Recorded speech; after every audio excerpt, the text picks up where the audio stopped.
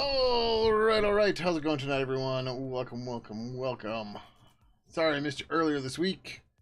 It was my birthday, and I did what I wanted to do, which was get stuff done in my garden, and I was totally exhausted. So I didn't stream. But anyways, we're here tonight. And yeah, we're gonna kind of pick up where we left off and go from there too. So, um, as you can see, 19 hours ago, somebody brought us to our attention that for Retro Purple we are creating .dylib plugins, not .sos, and Pidgin 2 only looks at .so files. So we need to fix this up. QLogic had a comment on my pull request we gotta fix. All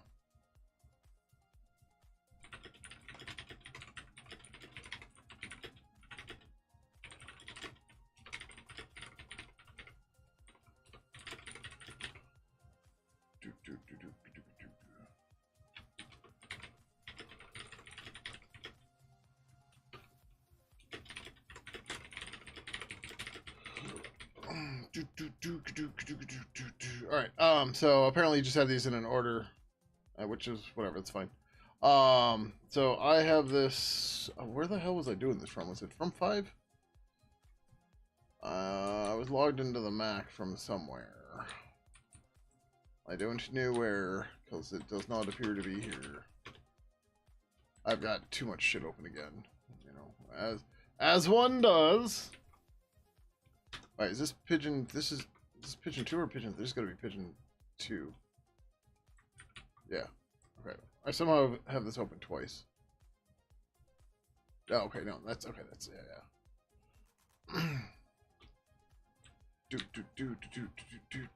Where's Retro Purple? I did this all from them. Hey, there it is. I found it. Yay! Let's put this over here so it's easier to find. All right. So he wants me to change the order of this a little bit, which is fine. The problem is I have to touch all the files. That's the. Actually, you know what? We can do it this way, can't we?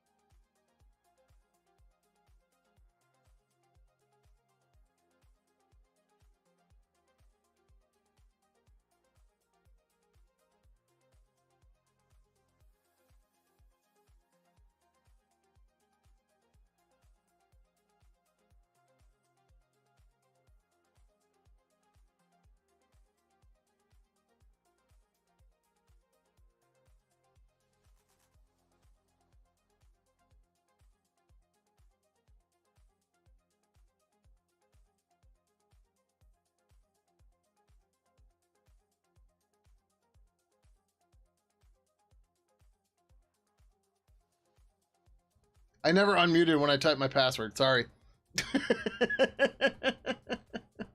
My bad. And yeah, yep. Sorry about that. That'll happen. All right. Anyway, so yep. Problem solved, I guess. So yeah, so we're just gonna go through. Keylogic wants to see that. Oh no, this fucking Mac bullshit. Okay, wait. It's gonna be Alt Shift. Nope. It's not Control Shift. That's not doing what I want. How the? Nope.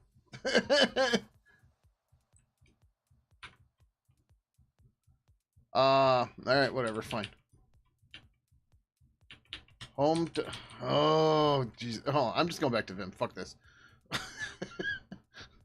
Like, I can just keep fighting this, or I can go back to Vim and do it slowly, but faster. Okay, so that should be right, according to the way I think he wants this. You put install directory last at the archive score on a stage, i.e. source build install. Okay. So that's for the build. That looks okay. Okay, fine. By MSN, mason.build. That's not it. Yep.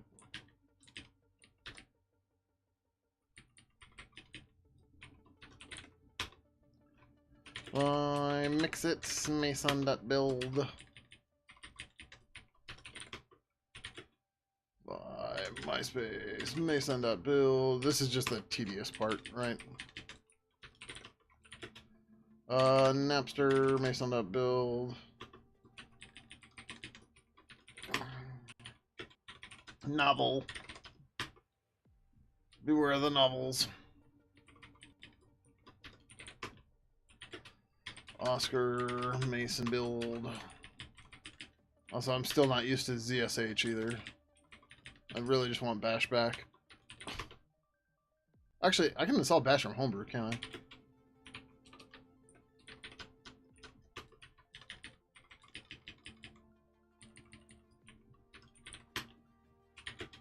By same time, Mason.build. Silk, Mason.build. Silk 10, Mason.build. So yeah, so those of you that didn't catch this earlier, so it was pointed out that Mason by default exports .dylib files on Mac, but Pidgin 2 only looks for .so files on Mac. So the plugins didn't load. Or they couldn't be found on Mac. I'm like, oh, whoops. Sorry about that.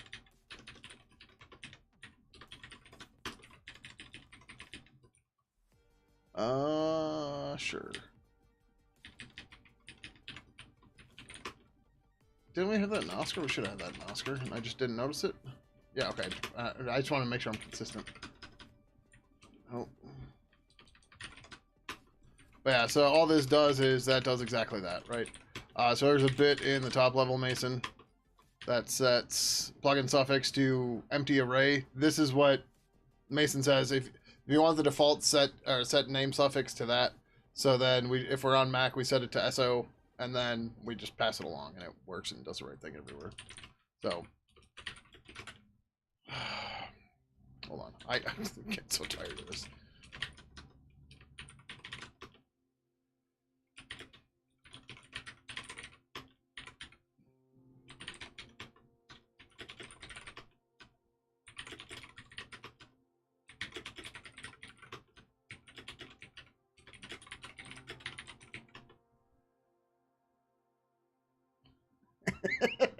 I forgot I had this alias.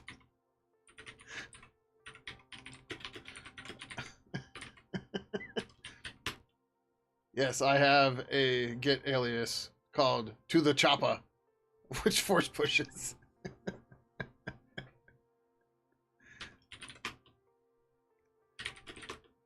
And we can use it right away. Get to the chopper. All right, we can try installing that. Yeah, let's just do it. Ninja install. All right, then come back over to 9. Apparently Spotlight is getting eaten.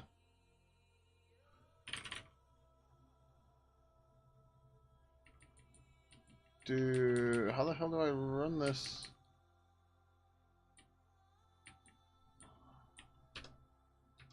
How do you run this from homebrew? You just ran it from the terminal? Okay. Also, hello. How are you?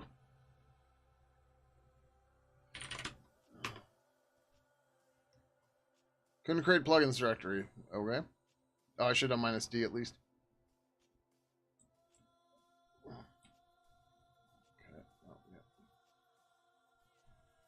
All right, cool. Everything's showing up. Woohoo! Look at that. Okay. Cool. Oh, not there. Here. Back to 4.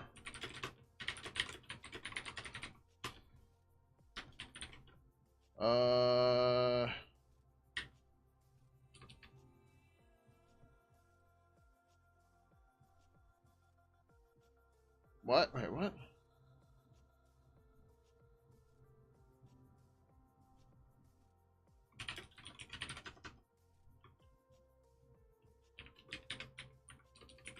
Whatever. User email equals grim@reaperworld.com. Name.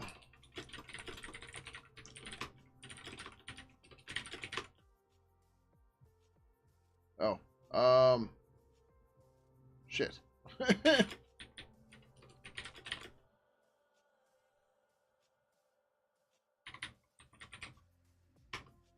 that gonna fix my username? No. Can I just do this and we'll get be happy?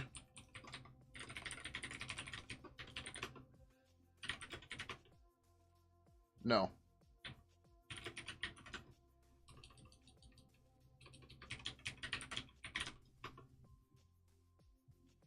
How do I fix the... Oh, it's like -- author or something.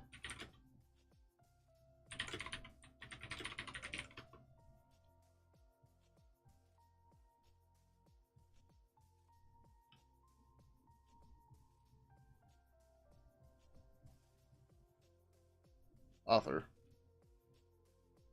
But... You do both parts that way?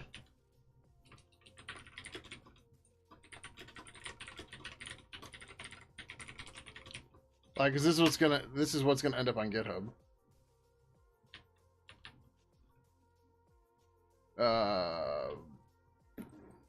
What?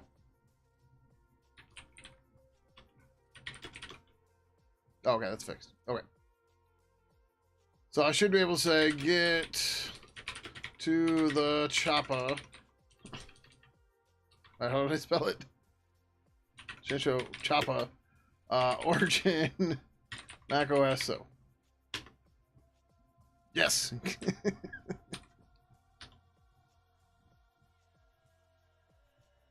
No, I'd rather just sit here and flail about Git. It's fine. Like, I'm gonna read a fucking book on a tool I hate using.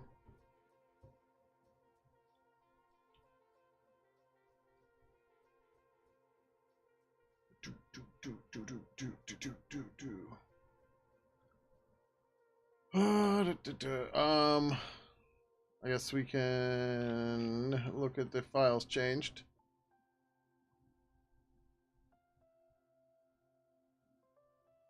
And yep, that should all be good now. Okay. It's been a while since you dropped in the stream. So there's we'll just start here. There's been a lot of interest in the retro protocol plugins, and we've come to some realizations about them. That regardless of what we do, we are potentially going to have to support users using the retro plugins and everything, and talking to different networks and stuff like that. So since we are inevitably going to be stuck with that, it makes sense for us to control our own destiny. But we're trying to set it up in a way so that people can easily contribute to it, which is people using Git on GitHub, and we're trying to automate it as much as possible so that it's not as much of a maintenance burden for us. So that's yeah. And as for Mac, I mean, we target Mac stuff all the time. There's nothing new with the Mac stuff. I mean, primarily Linux, yes, but virtual or not virtual machine. I'm remoted into this guy. But we're gonna do this right now. Boop. All right, well.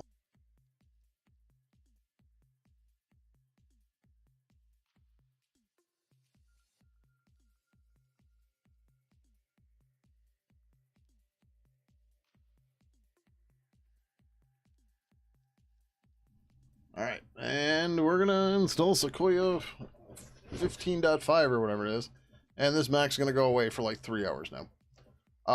We still have another Mac I can hit if I need to. This is an M4, the other one's an M1. And then I have two like 2013 or the 2015 Mac Minis that are not connected in my basement. But you know, Mac, what's that? I only have 4 of them in my house. Um,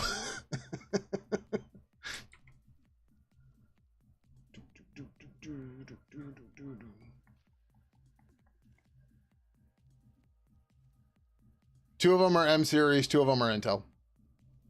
One of them's an M1, the other one's an M4. And then the other ones are older. But the one I was just connected to is the M4. So the M1 is our build agent. The M4 is the development one because build agents, oh no, it took 4 extra minutes to build. Who cares? But when you're actively on it, yes, give me the fastest one, please. So yeah. I don't know. I like I just said, I don't care how long they are because they're build agents. So all right.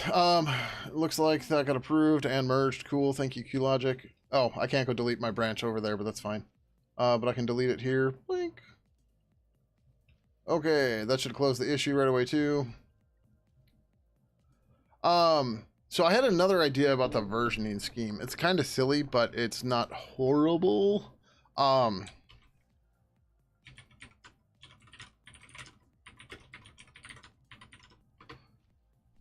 So we updated the plugin list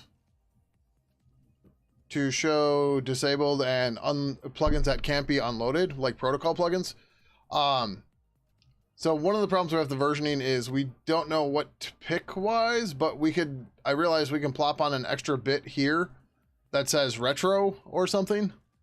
But I think just using the date is probably the best call still. So we're talking about using year, or whatever, 4-digit year, 2-digit month, 2-digit day, and then a 1 or 2-digit epoch, or not epoch, but counter, micro, whatever you want to call it, as a version for everything. We just haven't decided on that yet. But part of it is we want to make all of this automated so that we just hit a button and GitHub builds everything. And then, you know, we don't have to worry about the,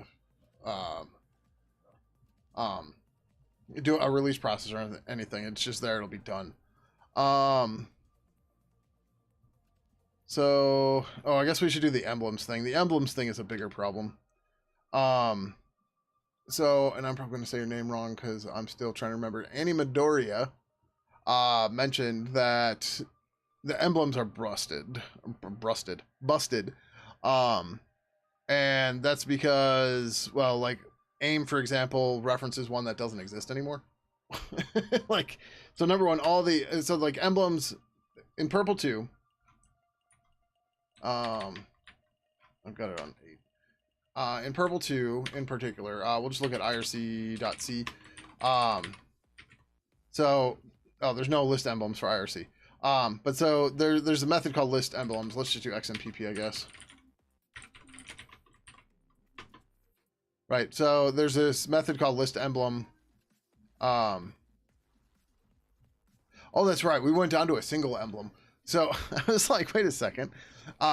So in the game days, there used to be 4 emblems. You could return an emblem for the top left corner, the top right, the bottom left, and the bottom right. Now the emblem is only the bottom right.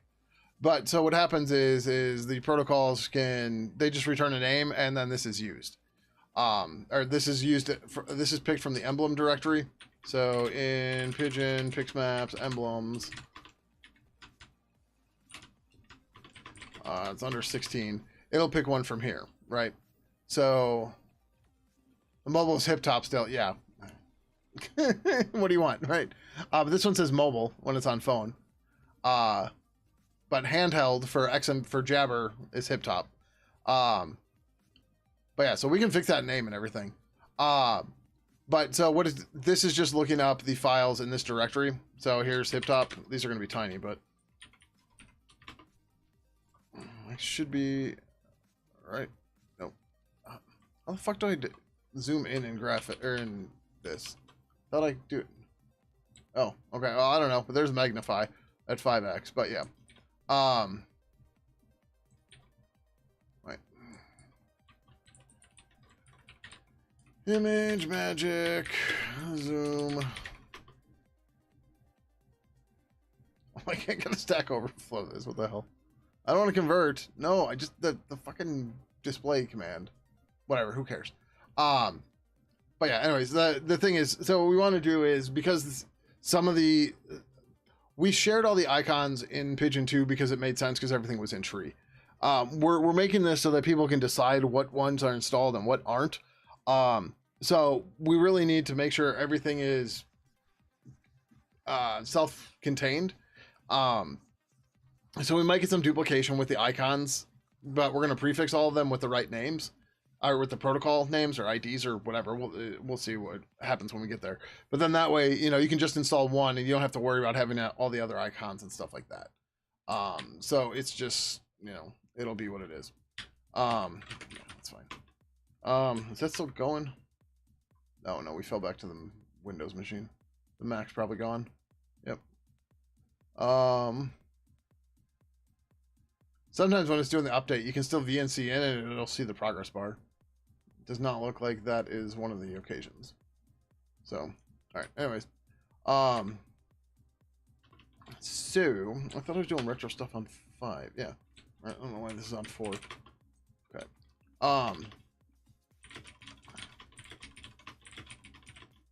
What was I doing? What did I extract here?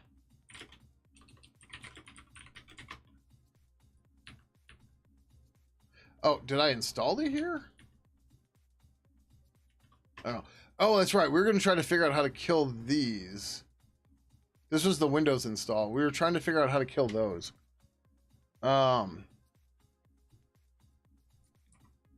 didn't put an issue in for that. Figure out how to not. Actually, no. We should just do this as the other pull request, or as part of that pull request. Well, maybe. Now we'll do it separate. How to not create .dll.a files. Now Mason is creating .dll.a files, and that shouldn't be necessary, as these are all just plugins. It might actually be that name suffix thing. Since that is a list, it could be DLL and DLLA. And then Mason's figuring it out. Let's take a look at that quick.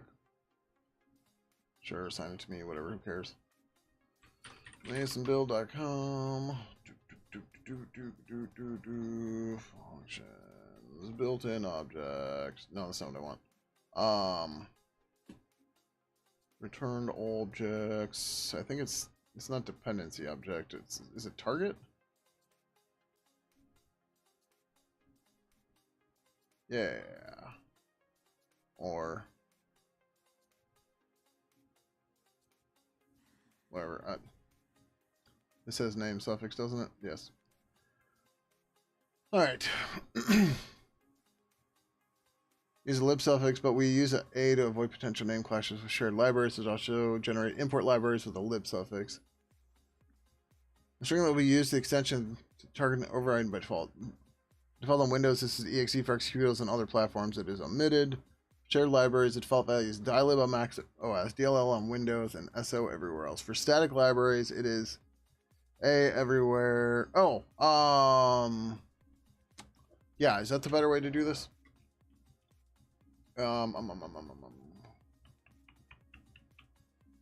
Functions. project. We're gonna go try this on the Windows side real quick. Default options. I can't think of the thing, but we'll get to it. All right, so let's go back over here. Oh look, now I'm on Windows. Oh no, the world is falling apart.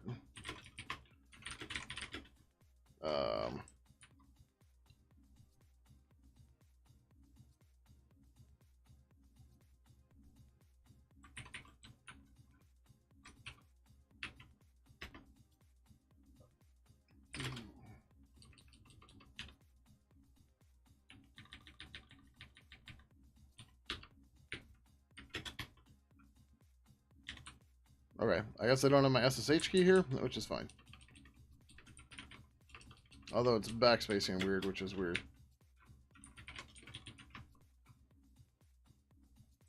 Fuck. Oh, it's HTTPS. Did I do HTTP?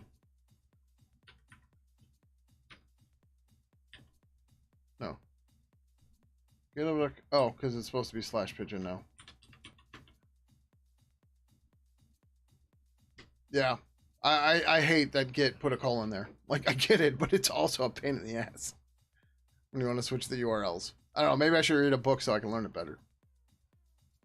Even though I know it's there, but I just don't use it enough, so I forget all the time.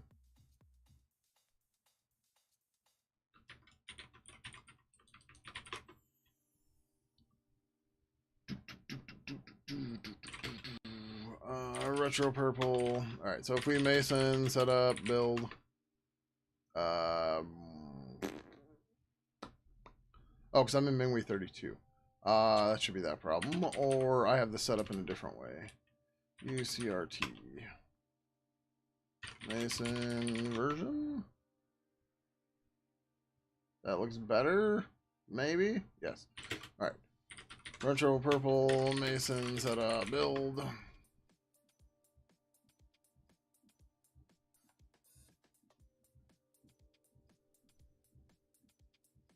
This might have a hard time finding lib purple, but we will deal with that in a second.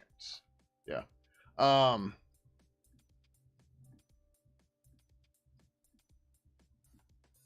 Oh, right.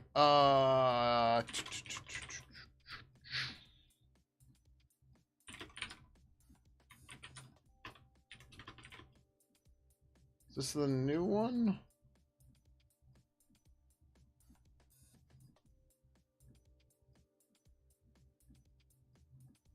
Maybe.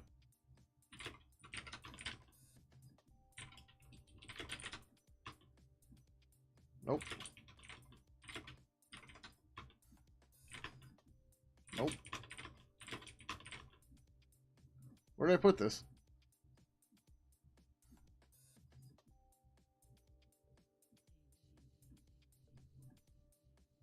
I did it on this machine, didn't I?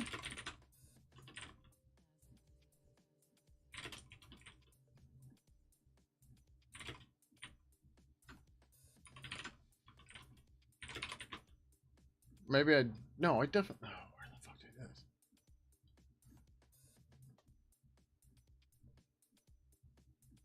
Like that all the Windows C development you do is with Visual C++ 6? I always use the greatest and best tools. Then why aren't you using VB6? Because that tool never dies.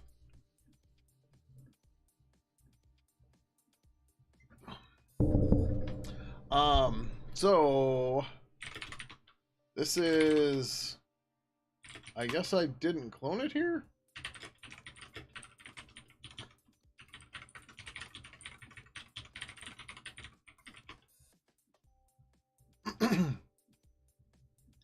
Because everything was built in VB6 at one point. And people still use VB6.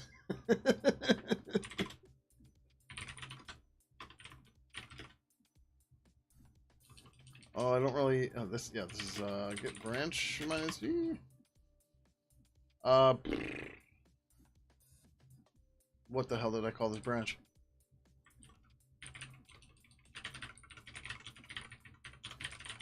So this repository is maybe going away. This ended up as a fork of... so Pidgin 2 WinDev is a fork of Renato Silva's version of this. Activate script, that's why I named it. But I should have just done that, and then I can do git branch minus v, right? No. How the fuck do I get the git pull origin activate script? Okay.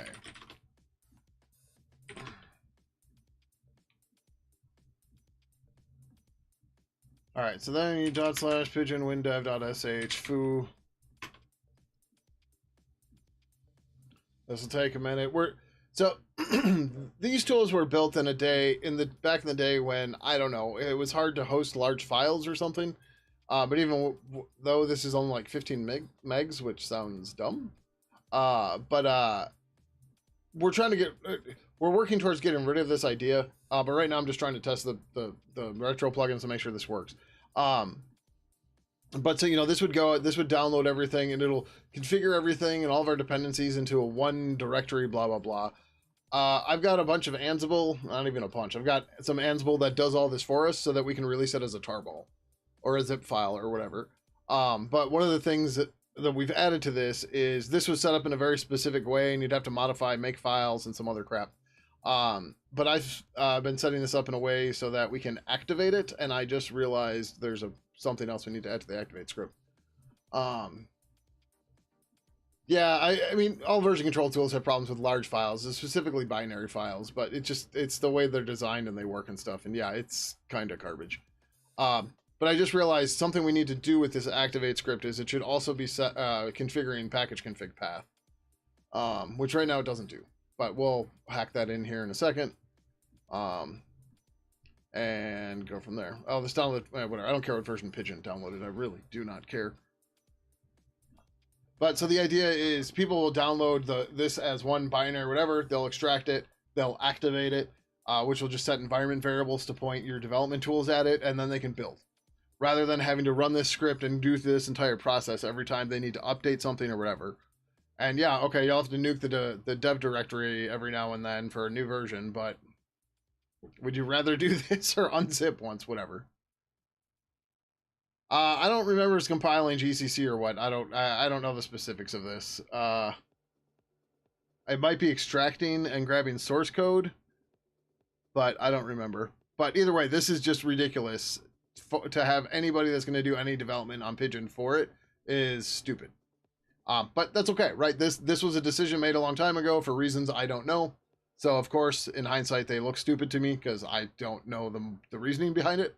But like I said, I've built some Ansible to already do this, and I'm kind of close on finishing it.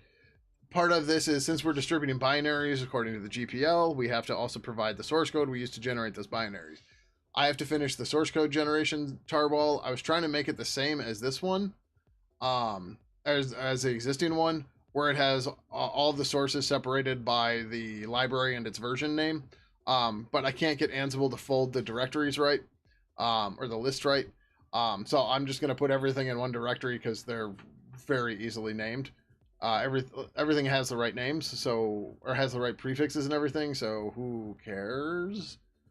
Right? Like, we don't need to put them all in subdirectories because it's like Pango underscore whatever, Pango underscore something patch blah blah blah, Pango whatever blah blah blah, GCC whatever, right? It's like I don't, yeah, it's fine. Hindsight is 2020, my friend. Chevy Chase wasn't in Dirty Work, was he? I didn't think he was. Also, how's it going, Omnibots? Been a while. How you doing?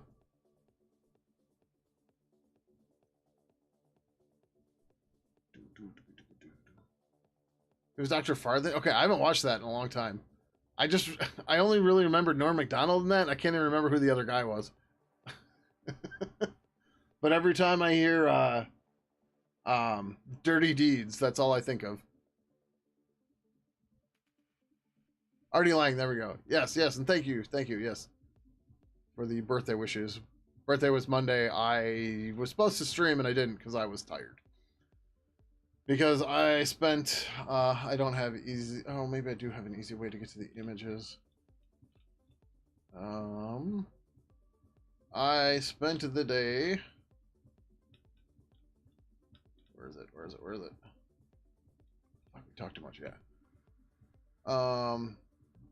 Can I copy image link? Will this work? This should work. Ah! Fine, be a dick. So Omnibots, you remember what? Thank you, Swills. Do you remember when we built the hockey goals out of PVC? And we did it with a fucking hacksaw?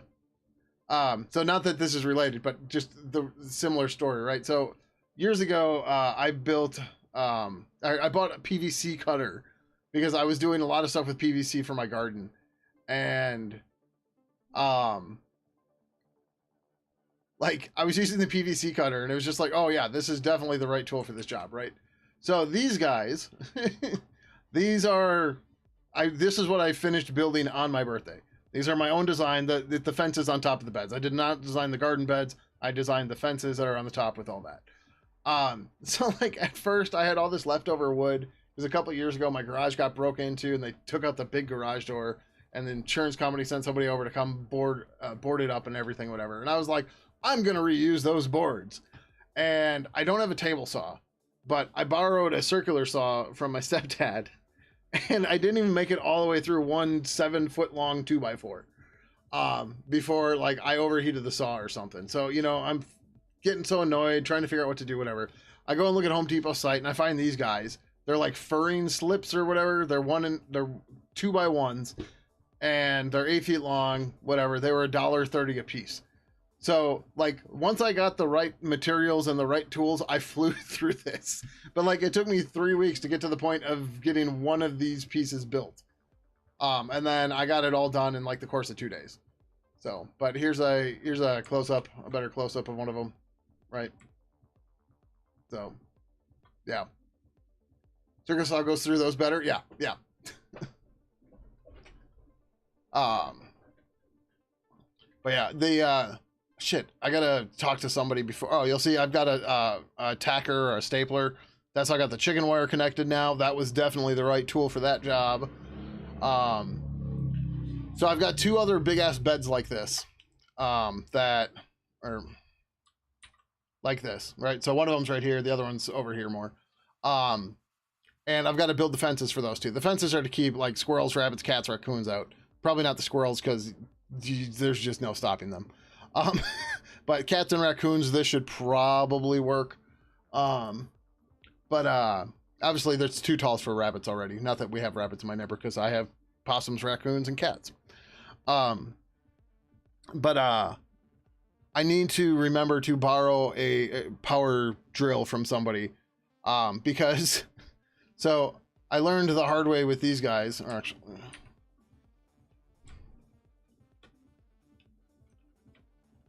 so what happens is I'm clamping everything together and then I'm drilling pilot holes because if I don't drive the pilot hole, I crack the wood.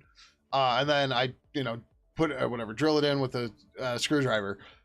I only have one power screwdriver / drill. So I only have 4 clamps. So I can't necessarily clamp everything so that I can drill all the holes and then put all the screws in.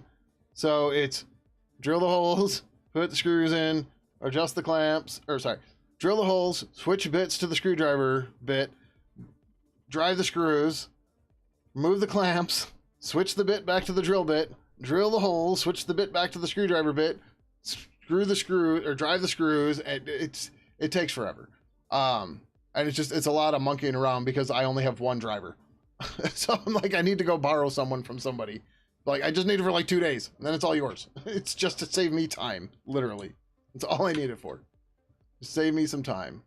Why is this stuck here? This isn't stuck here. I forget what it's doing at this. Oh, it's extracting everything, and it's doing it very quietly or something. I don't remember. But Windows I/O is really slow, so this sucks. But yeah, as for the ads, it sucks. But the last games were exciting. But what are you gonna do? It happens. Come on, come do whatever you're doing. So yeah, we turned off commands for this for whatever reason. But I'd have to look. But so as for why does Pidgin 2 use GCC 472? I don't know. It's what was there when this was all built. And if I remove it now, it breaks the build on Windows XP and people yell at me. Because I broke it on Windows XP. And it might work on NT. I don't remember. but people will yell at me. People were very upset when I broke it the first time, and I was like, I'm not fixing it. And then I eventually had to go back to this anyways, and then it worked again. So, yeah. But yeah, so my plan for this weekend is to get those other 2 beds done. And then I can get the rest of my seedlings planted. Because right now they're in a greenhouse upstairs. I've got a bunch of melons, pumpkins, and for those of you that don't know, I grow cucumbers and then I pickle them using my great grandma's recipe. And I just pretty much hand them out to friends and family. But so this year I started 18 cucumber seedlings. All of them are still alive and growing. But we'll see what happens when I put them outside. Am I going to try to actually grow and harvest 18 cucumber plants? Probably not. Last year I had 12, and that was a lot of cucumbers.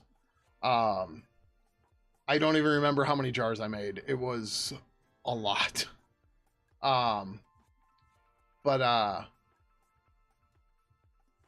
So when I first started doing all this years ago, I started with like half-pint jars or something, and I was like, oh, I have to go to pints. And now I only do quarts. Like, just a quart of pickles. Here you go. And I will make like 6 quarts at a time, easy. I probably have some cucumber harvesting videos somewhere, or pictures somewhere. And yeah. But Swills, you were at one of my canning streams, weren't you? I did like 1 or 2 canning streams. And I'm just in my kitchen chopping onions, cutting cucumbers with a mandolin and shit. Yeah. Blueberries are starting to ripen. You're dreading all the picking. Oh, my raspberries are just starting to, I don't know what the right word is, to create, they're growing the things that will hold the berries. So it's not even like the start of the berry yet. It's the thing that the berry connects to on the plant that are starting. Working back on the east side again. Oh, cool. What are you doing tomorrow? Well, I mean, like, it's the green part off the stem before the fruit even started growing.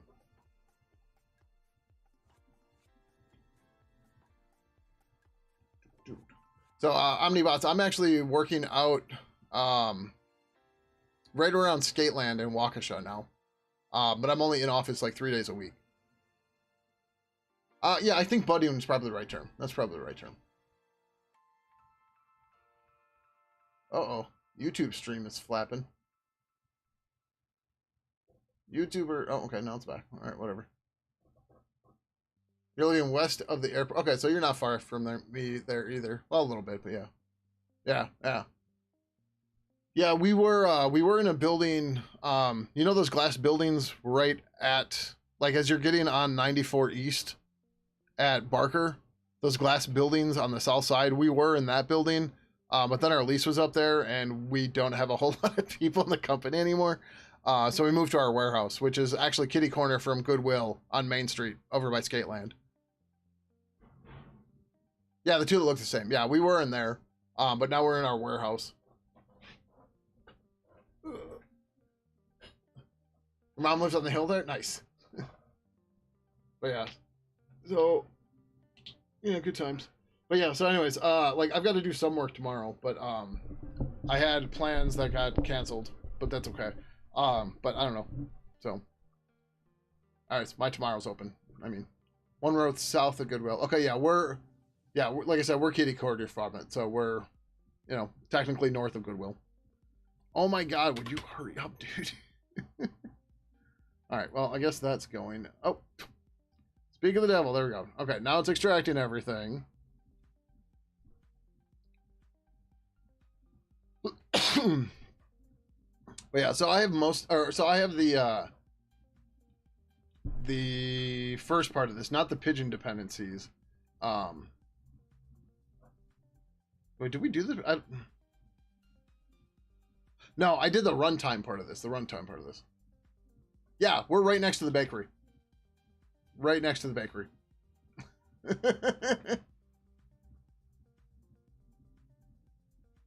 Have I worked on fixing LaTeX padding for white paper describing a massive project? No. All right. So now we have this, and we should have our activate directory. So what this does is this spits out the downloads. That's everything it downloaded. It extracts Pidgin, put it into there. But the main thing we want is a Win32 dev directory. Now, one of the things I did is I've now added an activate script to this. That's what that pull request is for, which works like a Python virtual environment activate script. But what we're going to do here too, like I said, we are... Actually, I have to look at this first. So...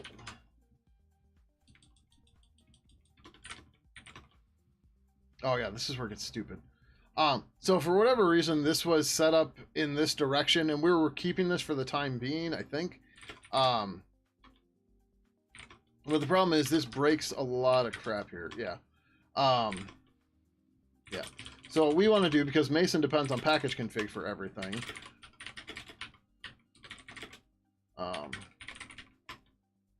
is we just want to put all of these into the package config environment variable, right? Because we need them to be, or the package config path environment variable.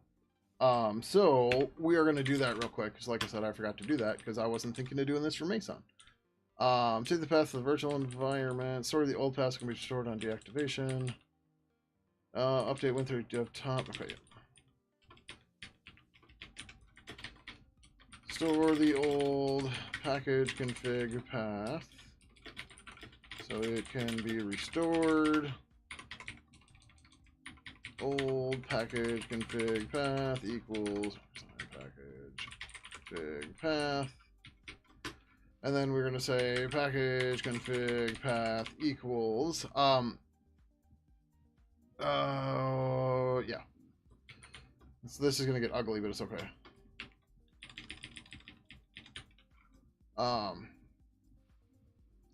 Pidgin, WinDev, Cyrus, blah, blah, blah. And then this is semicolon. Yeah, because this is Windows, this is semicolon.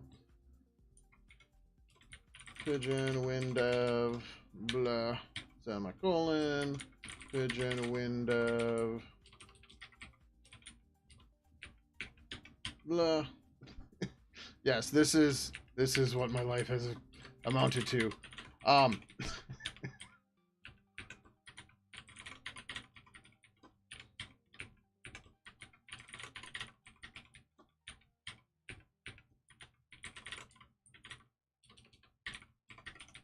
But yeah, again, you know, so this is something that it would have been great if this was here in Pidgin 2 forever ago, but it wasn't. But it's okay, right? We're doing it now, even though we're, you know, last legs of all this, but whatever. Export package config path. Boom. Then up here. Remind me, I need to update the pull request with this. I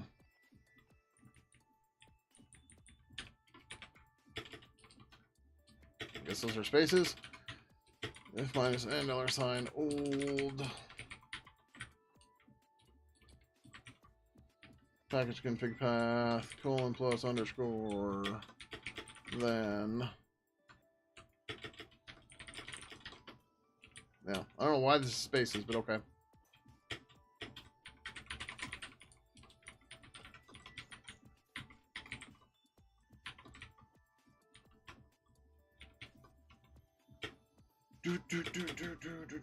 Export package config path. Unset old package config path. Alright, so now what we should be able to do is back over in our retro purple, we are going to Pidgin to WinDev foo Win32 dev activate. Cool, we activated it. In theory, this will work now. Oh, no, that's right. There's we need to do something with a native file here. I mean, this is just MSys2. So, yeah.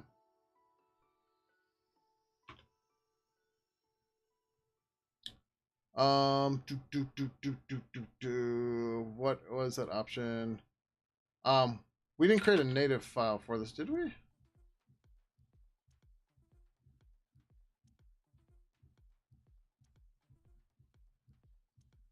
No, I thought I did this in the direct. Oh, fuck, how do we do this? Hold on. We did this for sure.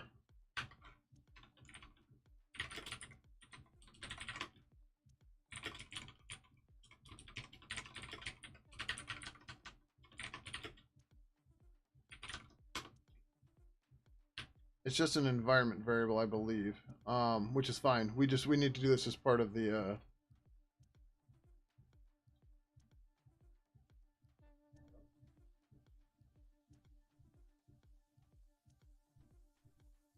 Oh no, okay. We did it by part. So we create a cross file, not a native file, and then we tell it to use define prefix. I don't think there's an environment variable for that.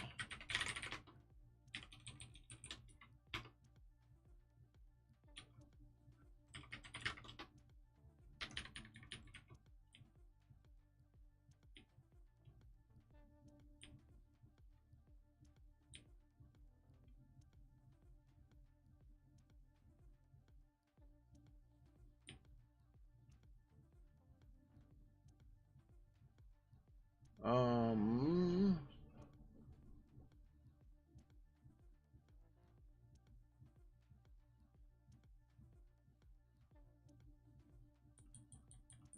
no. So what this does is, so right now if I do like a package config, um,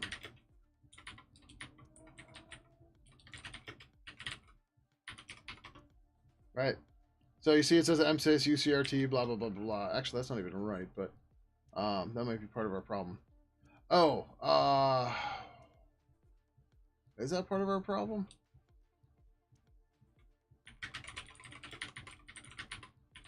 What was it? Was it defined path? Is that what it was?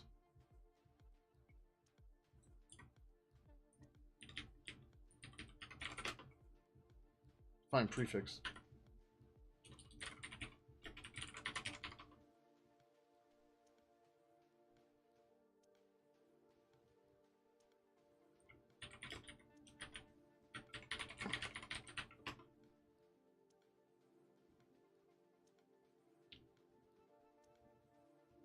Was glib not on there?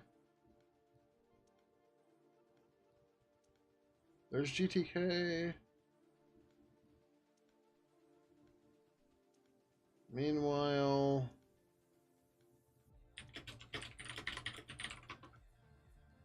glib's not in there. Son of a bitch.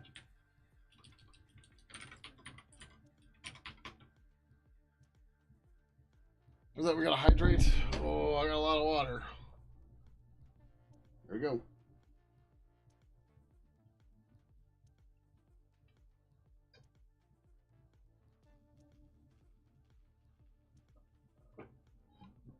We are hydrated. All right. Why isn't this working? So first of all, glib's missing for unknown reasons.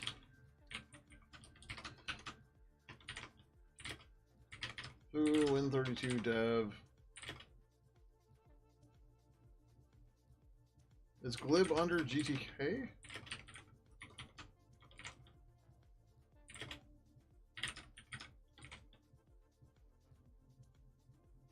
Yes.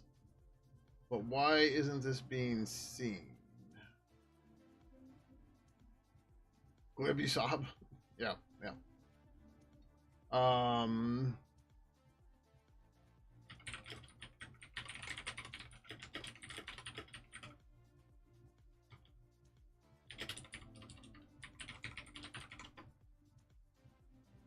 Okay, yeah, that's definitely the right directory.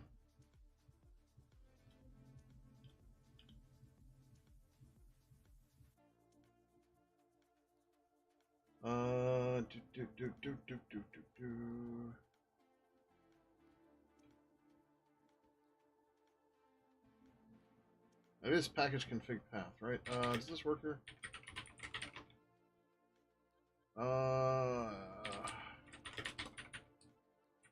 Fine, whatever. We'll update all this and then we'll go from there. Yep, I know. Come on. Come on.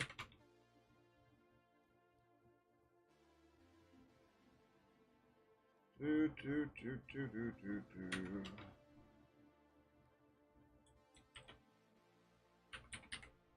Well, let's try this under Minghui. It might work better there, but I doubt it. Oh, yeah. I was like, what's going on? I had Rofi, not Windows. Stupid remote terminal crap. Alright, so we want to source Pidgin 2, WinDev, foo, Win32dev, activate. Package config, path. Alright, so that's good. And if we deactivate, it goes back to what it was. So reactivate. Package config dash c flags lib 2.0.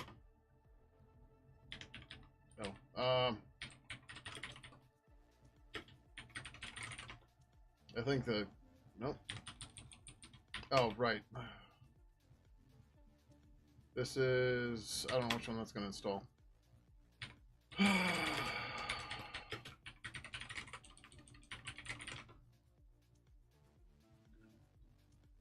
So we want Minghui 32 i686 package config. But what the hell is this one? Why are the versions so different? Oh, because that one doesn't depend on glib. Okay, well, we can depend on glib. I don't care.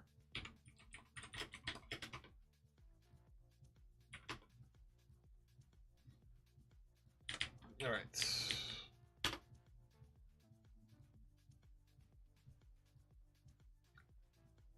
It's definitely there, though.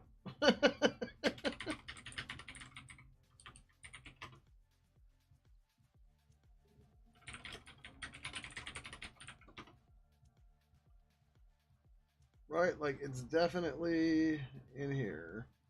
Unless, are the path separators supposed to be or be colons on Minghui? I think that's going to be the case.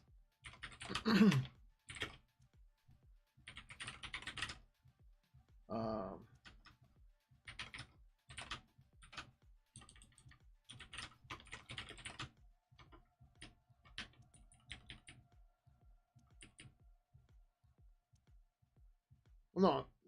Yeah, so path we used colons anyways.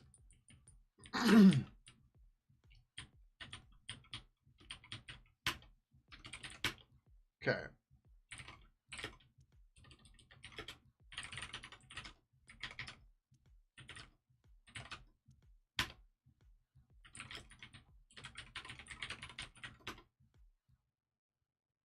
Okay. Package config, C flags, glib 2.0. There we go. Okay, so you see how this path is all crazy? I mean, it's not crazy. That's actually looks correct. If we do define prefix, huh? Why did we use define prefix before? Oh, right. Because the package config files had weirdo paths before, but for whatever reason, it's figuring out it's giving it the right path. That's fine. We don't care. Right? The paths are right, so that's fine. All right. So if we go back into retro purple now, and we Mason set up build, this should. Oh, we don't have Mason here. Pacman minus SS Mason. Because we haven't used Mason on Minghui 32, but this is. We shouldn't need to use Minghui 32 here, but it's fine. We can get away with it. It's okay.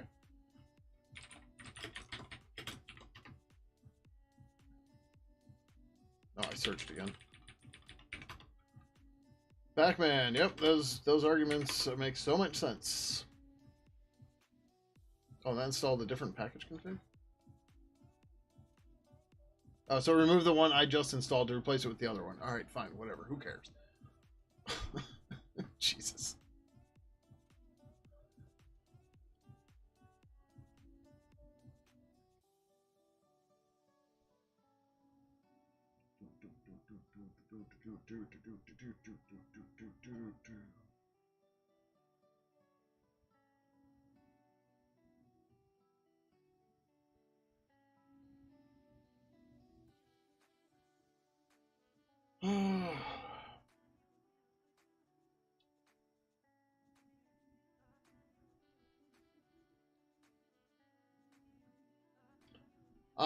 So likewise, if this is just Mason's giving us two things for this, we should be able to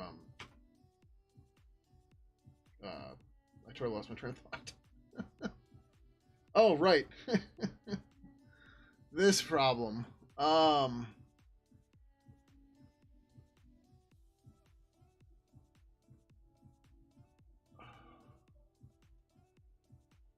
do we tackle this on the other side?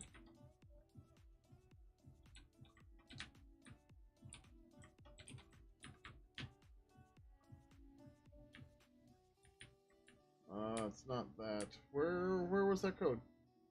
Oh, it's on 5.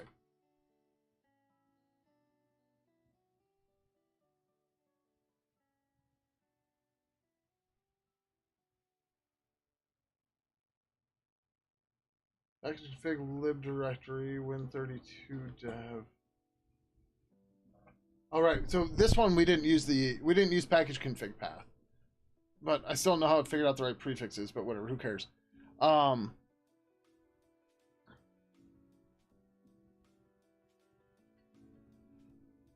do we get this to see Pidgin?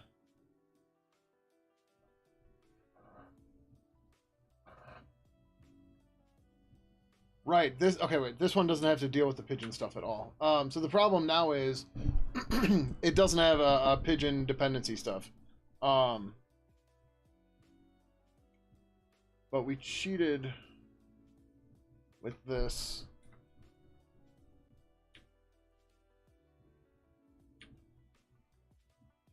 Right. Okay. We cheated and we created a purple.pc file. Which we don't have otherwise. So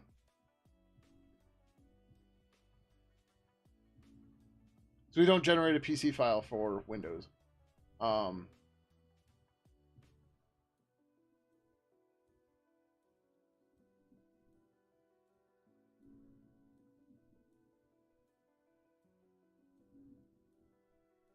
What we should do is in our Win32 binary directory, which is what we'll do here. We'll cheat with this right now. Let's do this first.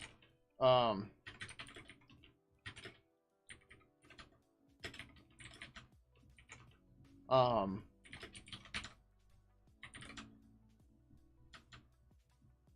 is it? It's like Pidgin 2.14.15 dev Win32 bin to here.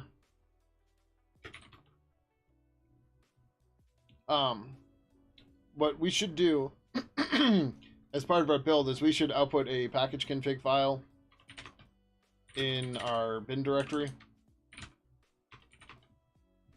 Right. If that'll work. Thank you, Omnibots, with the 6 months. Greatly, greatly appreciate it.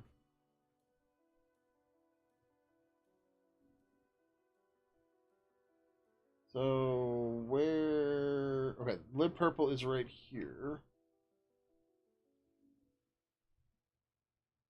So if we made, oh, but we don't have the source to compile against. Crap. So we can't do that way. That's silly.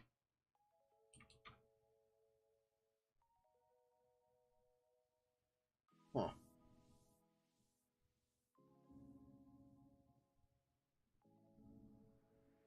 Ugh. All right. What exactly? So I copied a bunch of stuff Ian had set up for this. So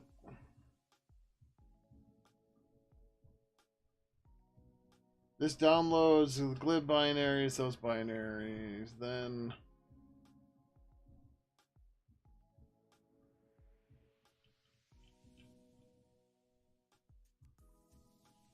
alright, so this downloads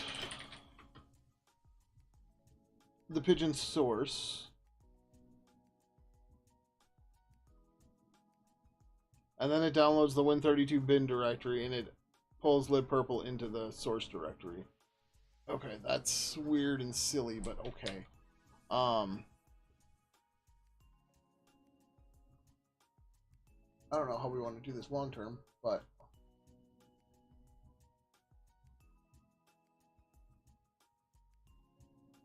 that's an interesting problem.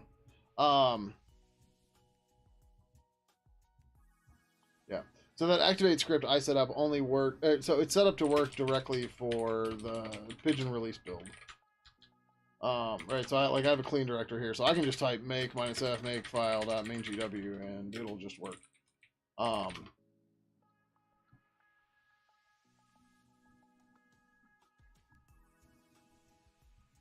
What the hell is it downloading?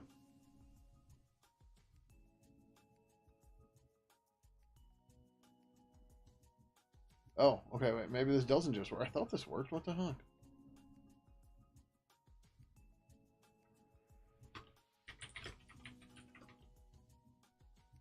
We're not activated. That'll do it. Oh, right, I moved the... Yeah, okay.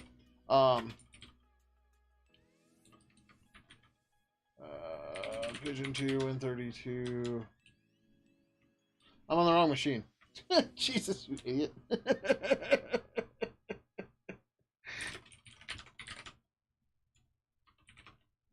Right. Like I'm on Linux, not Windows. That's a problem. But it's like you don't have to configure anything else. This will just work. And you can compile Pidgin. Problem is you can't compile plugins yet. That's the part we haven't solved yet. All right, that complicates things. I mean, it's not impossible, but it does complicate things. How the shit do we want to do this? Like I said, the easiest way is a package config path. But how do we work this in with the rest of this? Ugh.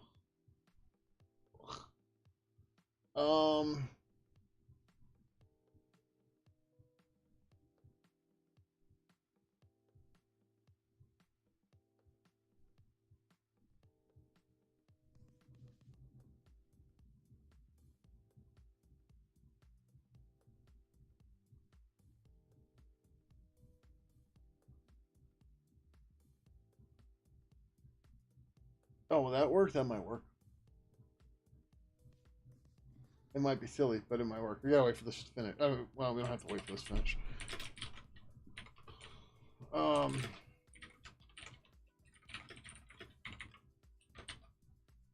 do I do C flags for Mason setup?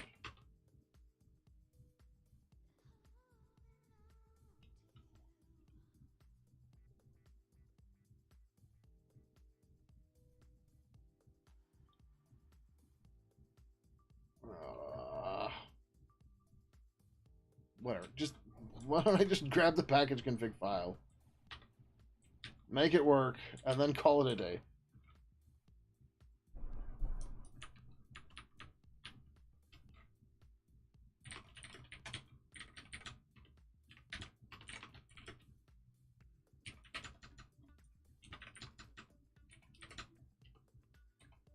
You still have it open. Where the hell do I have it open?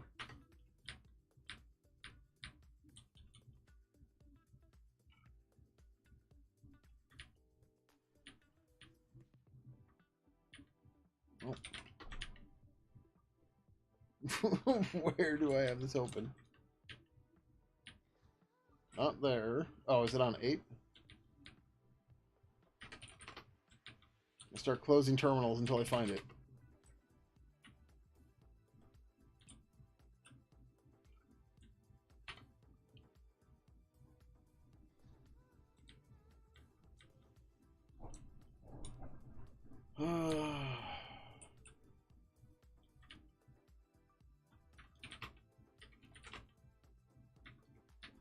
Right here. I don't know why I was having a hard time seeing it, but whatever. Okay. This isn't going to be a cross file, but that's okay. We're going to have to totally fix the hell out of this, but it's alright. My native file.ini. This work, this might work. Good. We don't... No, I grabbed the wrong thing. Son of a bitch.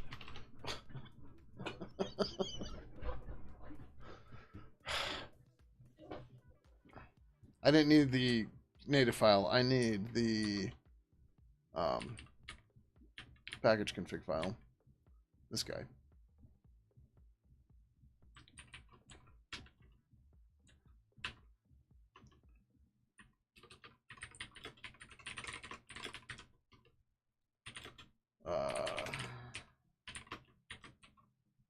Yeah, wrong thing. I know. I know. Come on.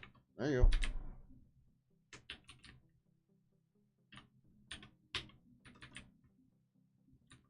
go. Okay.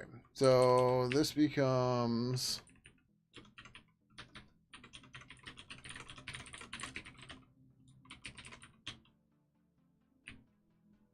Sure.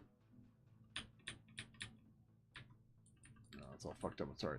Lib directory.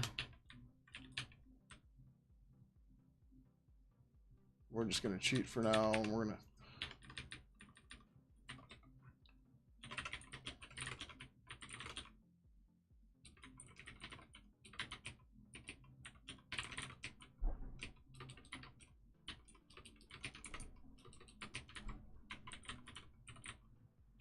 I think that'll do it. Package config path equals /home/gram, whatever.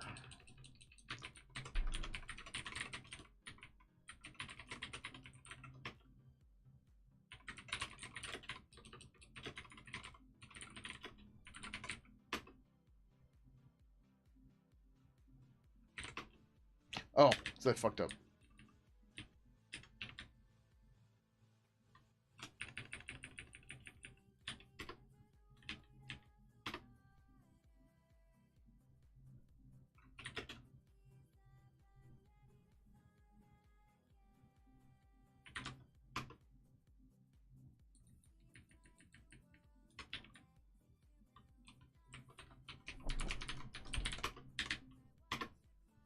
Okay. Now, this should work. Super convoluted, but... yeah. Okay.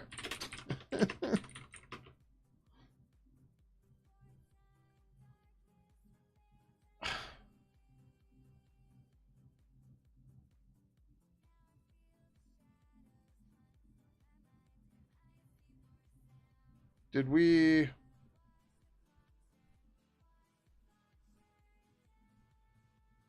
This should have... Are the include paths weird? Is that the problem?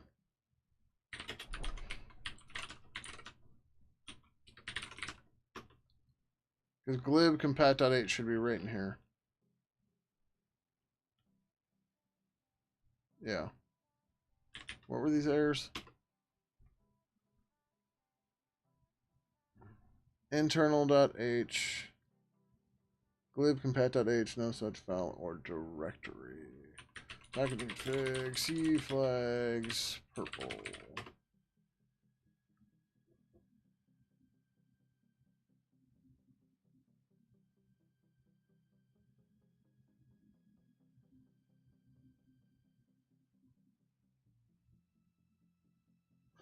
The package config file is still messed up.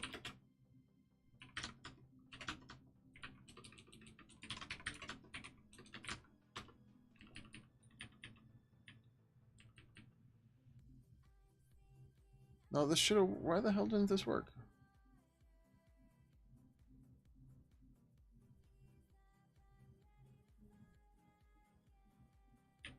Because for some reason there's a quote at the end of this. Why? I don't know. What's the thing to show trailing white space in Vim? Or whatever. We'll just go and delete all of it.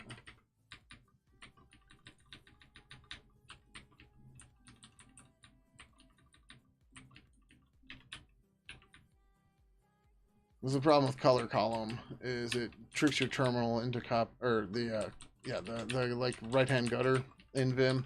It tricks your editor, it tricks your clipboard into copying everything, or your terminal into copying everything to the clipboard. And it is annoying. All right, let's try this.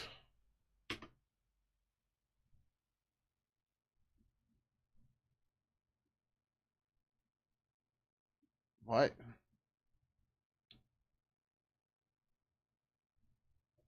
This is just wrong.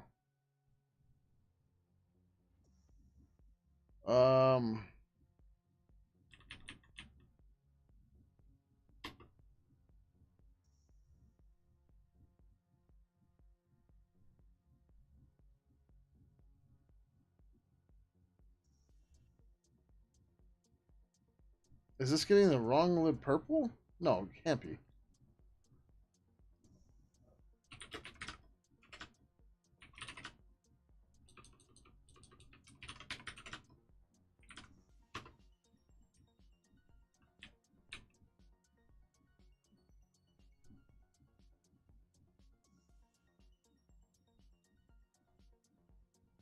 Does this path not exist? Is that the problem?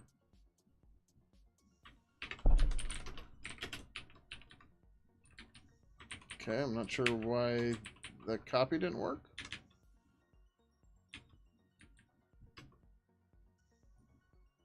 Oh, yeah, no, it should have been control insert. Control insert. Shift insert. Okay, I don't know why it worked this time.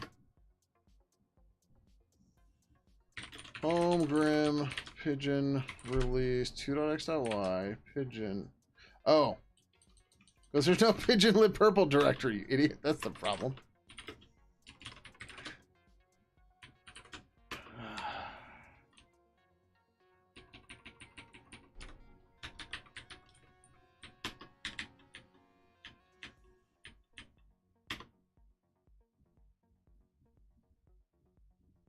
These are still not right. What the hell is your problem, man?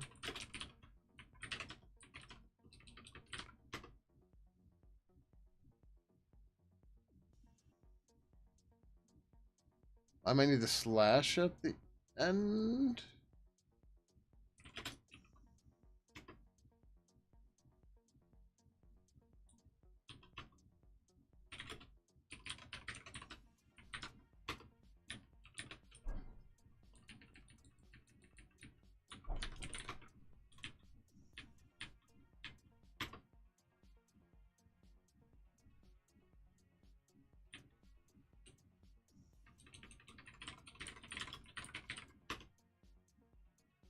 It's definitely seeing the right file.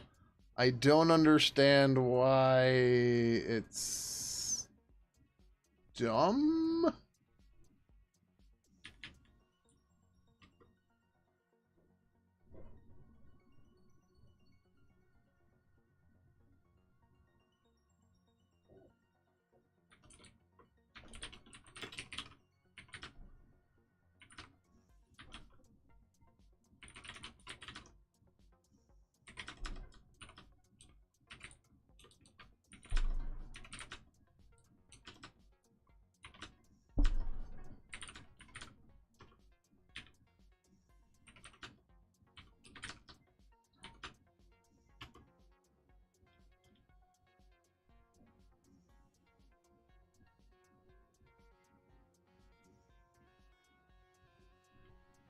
Oh.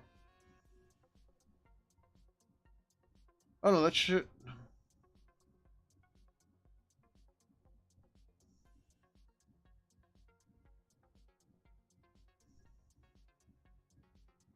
Is that the problem? Or is that not the problem? I don't know. But there's nothing else. It starts off prefix and then it's fine. I don't know if the path thing is a problem or not though.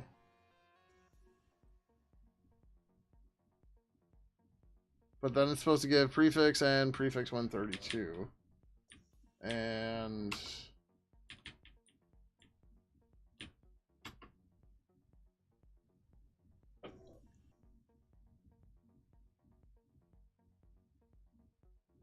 oh my god, is that it? No. It might actually be that. I thought it might be the slash directions, but the slashes look fine.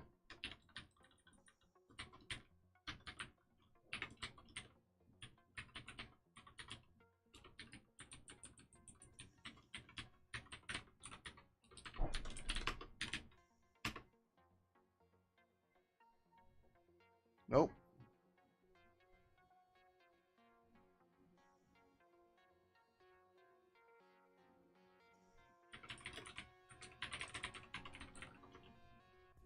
let's do this real quick. Deactivate.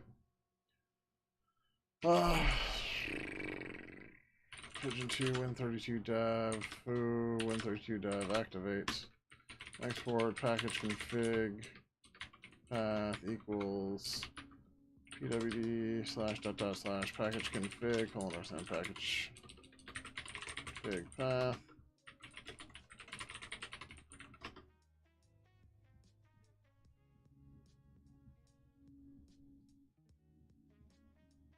That looks okay.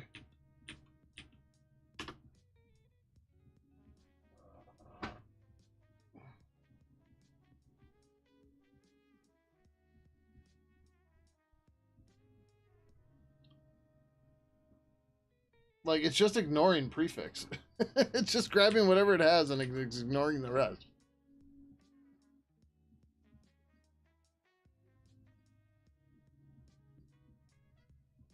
Which is weird, right?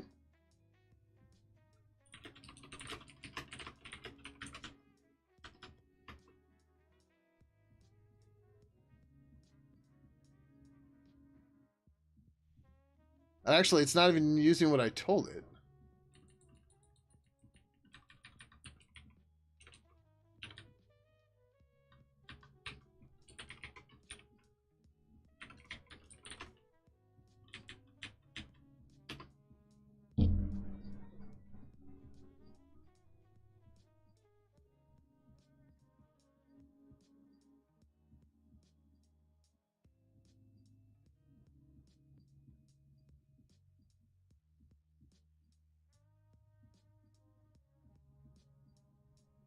This is weird.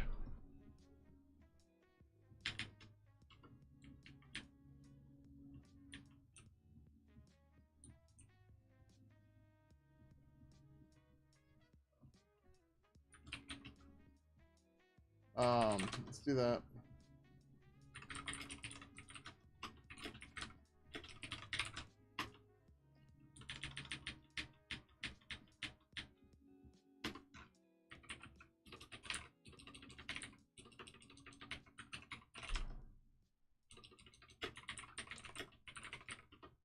Okay, can't find purple. Yep, it's fine. Export package config. Path equals home. Rim. If I can type home, that'd be great.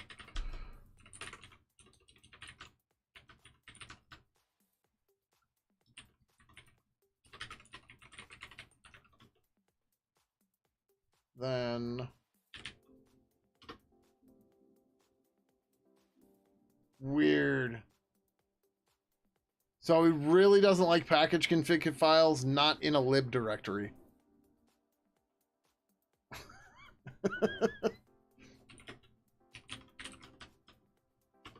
Which, okay, sure, whatever.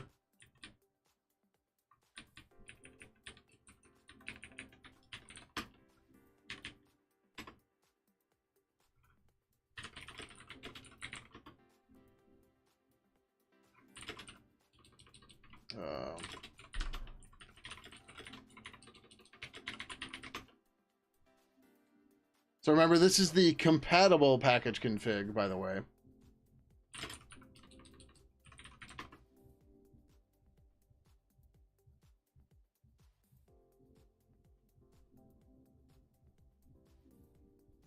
And there's a buttload of warnings on Windows. We're aware.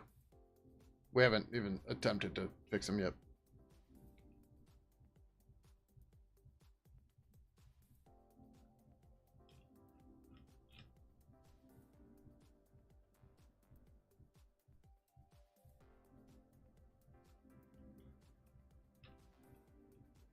Meanwhile, and okay.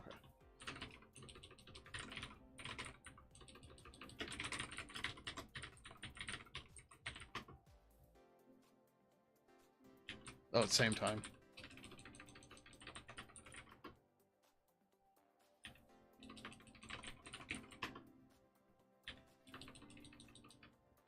We clearly don't have the dependencies.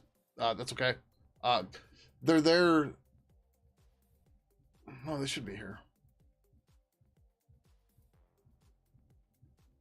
There might not be a package config file for them. Same deal for Silk. Which is fine, right? I don't care about these. I'm trying to figure out how to get rid of the extra DLL or the DLL.a files. The rest of this I don't care about right now.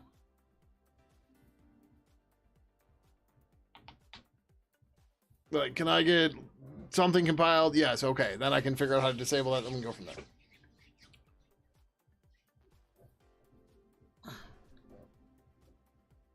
Novell can't find lib purple.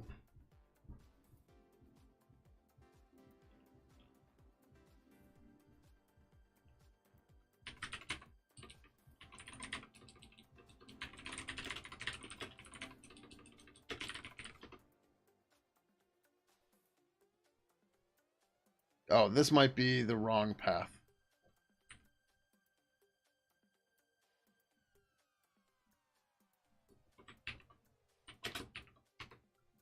Yeah. Oh. that'll do it, huh?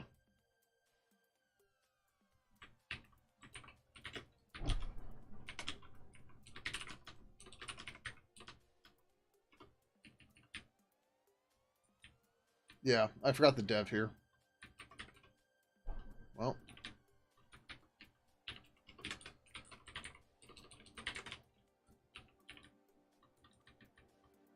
Yeah.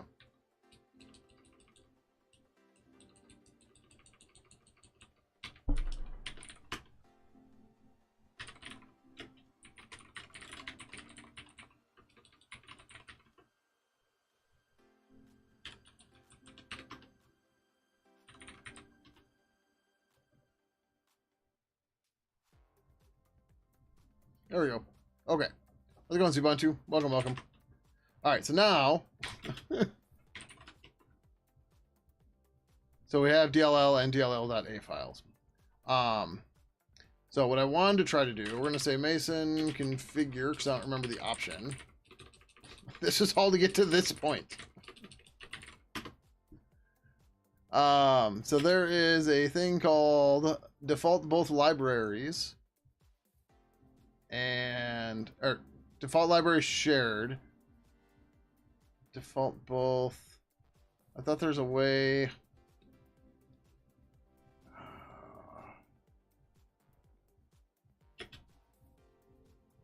Oh, wait, no. Default library shared.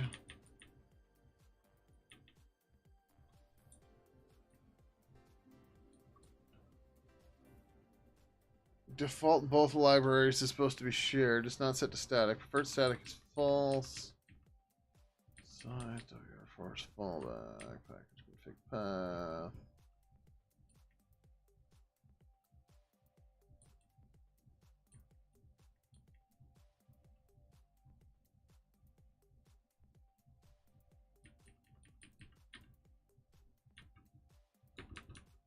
Huh. Well, I was gonna try setting one of these to shared.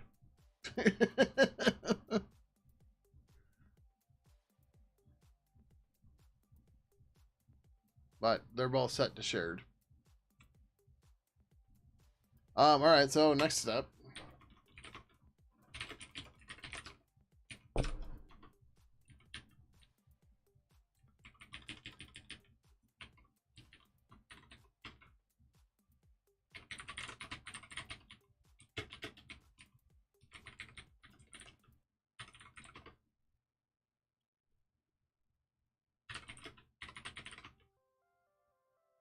We're gonna wipe to try to get everything. We're gonna check though. Right.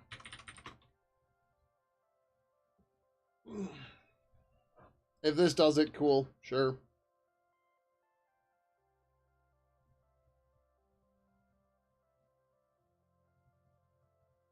Again, the empty array looks like a list, so maybe it's set to both here. I don't know.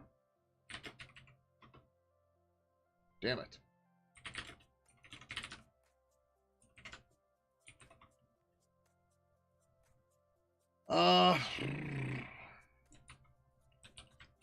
Mason, don't generate .dll.a files.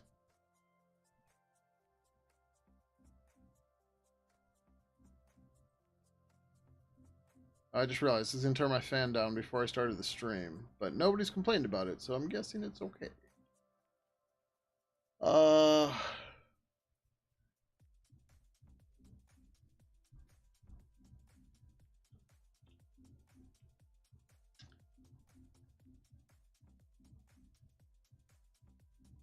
that's not quite what I want.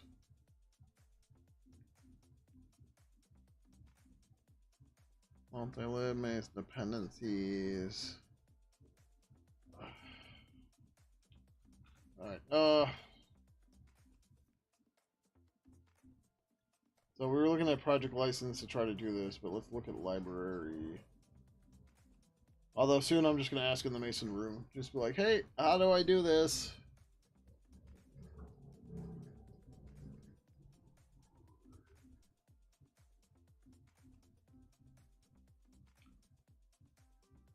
No, that's extra files to build with, right?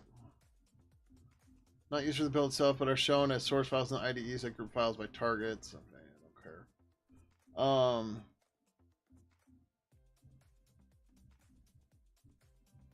Link, link, link, link, link, link.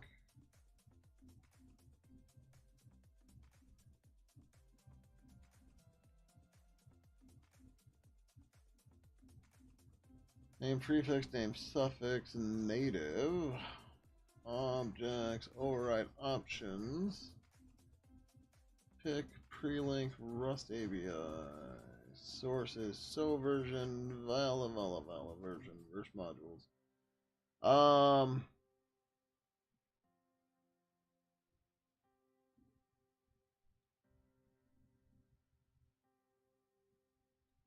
don't think this matters for a library target.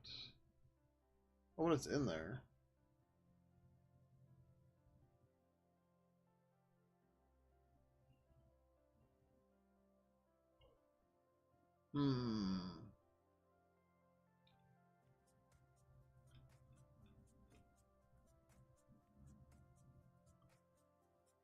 Maybe there's an argument to the compiler for this?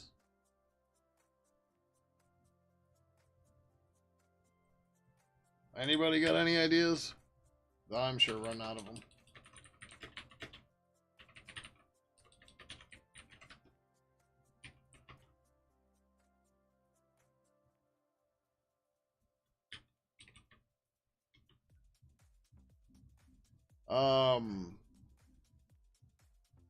That's an unknown. Well, hold on, let's do this.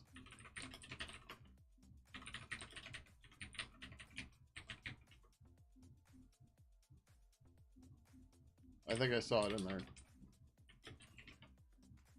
Yeah.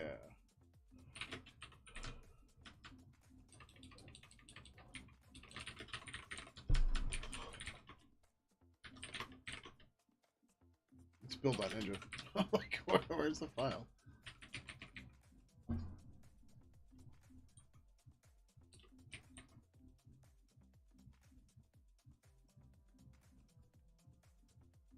Okay, Mason, IMP lib. Let's see what that'll get us.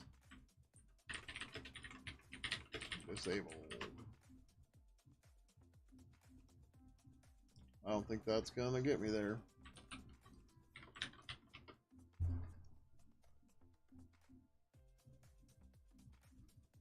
I'm just gonna ask and we'll see what happens.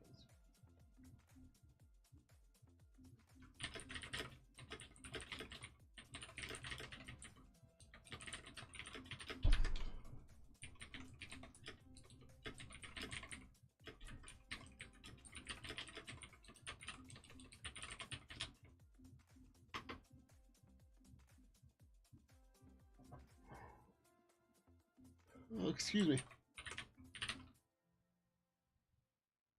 Export dynamic. When set to true, causes target symbols to be dynamically exported, allowing modules built use shared module function to refer to functions, variables, numbers, other symbols defined in the execute itself. Implies the IMP lib argument. When set to true.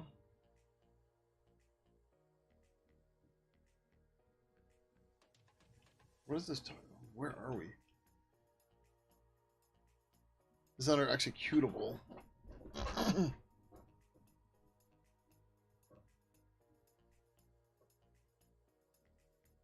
Now let's try it. Of course, I ask, and then immediately we stumble across it. Because how else would it go?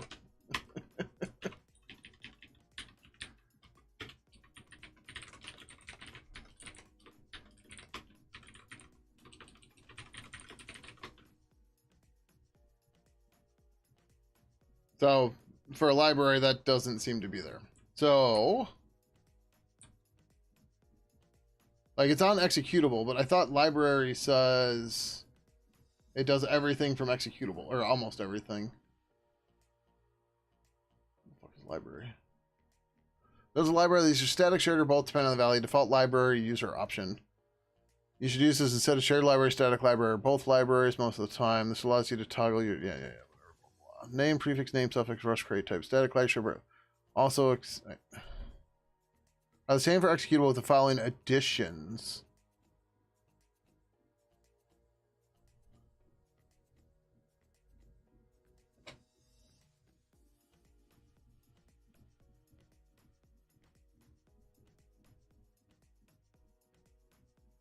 Did I get the thing wrong?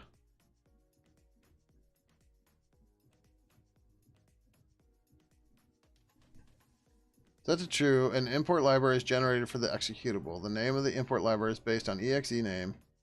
Generally, when set to a string, that gives the base name for the import library. The import library is used in return, build, link with elsewhere. Only has effect on platforms where this meaningful, e.g. Windows. Implies the export dynamic argument.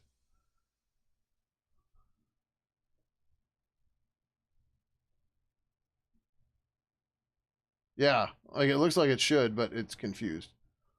When set to true, causes target symbols to be dynamically exported, allowing modules built using shared module functions to refer to functions, variables, blah, blah.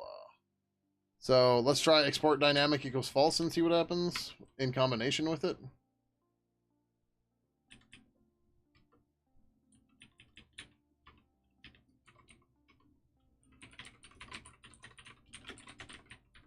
Which, like, export dynamic for a library sounds weird, but maybe.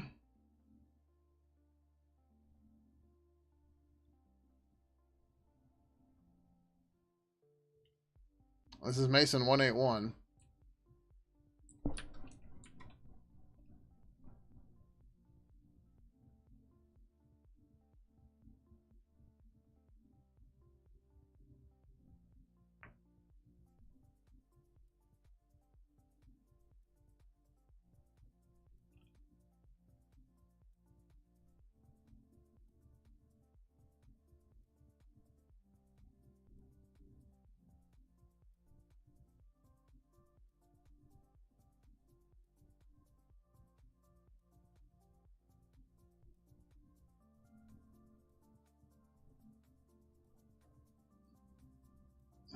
So let's check this quick. Someone's responding. We'll see. So there is also shared module, which is different. If you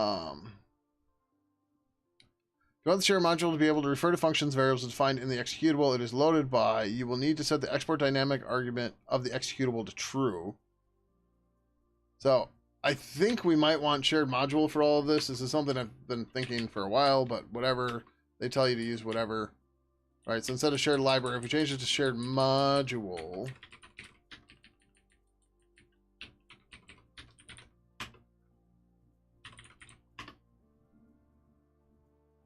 that gets happy.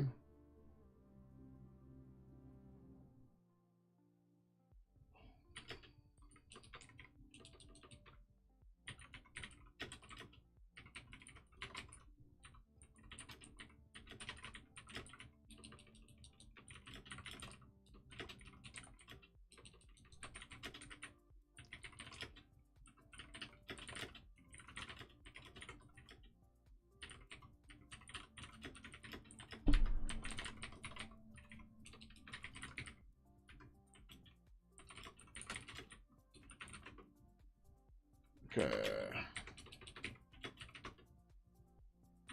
That might be there from before. I'm not positive.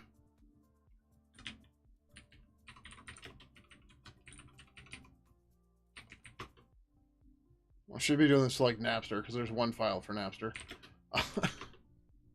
Yeah.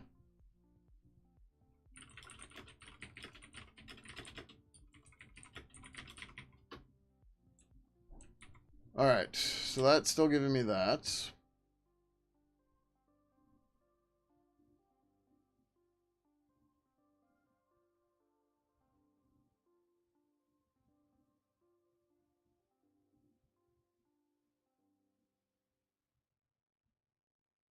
Linking to a shared module is not supported on some platforms, notably OS X. Consider using shared library instead if you need to both DL open and link with the library. Okay, so that doesn't matter here.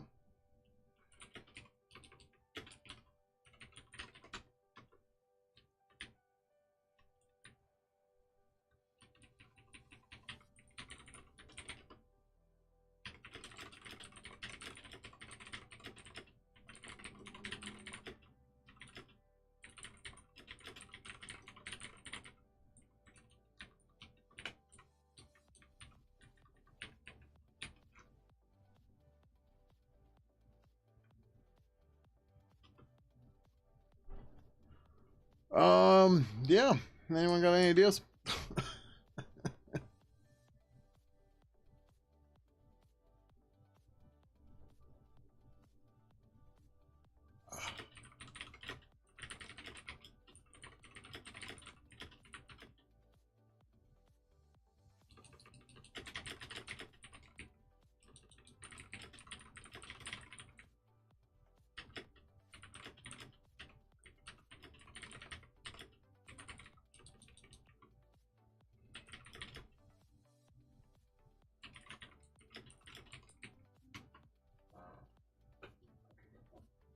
Ooh.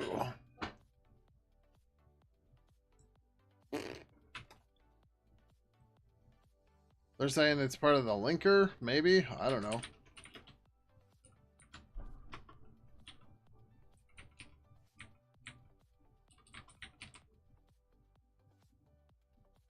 Oh, yeah, it is a linker option.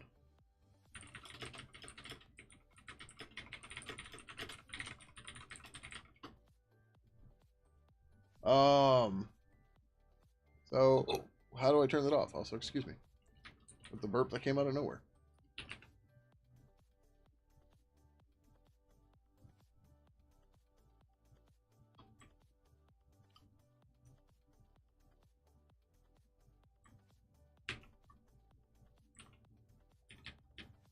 Well, it didn't work.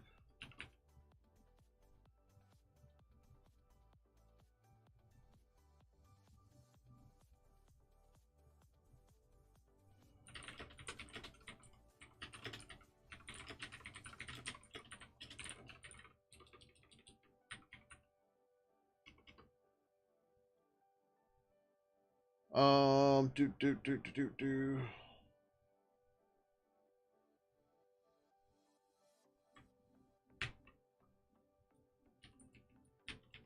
Trying to copy this out of here. That's not working. Oh, get on the clipboard. It's a double quote. Oh, is this Vim fucking with me? It might be.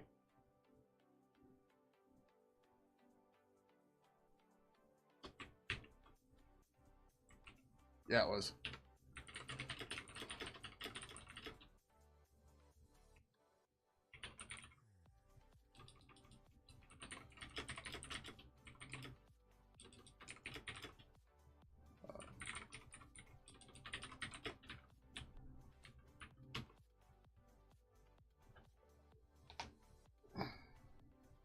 Yeah.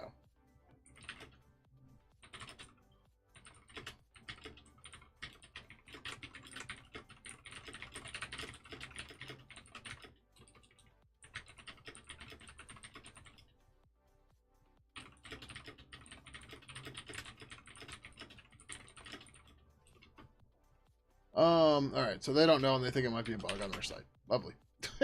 So, I guess we're, yeah. Oh, Mr. Perfect, I don't know when you said something. YouTube doesn't give me stuff. Sorry, I didn't notice it till now. We're all over the place. We were just looking at a build configuration file for Ninja, which is a build tool. And we use Mason that generates Ninja build files. And yeah, all that, it doesn't look like it matters because we can't deal with any of this.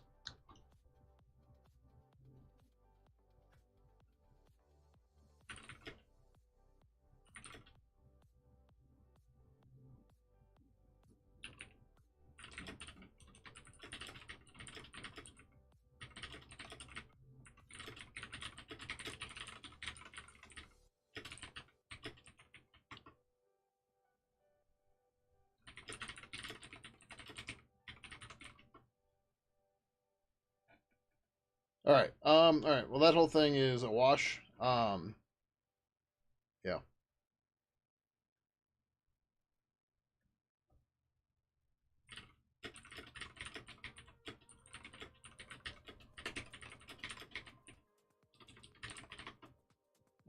They're like, it's possible to link to it. Like,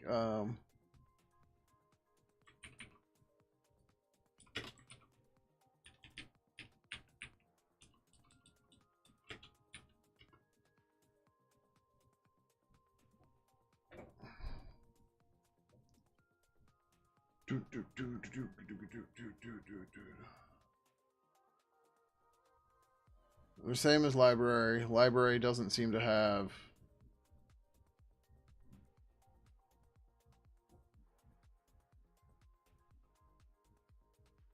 Oh, actually, so shared library. Does a shared library positional keyword are the same for library with the following extra keyword arguments?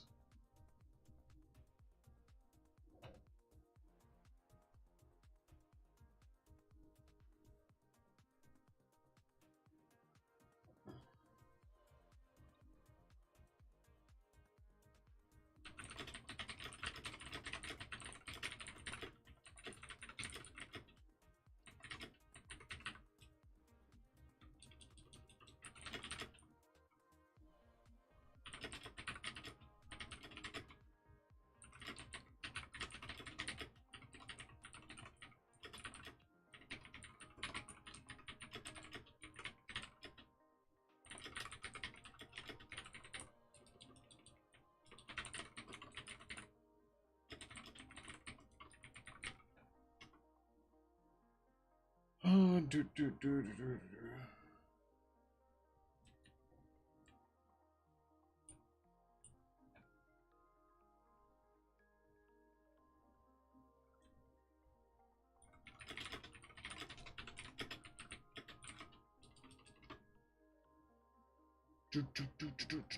So yeah.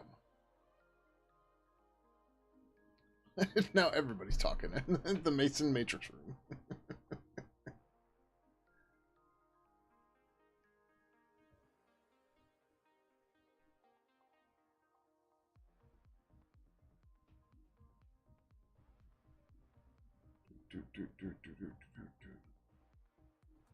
QLogic found an old bug. Building Python packages using Minghui. Import libraries, the LLA, are created in addition to the PYD extensions. See that. Expected shared module should not produce DLA import library artifact of Minghui like a shared library does. Only the shared object itself. Yeah.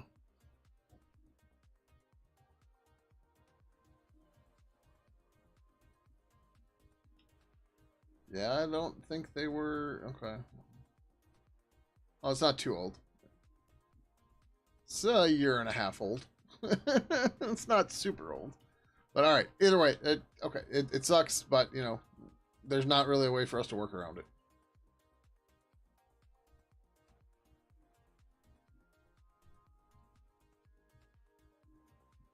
So, oh, joy. All right. So there's just no good way to deal with that right now. What do we want to do next?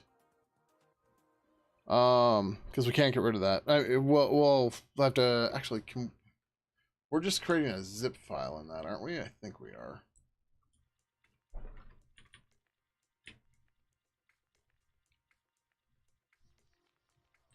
Oh, okay.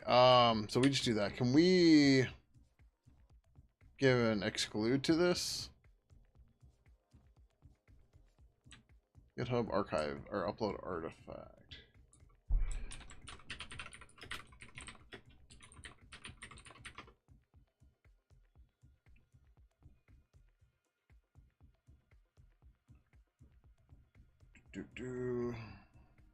Usage. Touch days, compression level, overwrite, include hidden files. Oh.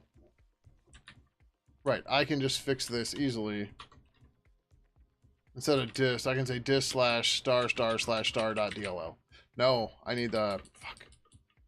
Can I give multiple paths?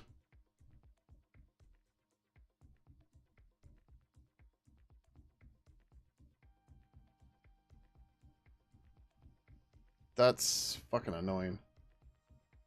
Oh, okay. That's stupid, but whatever.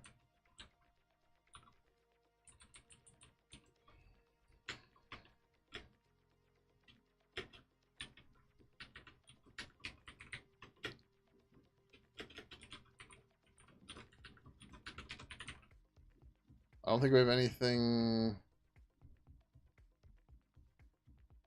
Why is there no exclude? Oh, no, hold on, wait. Wildcard pattern is used, path, like, there's an exclamation point here. I'm assuming... Okay, that is an exclusion. Wildcard pattern is used, path, blah, blah, blah, if multiple, altering... Relative and absolute paths, both relative path. Exclude paths, like, I guess...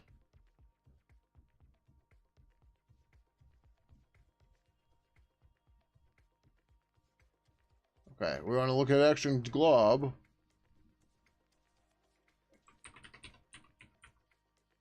Leading exclamation point changes the meaning of the include pattern to exclude. So we want everything that's not... Oh no, so we want everything and then the exclude pattern, right? So we want to say dist, but then we want to say not dist / star star dot dll dot a. I think. Alright, so that will take care of that.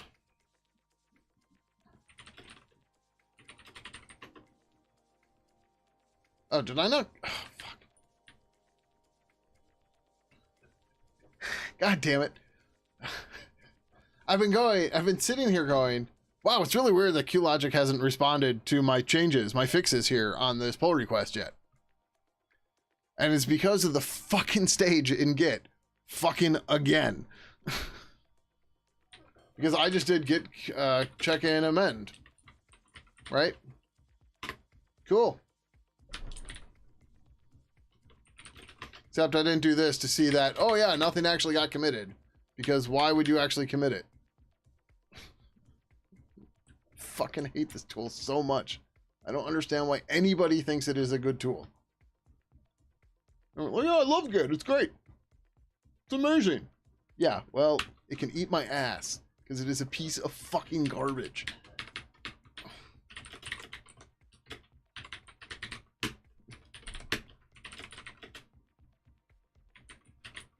I don't even know what I named this branch.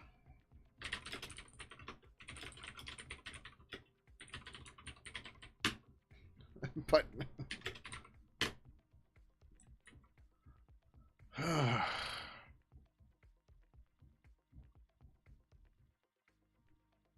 Yeah, so this pull request has just been sitting here for over a week. Because I thought I pushed my changes, but I didn't. Right?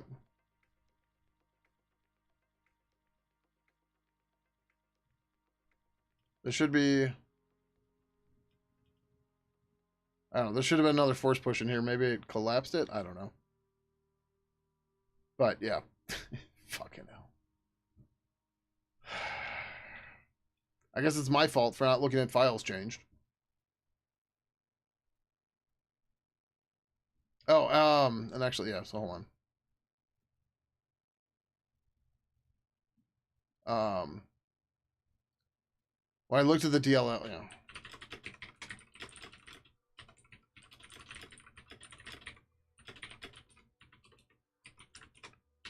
Which we can verify again right now, but I'm 99% sure that is still the case. We will uninstall. Okay, nope, that's fine. Oh yeah, look at that, it's uninstalled. We will download Pidgin proper. We will install the normal one, and we'll verify that it is 2.28.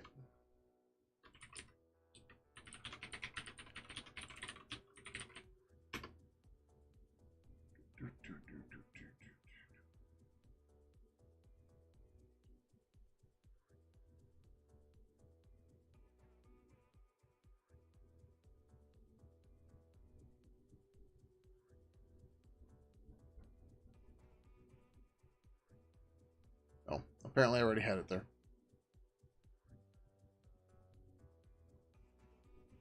Hey, look, it's verified by me.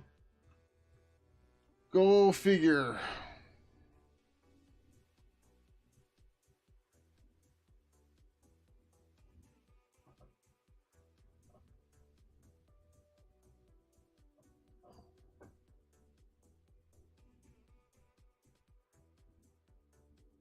Okay, so in the GTK directory under lib, GTK 2.0. What the fuck? Oh, it's not lib. I'm in the wrong spot. It's under bin because this is Windows and it's dumb.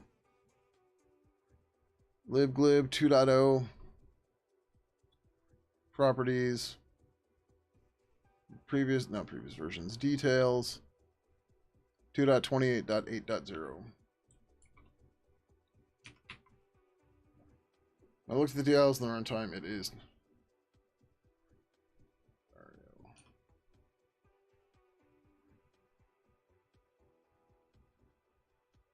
Okay.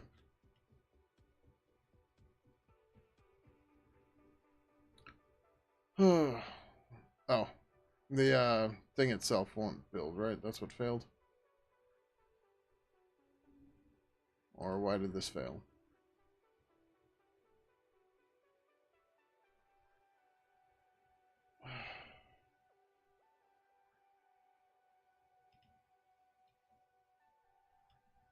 Okay.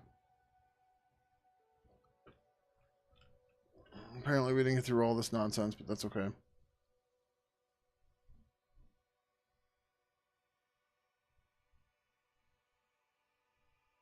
Those I don't care about. It's the air. Why did we only get an air on one of them?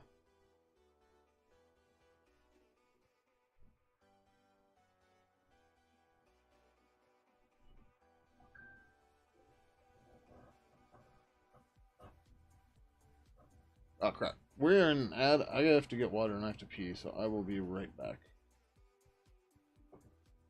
Right back. Oh.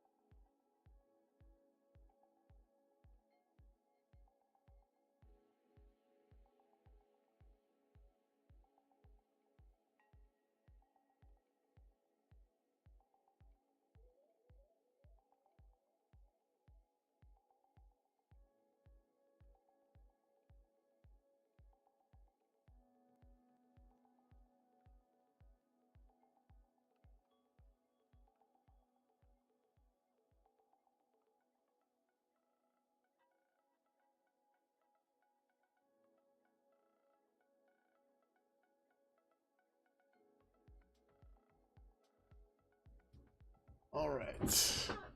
Much, much better. Okay.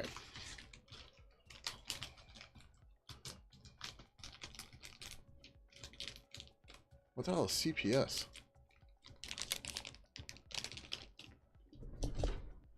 I missed her.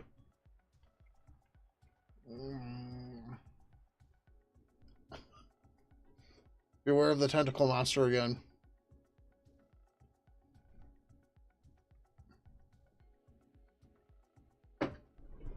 Okay, Slater's tail. Sorry.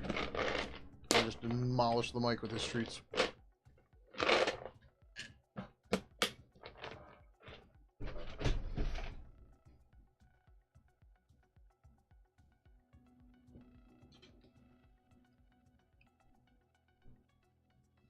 Oh, Mr. Tentacle Monster.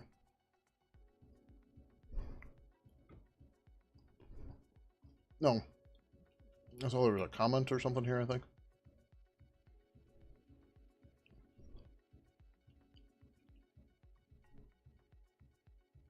Ah, damn it, that... Okay.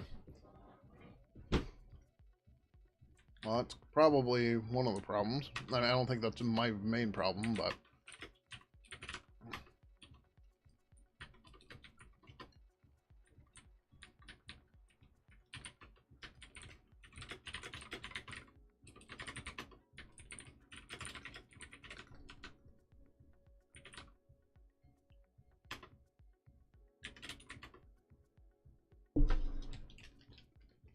We'll see if this fixes it. I doubt it, but maybe.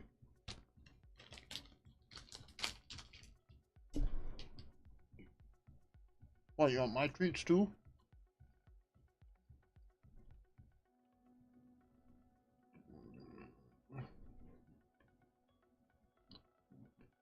Okay, bye-bye.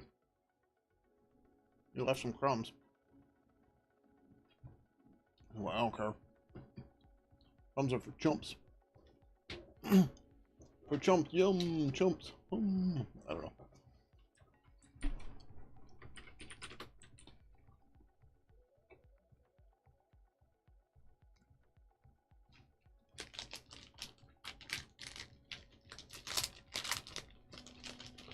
So I got one cheater granola bar, which was almond sweet and salty, which had chocolate in it, and then just honey and oats.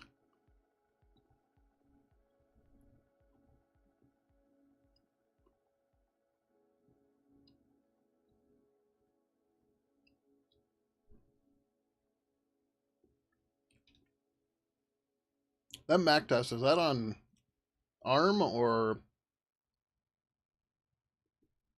Intel? I don't remember.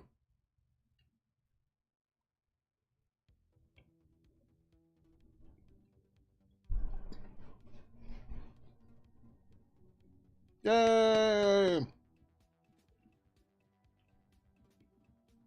That did fix the problem. And yeah, because it's in the middle of the prefix.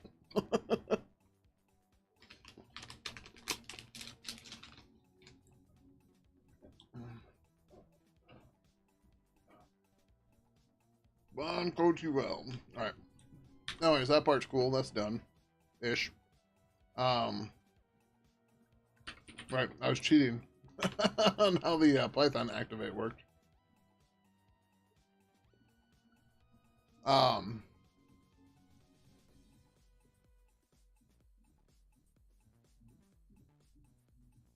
Okay. I guess we can get to that.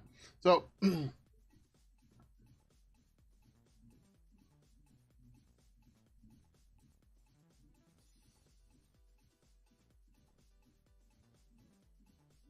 second. The dog barking, but it's like a whining bark, like they're injured or something.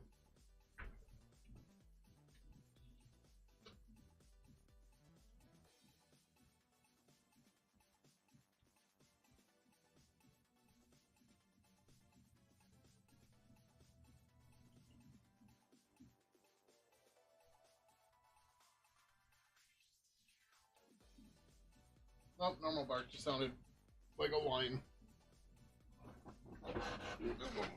Alright. macOS latest is M? Okay, that's fine. I was just curious.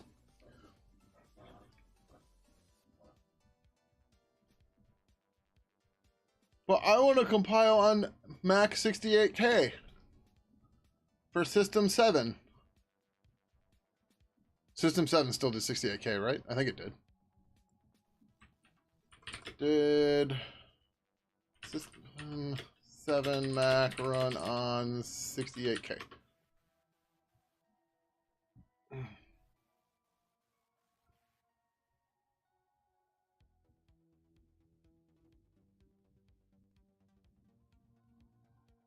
Alright, so 68K, 7.5.5 worked on it, but not 7.6. Okay.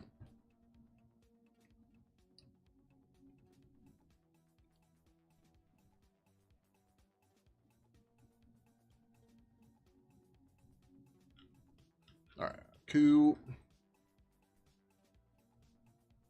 Alright, let's do the emblems thing. And so the versioning scheme too is another thing we can work out. We have to figure out the whole release process, and we don't have everything to be able to do a release yet to do the part where we're automatically changing the version. But I learned about this interesting thing in Mason called rewrite, and you can call it to tell it to do quarks and then set project/version to whatever the hell you want. So the thought for us, the git revision is in the environment. That works, right? I can do like export foo equals bar date plus %y %m %day $ foo, right? This should work. Yeah, right. So we can just use that and then dump the commit in at the end and have it rewrite the version and go from there. And then just like the default one, we'll have it set to like, development or something.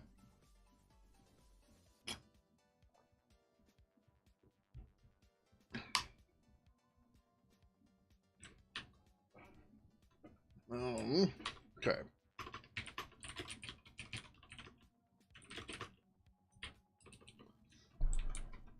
But yeah, there's 80 billion things to do at once, so so yeah, why don't we just start doing that now?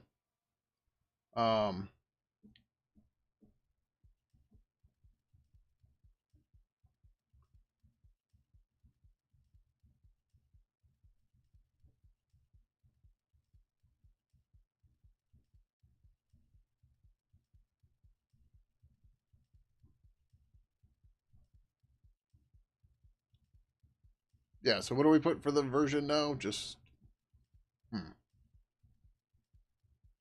So ideally the idea here is, you do your development testing, whatever, and then you just install what's actually there. Or what, gets generated here. But that's probably not likely to actually happen. All right, whatever. Let's do the emblems thing. The emblems thing is going to take a little bit, but it's okay. I keep going with our thing. Still, oh, we need to check that. Hold on. I forgot that we needed to check this in here. Like, we should no longer have the, I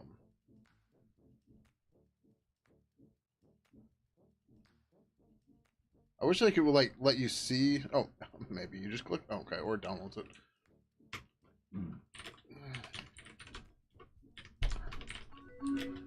Just finished working on some iOS code. Time to watch someone else work. Well, thank you for the 64 months, Code Korth. Greatly, greatly appreciate it. Glad to hear you finished up your code. Hopefully, it's like working and doing what you want it to do. Because that's always a good time. Oh, it kind of sucks. What was the file? Win32 cross compile.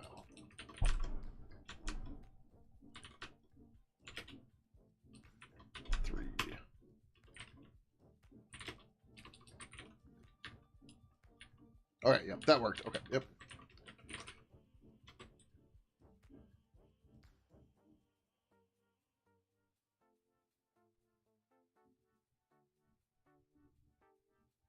Um, 24.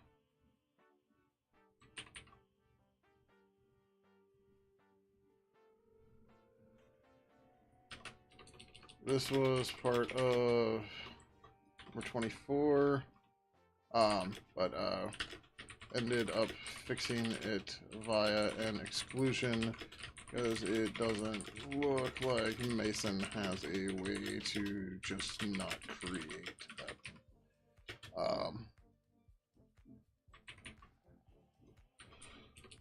There's more information here.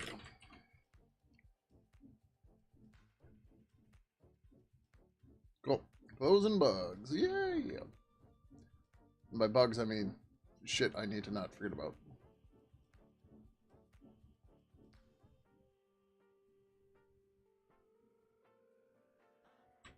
CPS build file. They're talking about this in Mason, and I'm common package specification.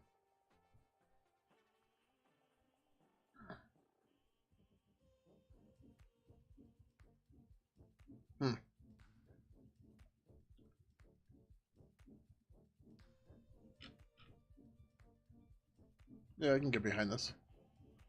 Like, package config works and it's great, but it was built for a different time. Right? It still works, it still functions, but you see the problems I'm running into. Yeah, no, I gotcha. Yeah. Right. Like, package config is still amazing for the problems it fixed and its history, but you can see the problems I'm struggling with, right? With the Windows build stuff earlier. And like it does make things easier, but it's also a pain, and yeah, it's just yeah. But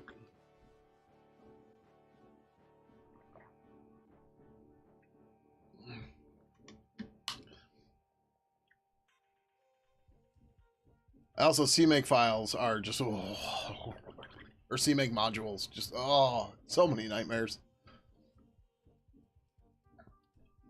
I don't know that I'm a fan of using JSON, but whatever. What do they call? What's the human JSON format? Human JSON format.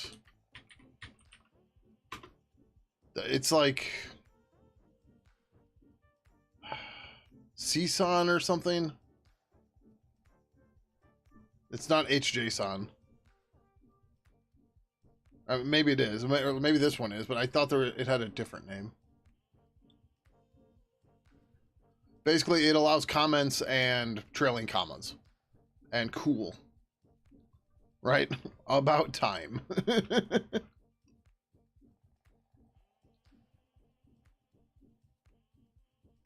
Is it HuJSON?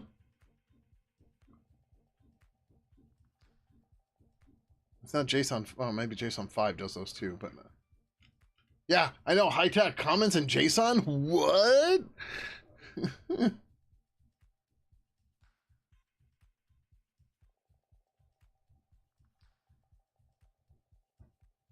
Like, so many times I wanted to put a comment in JSON. Like, you just, if you're in an object, underscore comment, blah, blah, blah. Like, it's so hacky, but it works. All right, either way, that's fine. That's fine. We were gonna go back to issues. Is there something I've left open on this guy?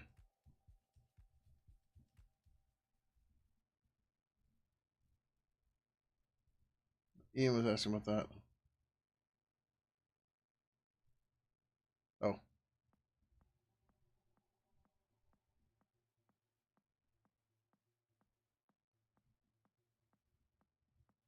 Oh yeah, that was not resolved. Okay, whatever. It's fine. What was it? It was like issue 30 or something?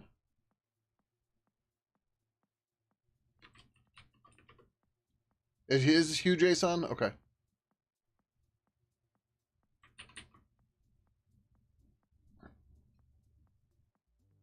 Like, I saw it a little while ago and I couldn't remember the name. So.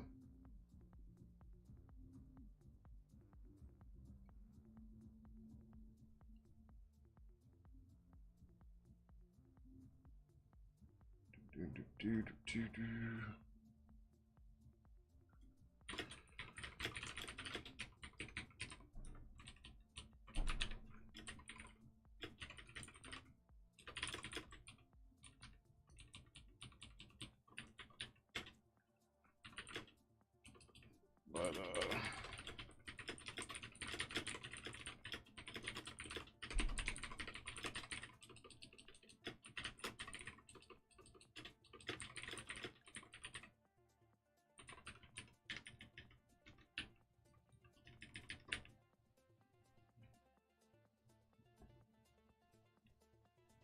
okay.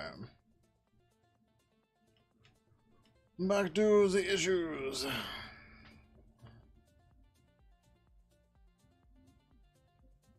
Yeah, I kind of want to wait on this till we have this. Okay,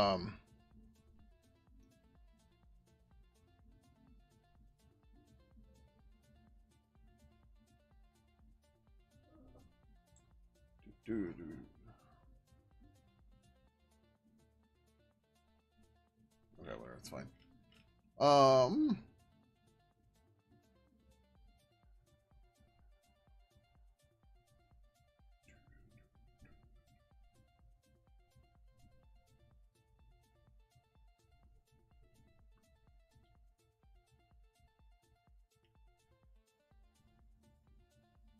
Oh, sorry, I missed your other comment there. Looks like Hugh Jason, yeah, said something about comments. Yeah.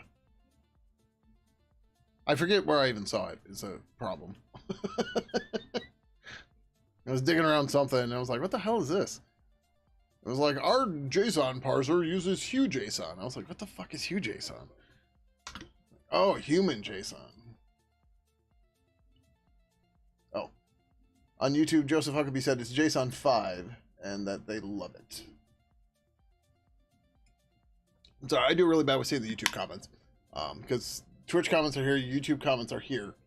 And I'm normally looking here, and I don't see a move there, but I see Twitch because it's right above. At some point, when we get YouTube and Twitch protocol plugins into Pidgin 3, I will be able to merge them into a single chat, and all will be good. At some point.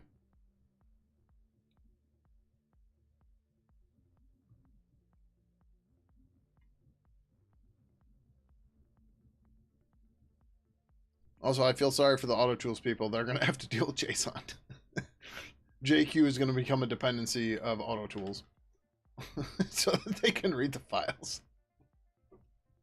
You're still using AutoTools. Have fun. Alright, so emblems. Embolisms.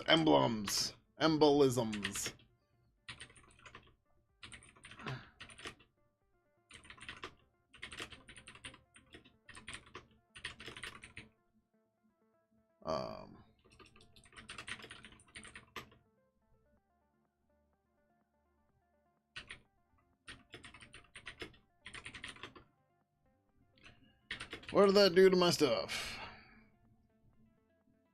Upstream main. Okay, has the suffix stuff. Okay, cool. So I want to get switch origin main, get pull upstream main. Or, oh, right. Get switch main, get pull upstream main. Get push origin main. Okay. Blah.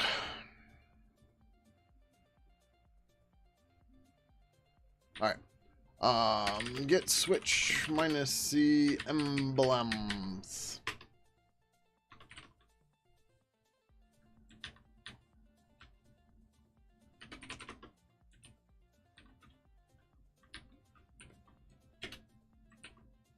GG, not Mason, GG/GG.c. List embolisms. GG does not use emblems. Cool. Next. It's probably easier to do this way. MSN definitely used emblems.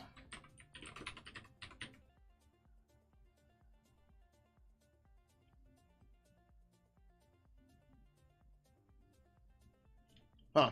That seems silly, but okay.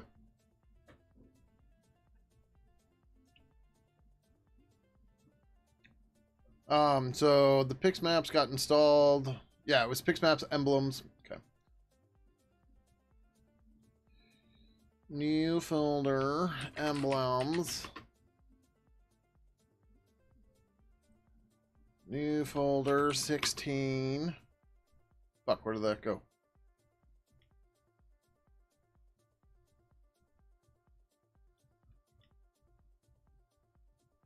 Did I? Oh, it just didn't expand. Okay.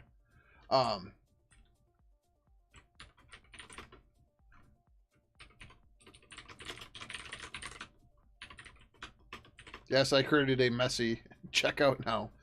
Because I kept messing with the my normal one that I do builds for, my normal development Pidgin 2 directory of like bisecting all over the world to find where all these plugins were changing and files were changed, and that was getting annoying. So I'm like, I'm just gonna create another one called messy, which is do whatever you want, and that will be fine. All right, so Pidgin, Pix Maps, Emblems, 16. All right, we need to copy bot, mobile, external, and Yahoo. I'm not sure why there's MSN Network Yahoo, but okay. And we don't have a Yahoo thing in here. Great. What do we have here? So we've got bot, mobile, and external, but we don't have Yahoo. Okay. So copy bot, mobile, external. Bot, mobile, external. We don't have Yahoo. I guess we should grab secure anyways, just for lulz. Retro purple, MSN, Pixmaps, emblem, 16. Okay, we're gonna fix all those in a second. We're gonna rename them. And the rest scalable too. Copy bot, external, secure, secure, external. We don't have mobile in it. Whatever. We're not using the scalables. Who cares? Then what we want to do.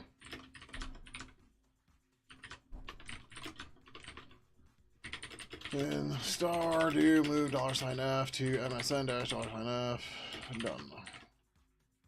There we go. So then MSN bot, MSN mobile, MSN external. I know I see the typo. You don't have to spam me.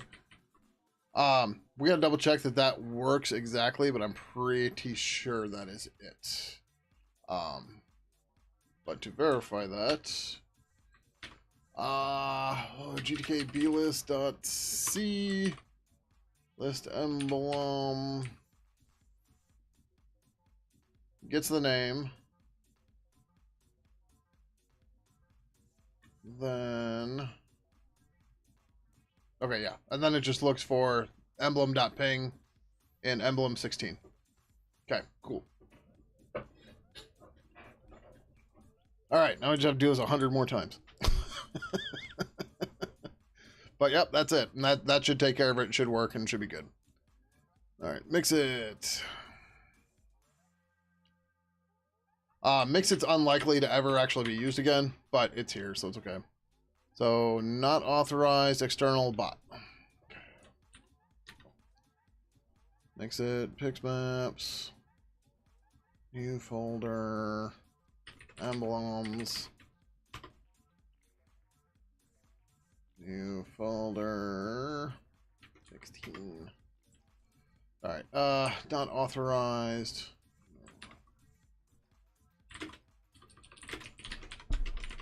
Copy, not authorized. Shit, I already forgot. External bot to be retro purple. Mix it. Pixmaps emblem 16.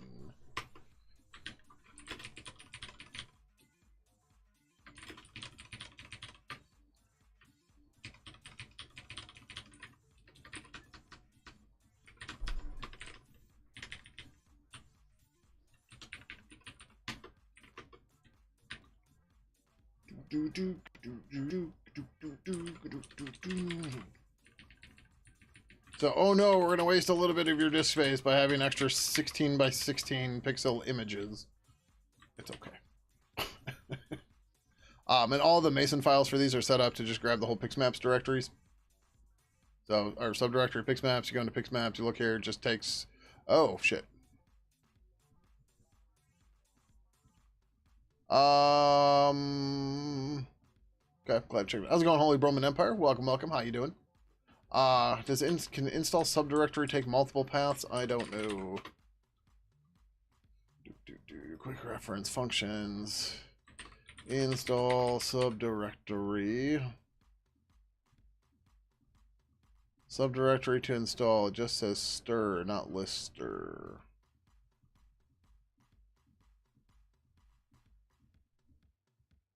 Subdirectory to install. Exclude files, file symlinks, install mode. Okay, whatever. So, oh no, I have to say this.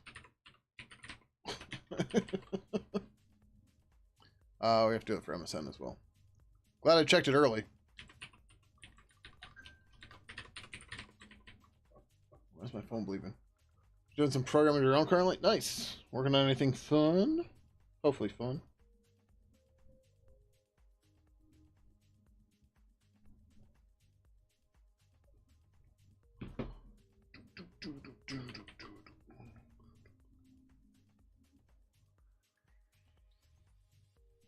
Mix it. Next we got MySpace. In myspace.c we look for list emblems. There are no list emblems. We are done here. Napster. I also believe Napster has no list emblems. Yep, good. In the novel protocol plugin. Like the novel coronavirus. Where the hell's the actual file? Oh, it's at the bottom. That's not what I wanted. List emblems, none. Good, good, good. There's a novel protocol plugin with no list emblems. This sucker, on the other side, definitely does. I'm so bad with names. Animadoria, are you still here? You had some insight on this, so I would like to ping you if you are still here. Oscar list emblems. So this is going to be an Oscar, not a C. Oh, right. We are, okay, so not authorized, admin. All right, we should just be able to do these as Oscar. So you play a ton of VR mini golf, and for kicks, you're building a program using Python, SQLite 3, and Streamlit to track your stats. Interesting. Cool. QLogic, if you are here, I have a crazy idea to run past you.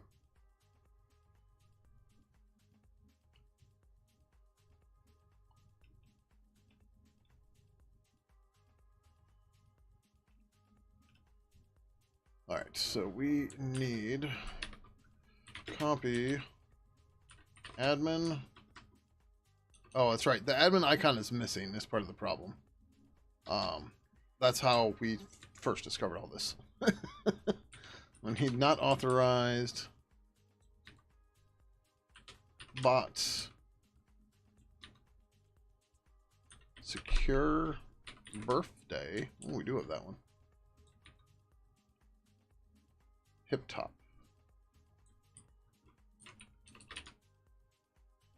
To P retro purple Oscar Pixmaps.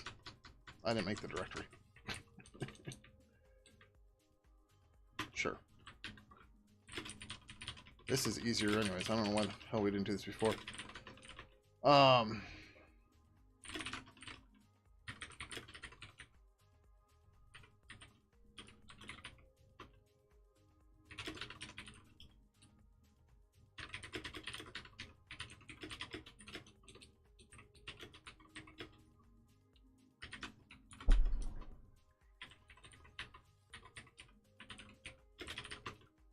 This is why I use the shell as my file manager, because you can see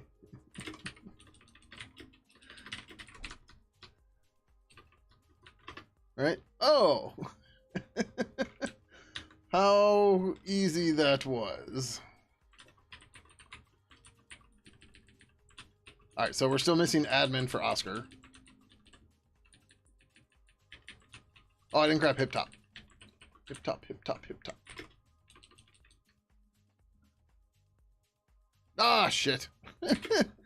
So QLogic, I have this crazy idea. So we have we have a ticket for thinking about creating a metrics plugin. But with the discussion in the GTK matrix room the other day about pages in the inspector, I got to wondering if we would want to have metric counters, have a table that could display like time series data over time. And I'm wondering if that might be an interesting fit for us in general. I don't know that it necessarily buys us anything, but I was thinking of simple counters like reconnections. And you know, we could, if we had samples for like times and when they happened, like counters and stuff like that, then we could graph them in the GTK inspector. But maybe I am just super over engineering this. But it was a thought, maybe. Oh, we need hip top too. Anyways, I'm curious if you have any thoughts on that.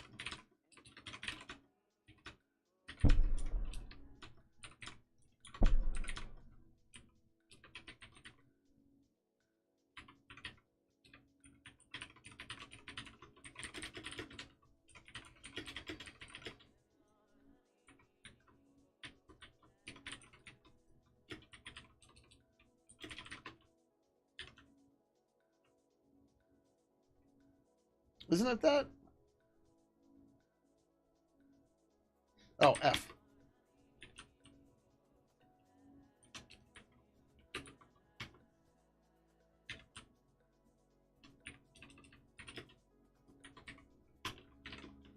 And again, this is why I use the shell for this. Maybe a bit of over engineering. What? But yeah, I was just so like the idea of the metrics plugin, like it seems like it's unnecessary because it mostly like what are you gonna look for? Memory over time or something? But there's other tools that are better for that. But like the idea of keeping track of how many contacts you have, I was like, well, having a current count is cool, but over time might be better. GSK can do path rendering, and it's not like, you know, you don't have any experience with graphing or anything. Um,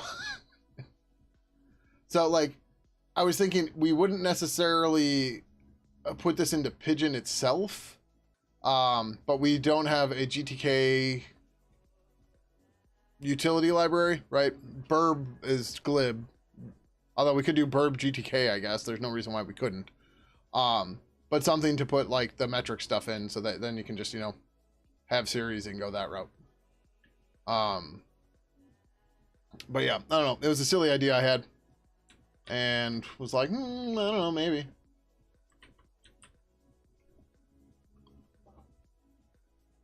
But yeah.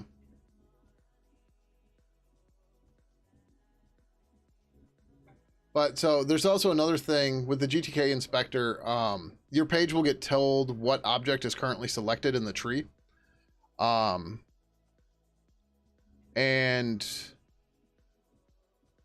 like we could do custom tabs to get, so like I would try having rough metrics on like how many messages are loaded and blah, blah, blah, blah. Like we could do a list that lists all the chats and has them listed and all that stuff.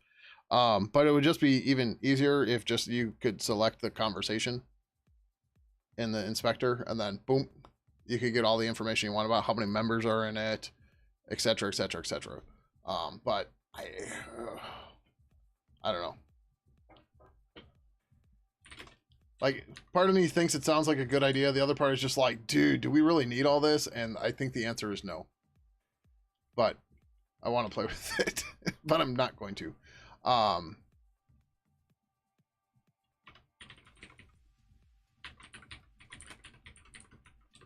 Shit. Oh, yeah, IRC2. Is it install Subder? Yeah. Um,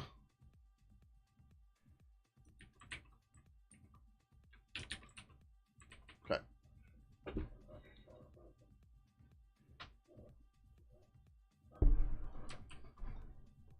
That takes care of Oscars. What is under here yet? Oh, that's the emotes. We still need to figure out how we're going to handle those guys, but yeah. All right, QQ.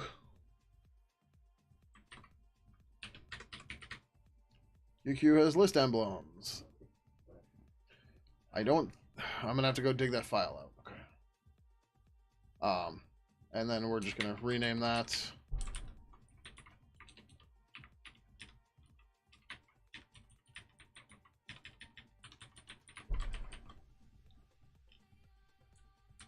Okay.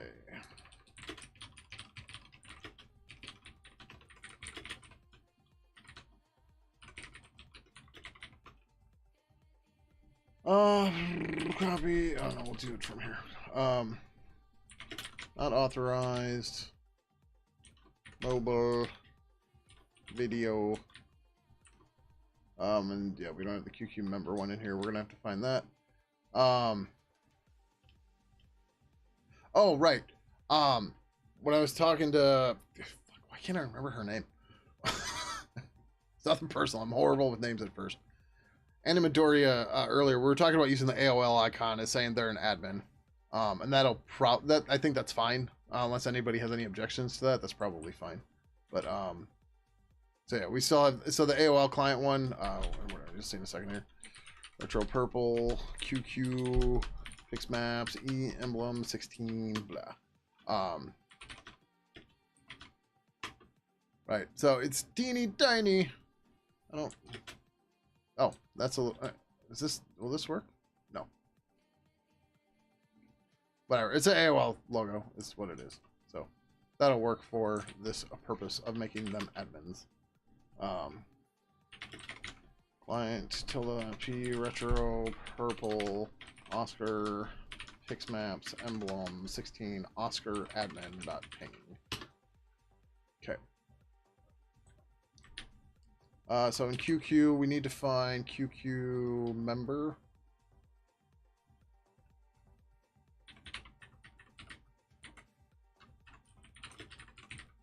I'm just making myself a list here. Okay. QQ.c should be fine now. Oh, we gotta do this though. Actually, we should fix Oscar too. All of these have the directory is first, whatever. They're alphabetized based on their subdirectory. Oh. Okay, that was Oscar, QQ, same time. Same time. Just external. Okay.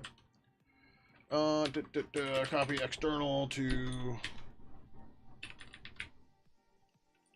Oh, I didn't rename the files in QQ. And I did. Okay, hold on.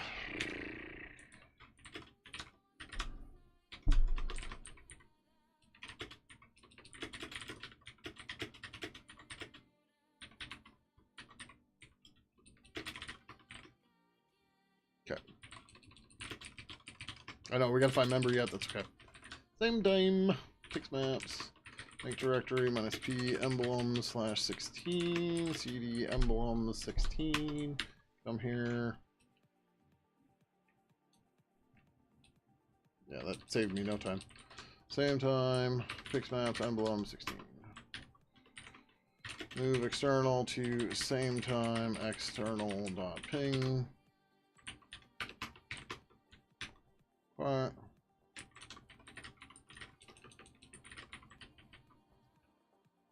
I just realized we could maybe do this easier. Instead of doing this in each file, we could have potentially done this in Pidgin. No, that'd be garbage. That would break everybody else. And the protocol ID isn't necessarily what it is. Okay, yeah, this is fine. This is fine.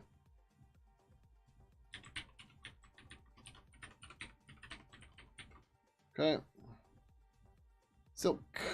Silk had so much stuff that, like, this could go either way. It does not have emblems. Good.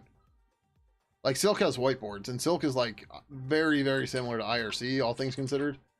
And they had whiteboards. I mean, to be fair, somebody did whiteboards on IRC as well. But it's just like, oh God, okay.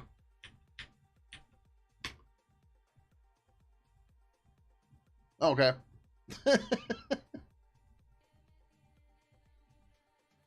I might have written that. No, if I put that comment in, I should have done the other thing. But yeah, all right, whatever. All right, Talk has no emblems. Sweet. Trepia, we don't care about right now. Yeah. Remember, I have to say it every time. That's just how you say it. Not authorized game and external.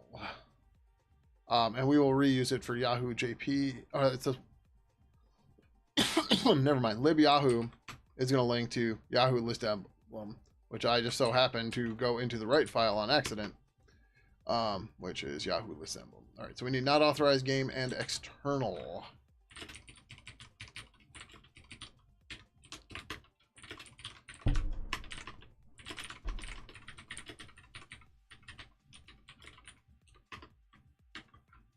Copy external. I already forgot. Game, not authorized. Game, not authorized. It was just the 3. Yep. 2P retro purple. Yeah. Emblem 16. Emblem 16. Or F and star. Do you move $F to yeah? It's getting really tiring to do.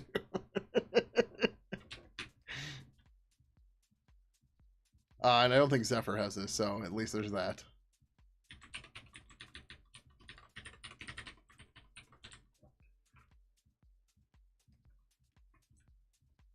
Okay, so that's that one.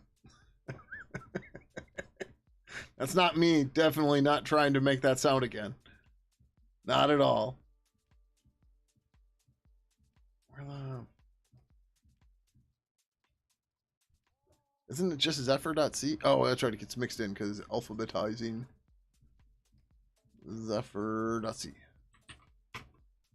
Thank you. All right. So now we actually have to test this. And then we have to add all these damn files. It's not itchy. Because, yep.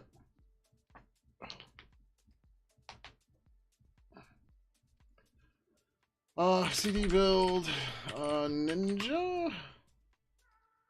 I wanted to see the prefix before it disappeared.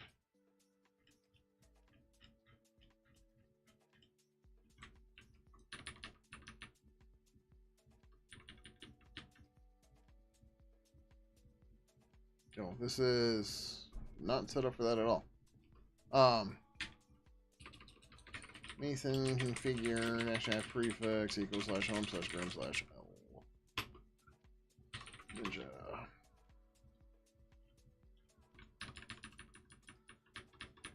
I thought we fixed a bunch of these warnings, but apparently not.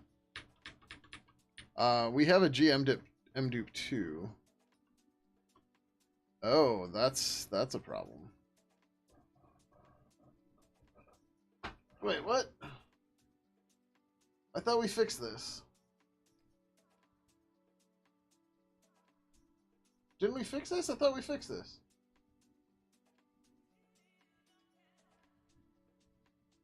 Oh.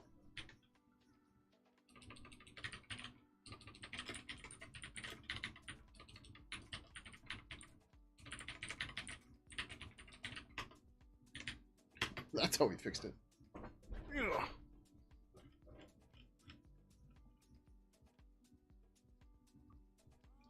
Ugh. Oh crap, we don't actually look in that directory though, do we? But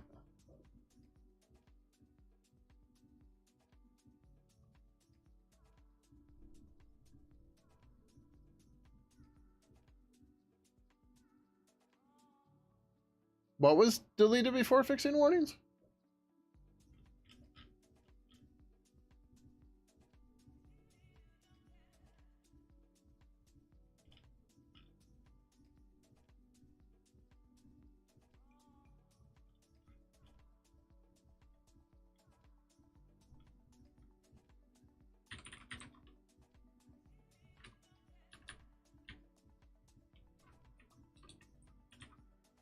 Oh, we can do this too.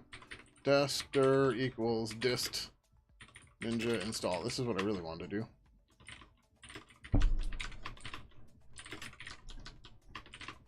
And the prefix here I don't really care about.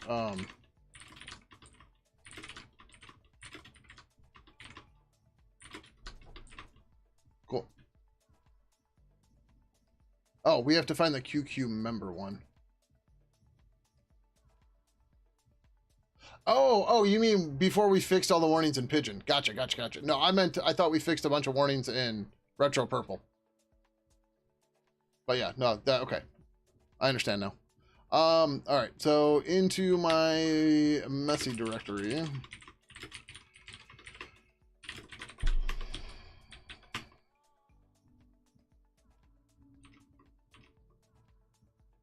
Two point 8.0 removes that. Okay. Actually up v 2.7. Wow, we made it up to 11 on that one. Okay.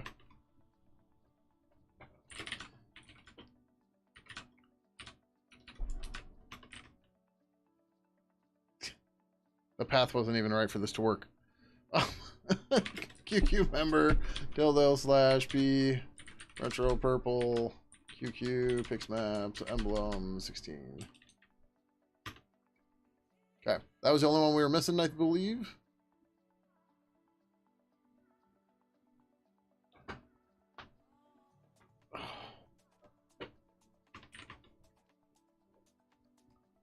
But yeah, the install stuff should be fine. But let's just double check this real quick. QQ/QQ.c. Just emblem. QQ not authorized. QQ mobile. QQ member. QQ pixmaps emblem 16 member. Can I zoom in here? No. Why would I be able to zoom?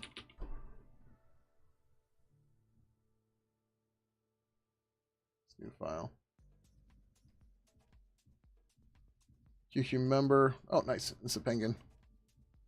Yep. So like we're duplicating the icons and stuff, but it's fine, right? I don't care. It's 2025. These files are tiny. Who cares? Even if you only have a 3 GB hard drive because you're running Windows XP or something, these files aren't even a kilobyte. They are less than a block size on Windows. Actually, no, I take that back. I think the block size on Windows is 512. So some of them are 2 blocks. Like, I think you'll be fine.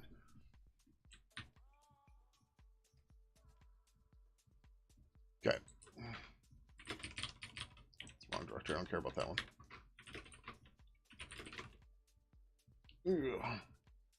All right. Git add MSN. Mix it. Oscar. That do what I hope it did? Did. Good. Git add QQ. Git add same time. Git add Yahoo. Okay.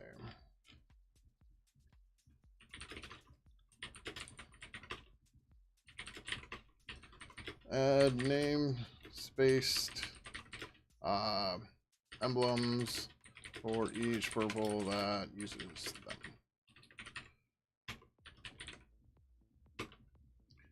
Oh.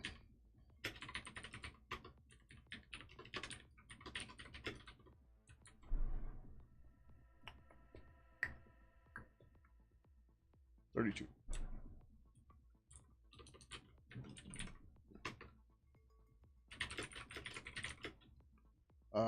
Emblems?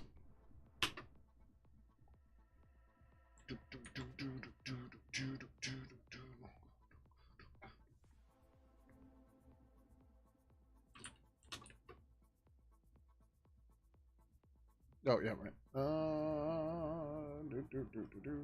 I'm just going here to delete the branch.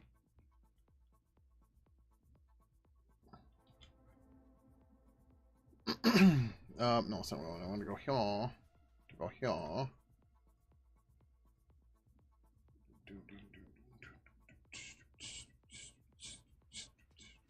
32 files changed.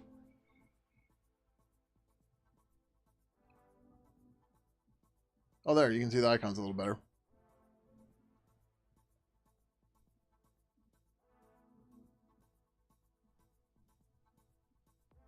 Wait, oh yeah, mobile's the phone, right? Yeah. Whatever, it kind of looks like a phone.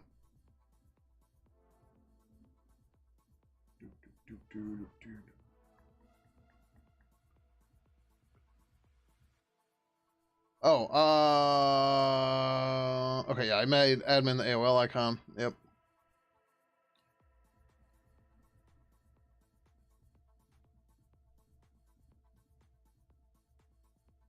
Did I get the pick maps? Yeah, okay, yep. Yep. So I'm like, wait, I wasn't noticing the Pix Maps directory. MSN Pix Maps. Okay, yep. Mix it Pix Maps. Yep.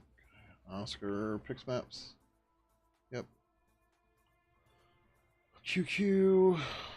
QQ.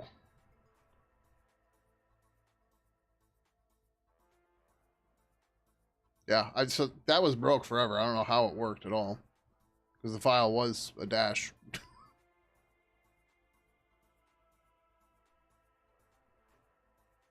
Oh, it's supposed to be a die. That does not look like a die. Doesn't that look like a cartoonish kind of window, like a toy window, like a four-paned window, right? Well, I don't know what else you would do for a game to fit it like that, but whatever. All right, that looks good. Create pull request. Assign 8 labels, projects none, create pull request. Okay. Oh.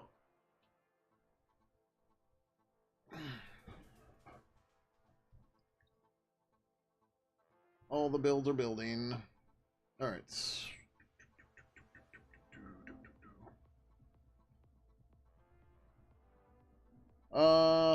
This should be relatively straightforward to do. 5. Get switch main. Get fetch. Origin. Get branch minus D. Win 32 cross. Get pull upstream main. Get push origin main. Okay.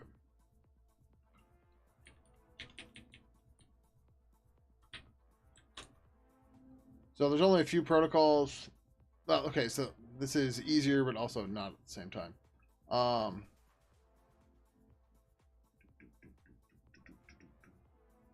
So actually, we can get rid of that cross directory, can't we? What's in that cross directory? Oh yeah, that's fine.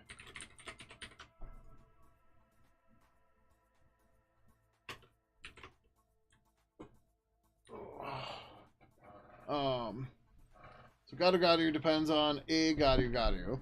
Oh jeez.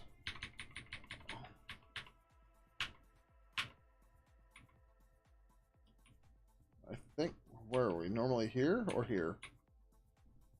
Definitely not that one. We'll go with that one.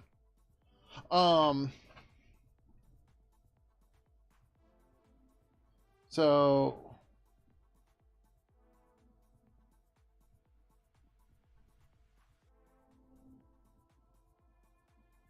we try to use libgadu, and if we don't have it, then we use it. We don't do this with a separate option. I thought we did this with a separate option.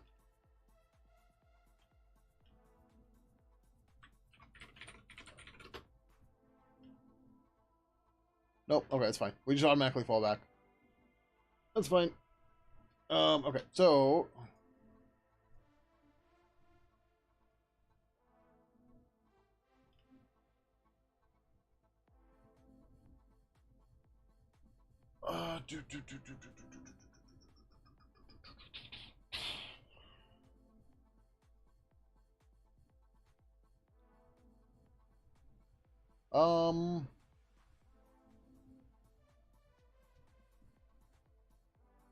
yeah, I guess this doesn't matter. This doesn't have a dependency. Like, it has an optional external dependency, and if it's not there, then we fall back to our own and we go from there. So that one doesn't need any nifty tricks or anything. That's fine.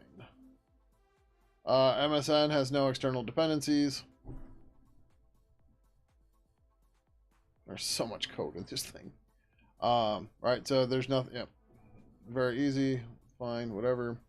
Mix it. Should be the same deal. Yep, there's no other dependencies or anything. Cool, cool, cool. MySpace should be the same deal.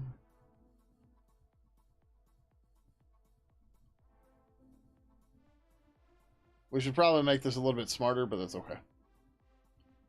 It's just like, it's fine.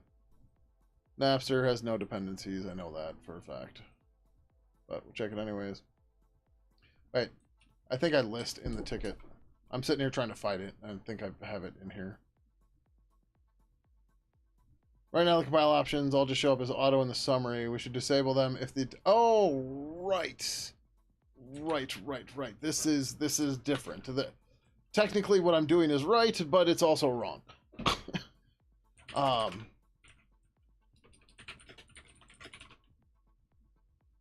Okay, I did not create a branch for this yet. That's fine. Okay. So what we want to do is... The problem here is when we look at this Mason file, we're plopping the feature into here. And what we want to do...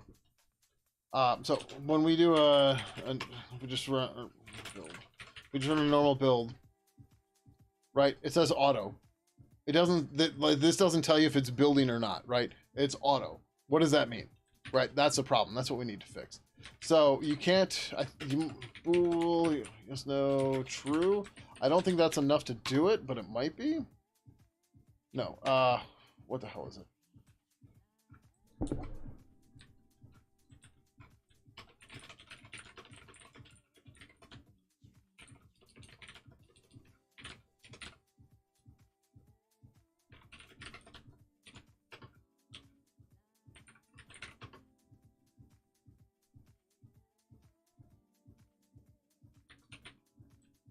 What did I do wrong? Oh. Got in the wrong spot.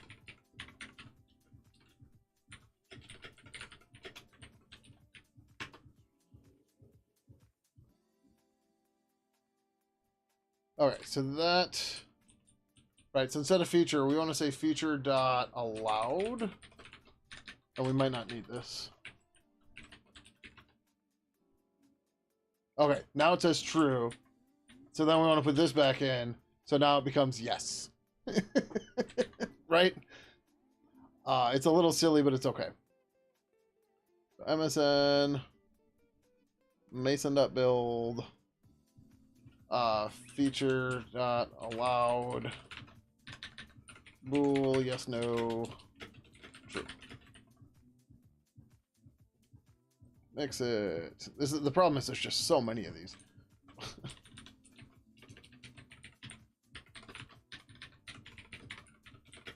So like anything you have to do is just tedious because you have to do it 13 times, right? But now yes, right? So much better, much better, much more. It actually tells you what you're doing, right? That's who would want that? Why would you want to know what you're actually trying to do here?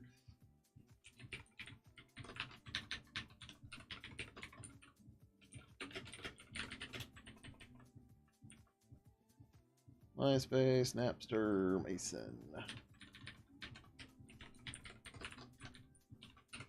Bool, yes, no. True. Novel.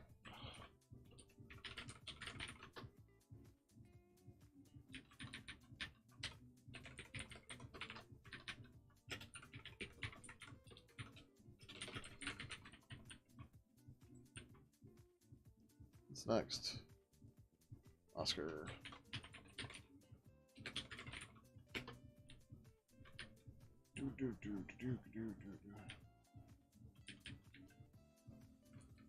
Feature dot allowed.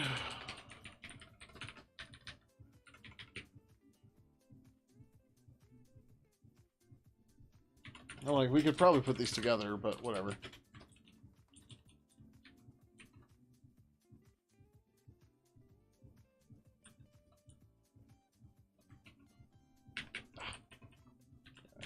Do a check. Okay, cool. We're through ICQ.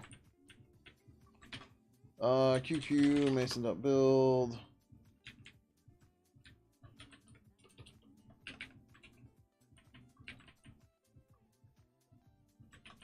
Same time. Same time we'll come back to in a second. So this one has a dependency. Right now, if it's set to a disabler, we're going to do some magic with that. Silk has the same problem. Talk does not.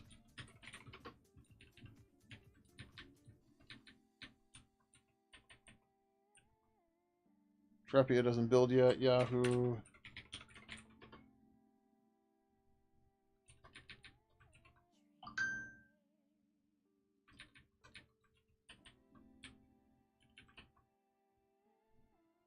Zephyr.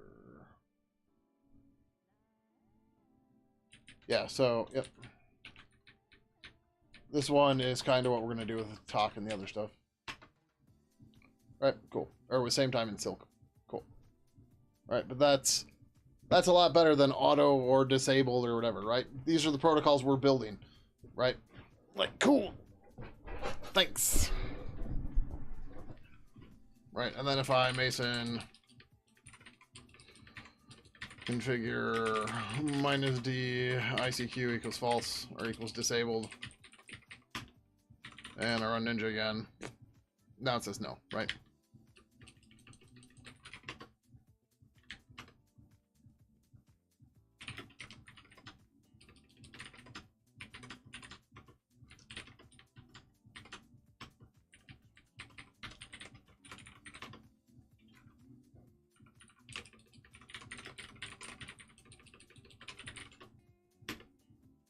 Yep, cool. All right, so same time, Silk. We've got to deal with those.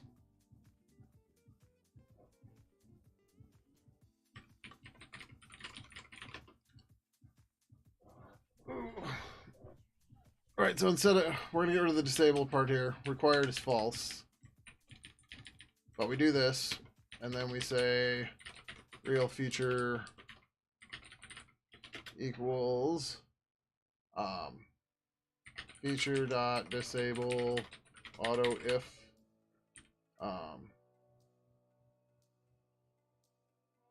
not meanwhile def dot found.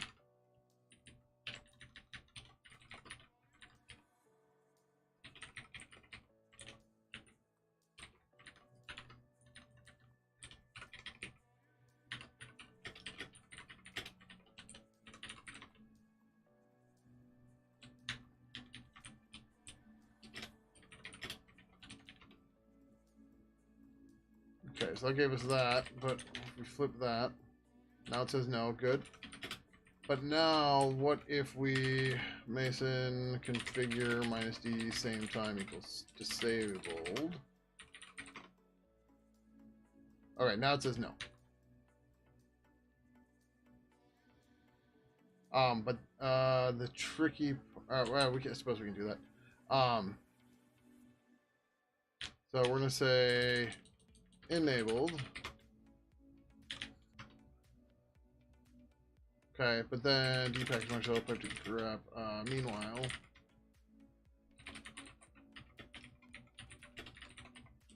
I'll make sure I can actually reinstall this.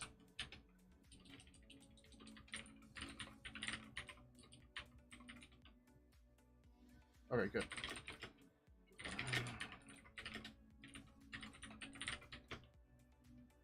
I guess I didn't have to do that. Oh, whatever, that's fine.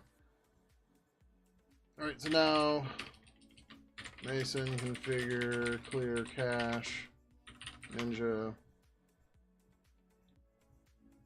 Okay, so it says it's going to try to disable that because we manually specified it. Real feature equals feature disable something. I forget what it is.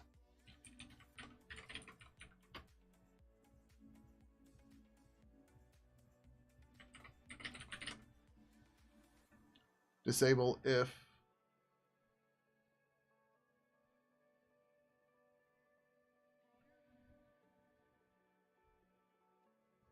turns the object itself the value is false. An error if the object is enabled. and the value is true. A disabled feature if the object is auto or disabled and the value is true. Okay, so, all right. The value to check and then an error message. All right, that's a quark. We can ignore the quark. We don't care about the quark. All right, so we just want to disable if not meanwhile depth found. Or no, this is in this case. We're doing this wrong. If the feature is set to enabled and we don't have the depth, then we want to err. That's the trick here, right? Because the user requested it, but they don't have everything for it, so we need to die at that point. Okay, right. So if feature allowed. Okay, yeah. So we want to say if feature allowed.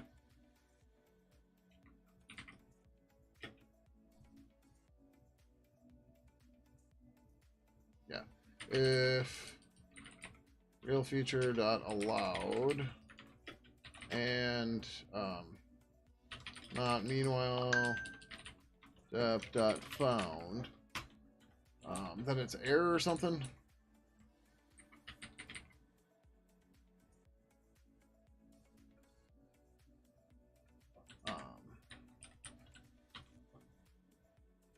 Error same time was explicitly enabled, but meanwhile was not.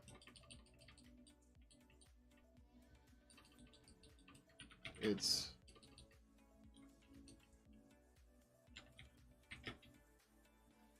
meanwhile dependency was not found.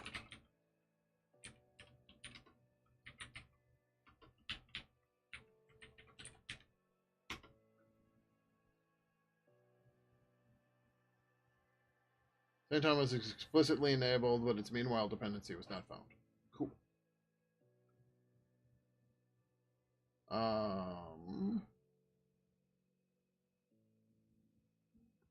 Is that right though? Hold on. That's not checking if it was auto. Oh,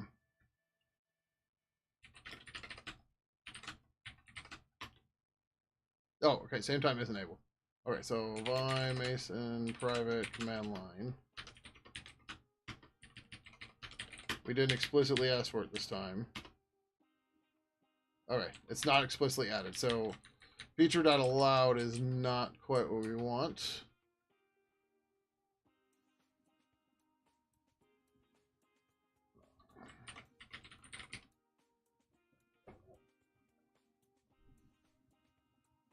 Feature.enabled. Returns whether feature. Okay, yeah. So feature.enabled is what we want.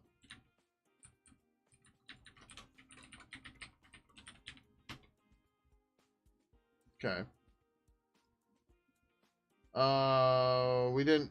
No, this is still wrong.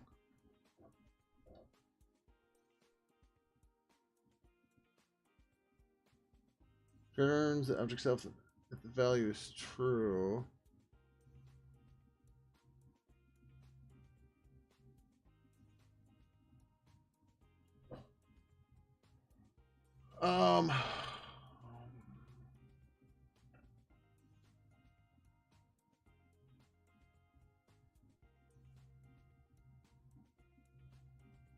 Returns whether the feature was set to auto.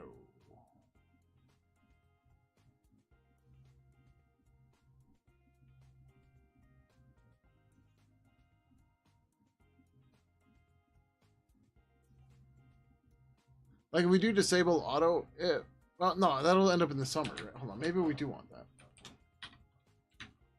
So if we change it to say real feature dot disable. No, we're already using disable auto if.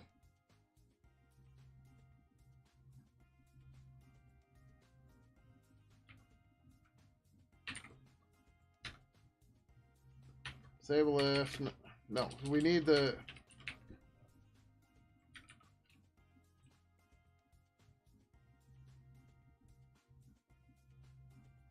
I don't understand why this is returning true.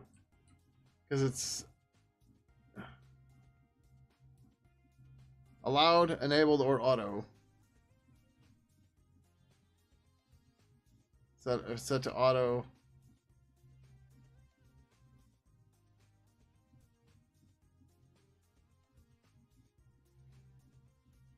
enabled if it was set to enabled, but that doesn't seem to be the case.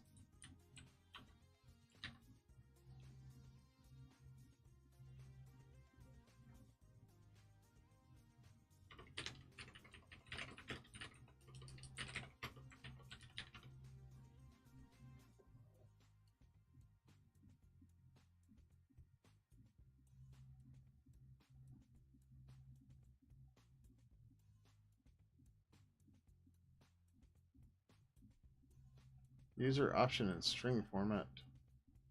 Okay, we're gonna have to fix that. Oh, I think that might just actually be this.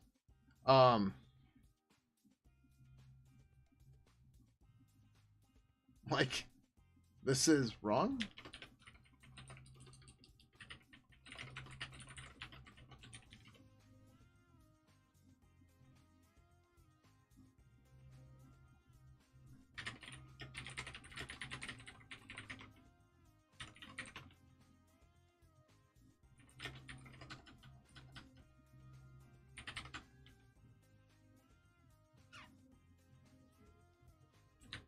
Okay, let's try this.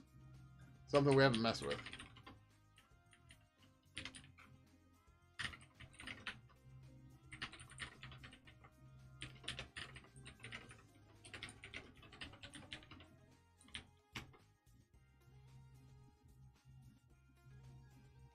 Interesting.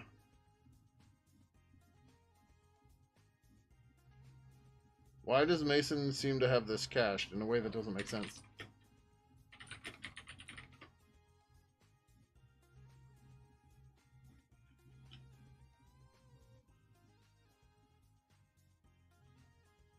Okay, now it's set to auto. Okay, I guess I just had to clear everything out. Or wipe the build directory. Okay, so if it's enabled, but we didn't find meanwhile. So let's do this again. Ninja reconfigure. It's gonna go twice, right? Okay, so same time got disabled. We didn't get an error because it was set to auto, right? So if we Mason configure -d, same time equals disabled. I didn't need to reconfigure, but if we Ninja reconfigure now, we should see it's not even going to look for meanwhile. Oh, no, it still looks for it because it's already there. Although I suppose we can micro optimize.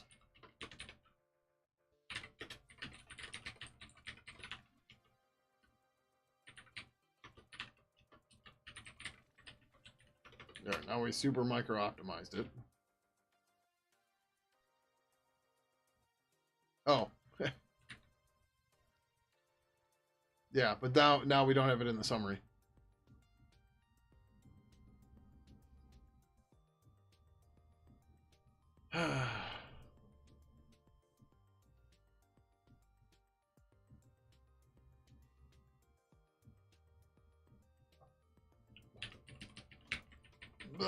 I'm trying to get too fancy with this. Like, that much is clear.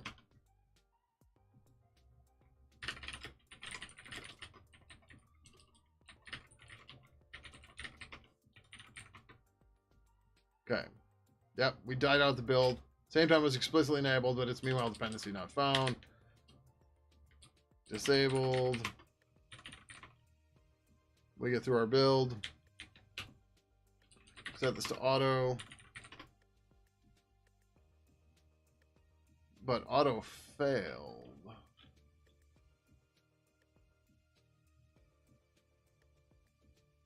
We said we're not going to build it. But we didn't get to here. Message. Ignoring at the same time.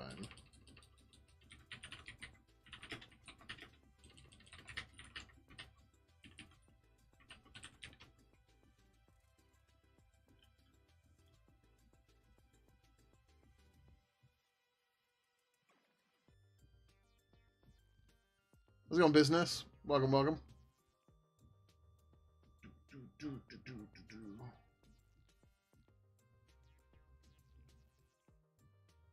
Oh, I don't know that. Okay, whatever. Um, so we're gonna give Business a shout out. Business is another streamer here in Milwaukee. He plays video games, but he is technically, dude, what the hell's the name? I totally forgot of it. um, someone who streams with an avatar. Oh my god. Um,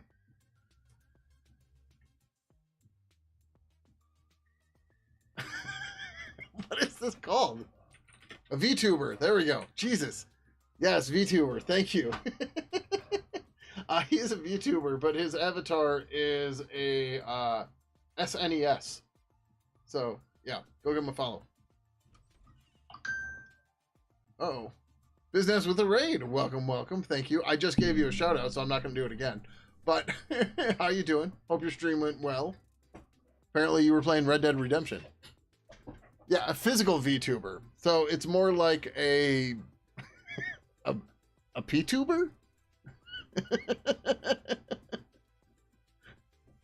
that there's no other connotations to a P-tuber at all. It's a physical tuber. You're fine being a puppet. Whatever. Oh shit. Okay, I see Q Logic was busy. Yay. Oh, okay. Oh, no. Oh, there's 2 comments there. Blah. But yes, welcome, welcome. I've never played Red Dead Redemption. I've heard people are big fans of it, but I don't know. I don't play a whole lot of games nowadays. I was thinking about going and getting a Switch too, and then I'm like, I barely play my Switch. Like, I want a Switch too, but it's gonna spend most of its time sitting on thing. You got a Switch too? It sounds like Nintendo did a really good job on making sure scalping's not a problem on the Switch too. Oh, Red Dead Redemption's incredible. Gotcha. But yeah, like I heard there's people that like just showed up to midnight giveaways, or not giveaways, midnight launches, and like they were 100th in line and they still got a Switch at like just random GameStops, and you're just like, holy crap! Like that's nuts. That's silly. So anyways, welcome everyone from Business's stream. My name is Gary Kramlich. I'm the lead developer of Pidgin Instant Messenger. Maybe you know it, maybe you use it, maybe you used to use it, or maybe you know it by its old name of Game. Either way, we spend all our time here working on it and things related to it. What we're currently working on right now is what we're calling the Retro Purples, or PRPLs. They're purples, that's where the name purple comes from, because PRPL stands for Protocol Plugin. Yep, have a good one. Thanks again for the raid, and catch you later. Oh, if you're planning on doing a meetup this month, let me know so we can get stuff on Discord and whatever, blah, blah, blah, that stuff. Hopefully you heard that. Either way, anyways, have a good night, and catch you later.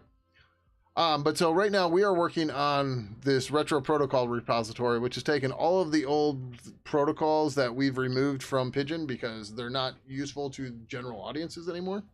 We're pulling them into a new repo for a number of reasons. One of the big ones that's pushing it is that there's a lot of people out there that have been creating clone networks for MSN, AIM, Yahoo, ICQ, etc. And people have been wanting to use Pidgin with it because Pidgin and Game used it at some point. The problem is we deleted the code from our repository, so it's not easily accessible. Originally, we were resistant, or maybe hesitant's the right word to this, to supporting this idea because it's really...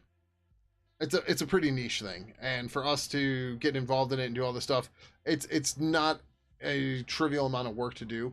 But then we realized, well, I specifically realized that we're going to end up supporting users trying to use these services one way or another, and it's going to be a lot easier to support them if they're using our code and we can make changes and make updates rather than just going, sorry, right?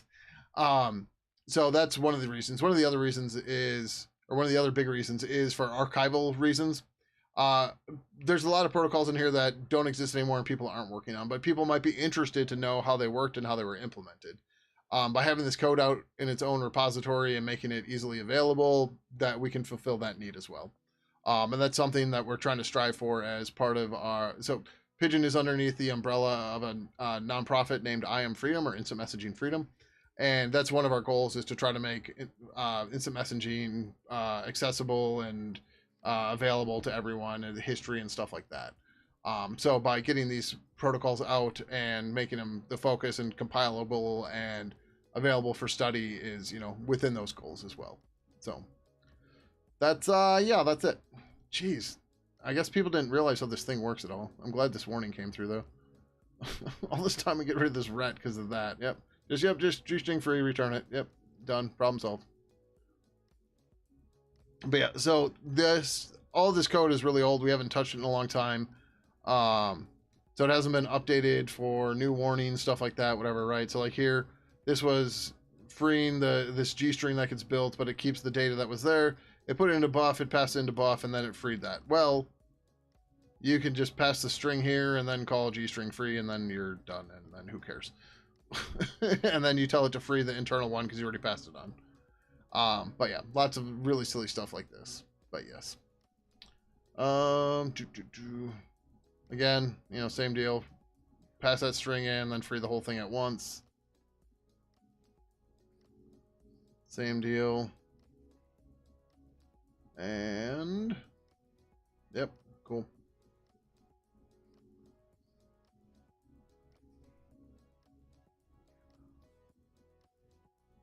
Okay, yep. All right, cool.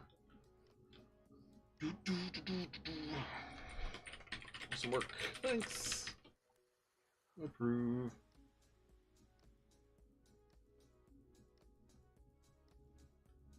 Rebase and merge. Confirm. Rebase and merge. Okay, next up. This one is hopefully easier. Later is already used in protocols that were not deleted so early due to blah. An inline version is provided by libpurple's glibcompat.h if necessary and included by, yeah. Like I knew we had this and I was going to go do this as a pull request. So you just beat me to it because I'm doing other stuff. So we have this as a macro that does the right thing. So it's literally just going to be replace gmemdupe with gmemdupe2.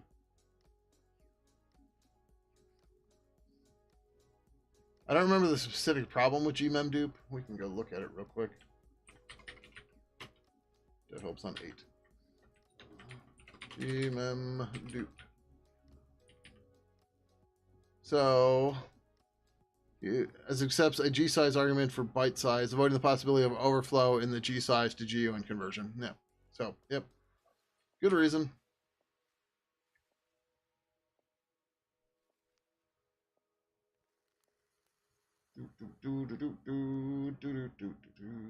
Sweet. Few changes. Awesome work. Thank you so much. Submit. Rebase and merge. Rebase and merge.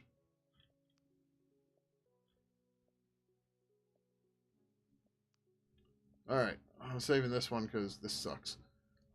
So the Zephyr code predates the ANSI standard, which means the function prototypes are different.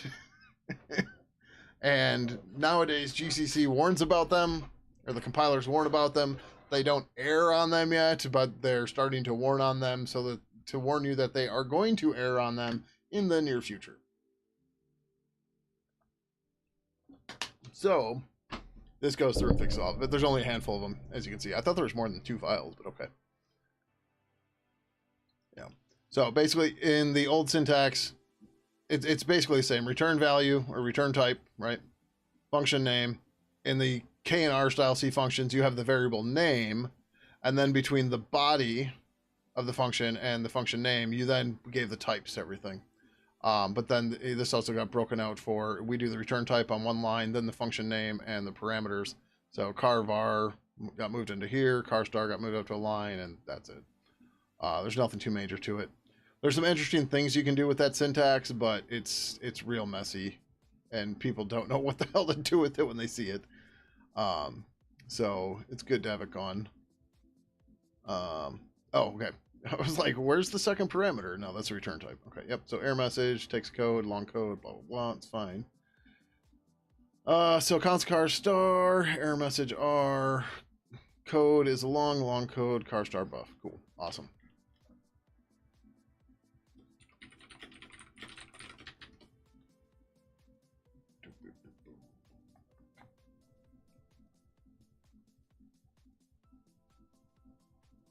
All right. This should be much easier to deal with now. Warning wise, like we can actually read stuff, which will be cool. All right. Where was I in this? This is the stuff.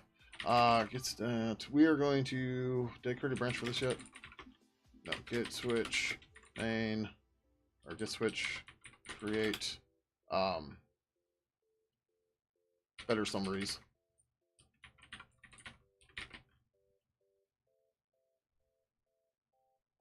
Whatever. Who cares? Initial work towards better summaries. All right, get switch main, get pull rebase upstream main, get push origin main ninja.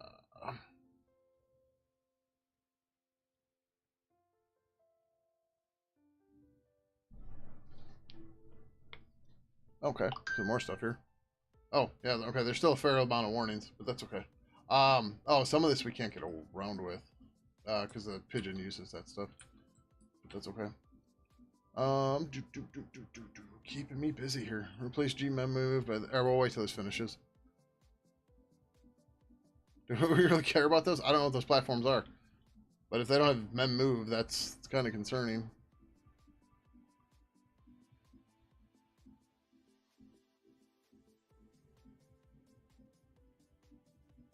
Oh, actually, it's probably in the thing.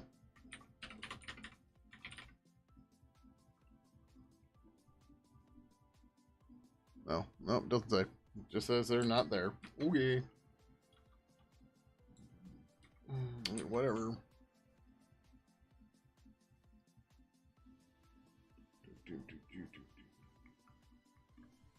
Part of me is like, you know, it's cool that we get to do this like basic cleanup work stuff, but like we also probably could have left this to the community to do.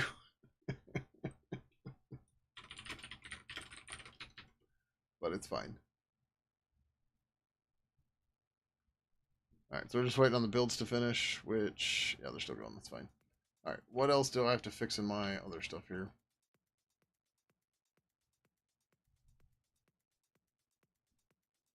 Oh, I forgot about that one. Okay, yep. Ah, shit. All right. Like, it's fine. This is why we review. Like, people are always like, I don't need reviews, blah, blah, blah. Yeah, guess what? I forget shit all the time.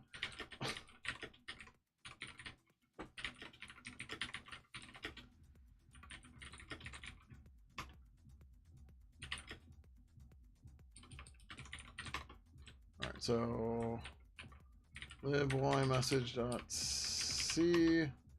All right, did I miss the... I probably missed the files. No, I missed these. Okay. Or maybe I did both because it was last.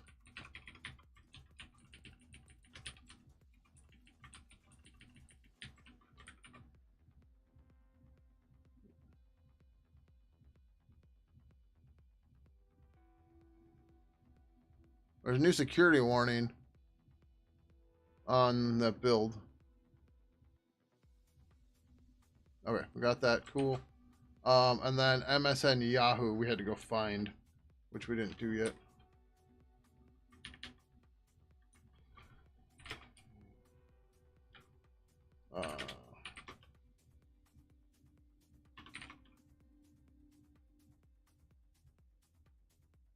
We should have still had MSN here.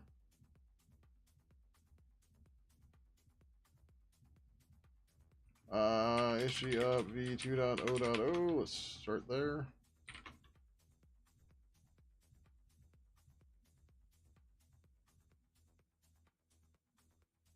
What do I think about Adwada? Do you like it in general? It's fine. We're using parts of it for Pidgin 3. I don't know why people are so gung-ho against it. Just whatever, it is what it is. Use it if you like it. If you don't like it, too bad. Write your own. Right?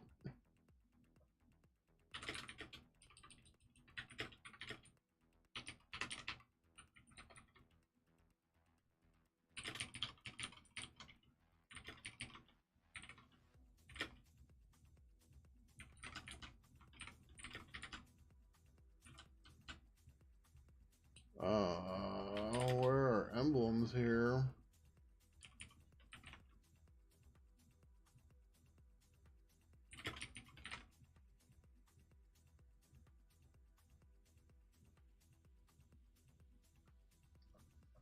Oh, maybe they weren't named emblems yet?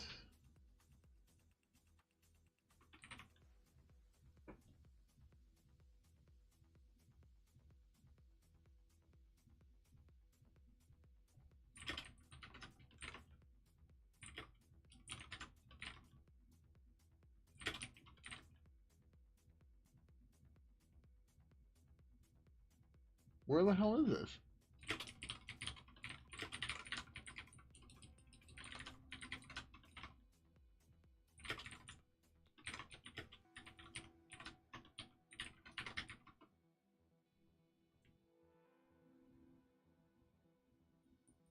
Okay, so when the hell is this added?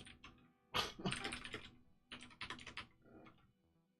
like it in general, but there should be a better documentation. Like, how so?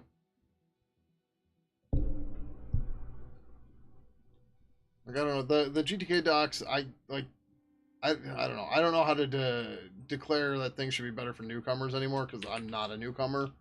And, you know, regardless, I tend to figure stuff out. So, but like, initialization, box list, adaptive layout, styles, appearances. What are you looking for? There's a whole bunch of stuff here. I'm a paladin too. Woohoo! Thank you for the 64 months, Floomboard. Greatly appreciate it. How you doing tonight?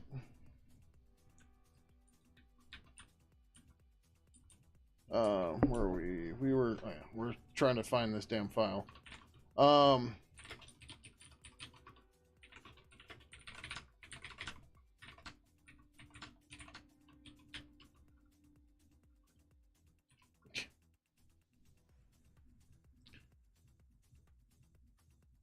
Okay.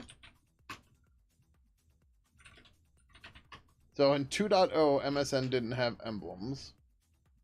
Let's try 2.1.0.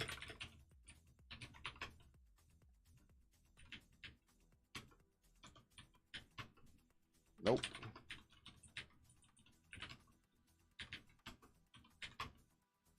Nope.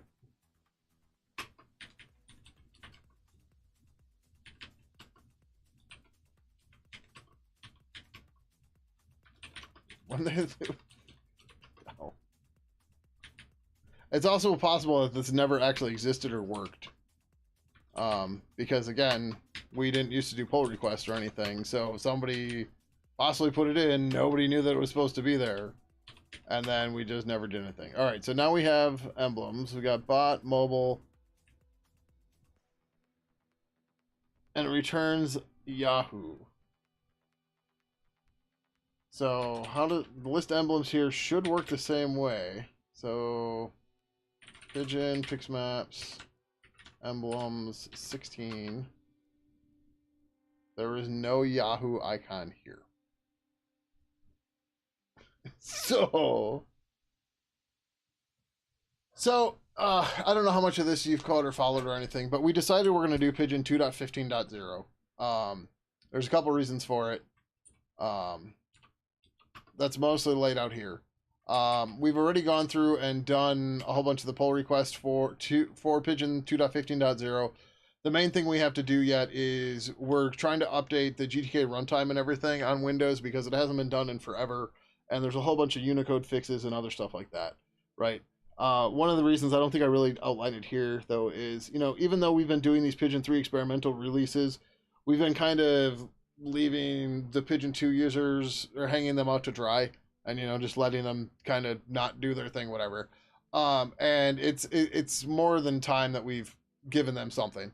Um, so we're not giving them a whole bunch of features or anything, especially anybody who's not on Windows. Updating the Windows stuff, it should be helpful for a lot of people because there's a bunch of stuff that's broken. Did it fall back to the protocol icon? It might have. But yeah, so then on top of that, we've decided that we are, it's not linked here, github.com, Pidgin. So with all the excitement around the retro chat networks and everything, we've created this repository that has taken all of our protocol plugins that are proprietary or no longer in use, and we've pulled them out into or deleted from our code, and we've deleted the ones that were still in there that are proprietary or not used. That's part of 2.15.0. You'll see it in the other thing. And then we're making this available as a separate package that you can install to get all the old plugins. And we're updating this and trying to modernize it and stuff like that, so that when people want to play with these protocols and stuff and those different networks with Pidgin, they're using something that came from us, that's maintained by us, but we're setting it up here in a GitHub repository with pull requests and everything turned on so that people can quickly and easily contribute. In fact, we even got our first non-Pidgin contributor earlier today. Oh, right. So somebody that's been working with Nina and other stuff fixed a bug in our Oscar implementation that's been around forever. Yep, cool. Right? That's why this is here. So yeah. All right. So did this fall back to the protocol icon? I don't know. Let's find out. By Pidgin / GTK blist.c list emblem. Name is null, return null, otherwise equals that. Then it calls get cached emblem.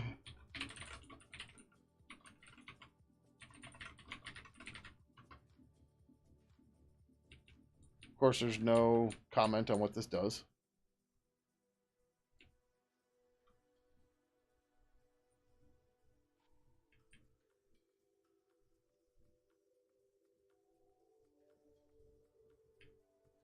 So it looks it up in a cached emblem.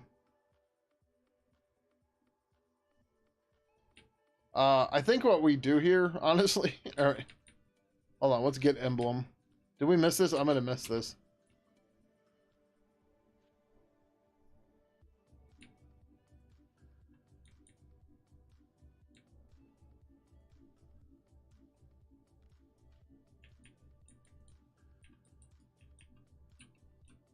No, that's just a protocol icon if it's showing that.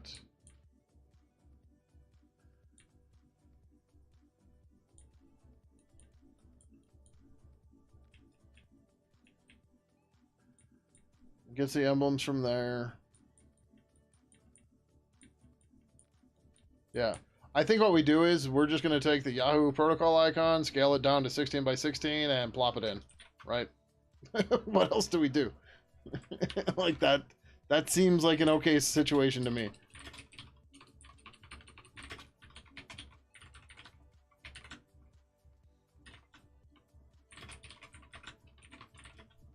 Oh, wait. We already have it, right? Fix maps, protocols, 16. Copy yahoo.ping .msn fix maps emblems msn yahoo.ping. Oh, I forgot the 16. msn yahoo.ping. Voila, problem solved.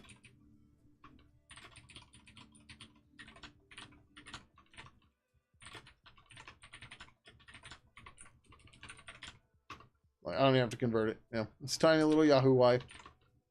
Sorry, Yahoo Y.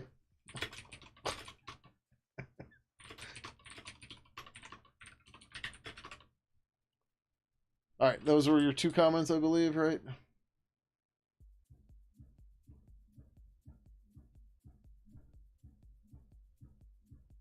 MSN Yahoo. Shouldn't there should have been an MSN secure, right? Now you got me wondering if that was there. MSN.c list emblem mobile. Oh, Nope. Okay, there's not supposed to be a secure.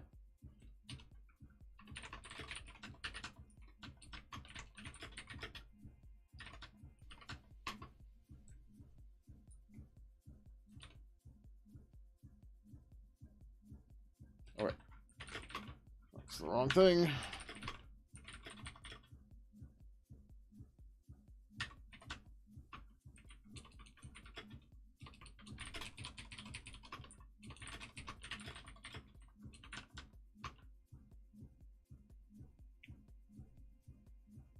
Oh, well, shit. That's right. That's why I put it in there. All right, so let's MSN pix map emblems 16 get reset MSN secure.ping.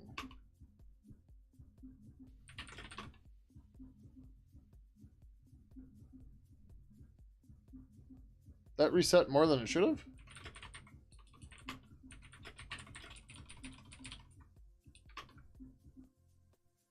Oh, no. Nope. Okay, that's fine.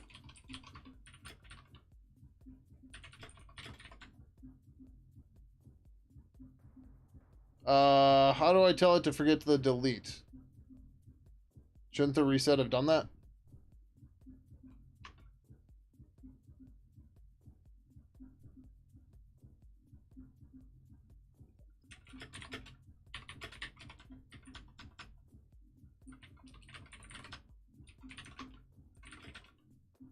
Okay.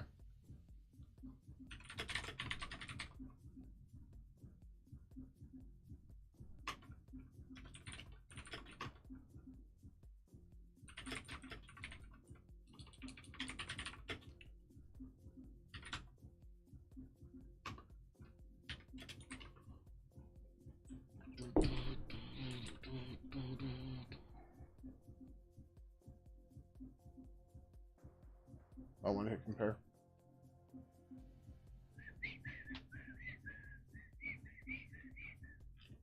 Oh, because I rebased.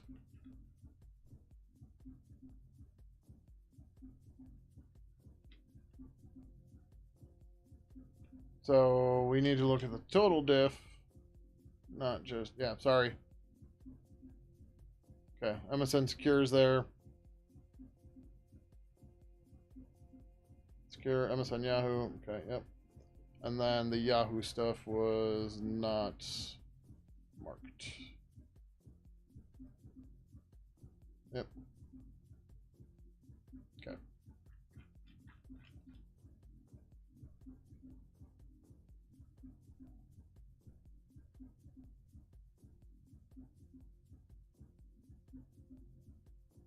Okay.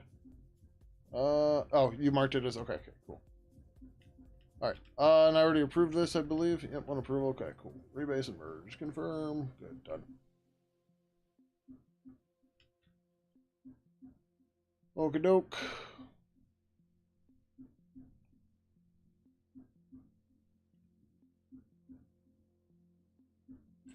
All right. Then I was on my other branch. Better summaries.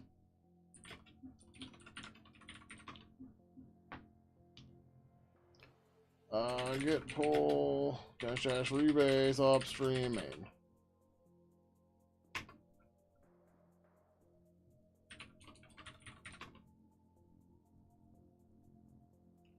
Okay. All right. This is still busted. This is same time. What time is it? 1 o'clock. I have to take a break here soon because I got to pee. Oh, I might have to do this again. Mason setup dash wipe.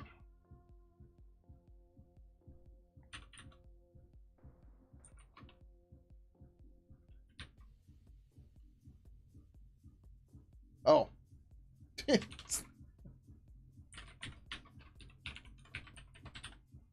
That'll do it.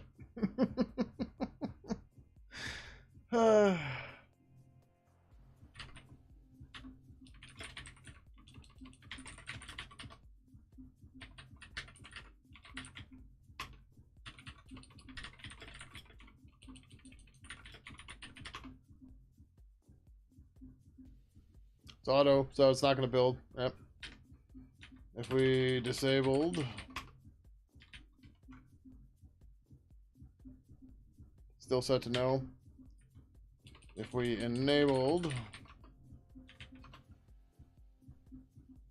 it errors. Good, good, good. So it's explicitly enabled. We're going to sudo apt install lib meanwhile dev.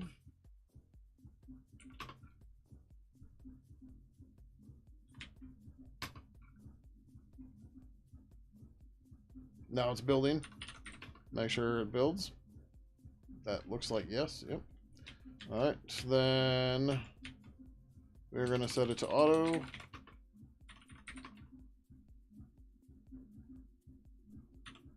It's clean, good, and disabled. Cool. All right, that one's good.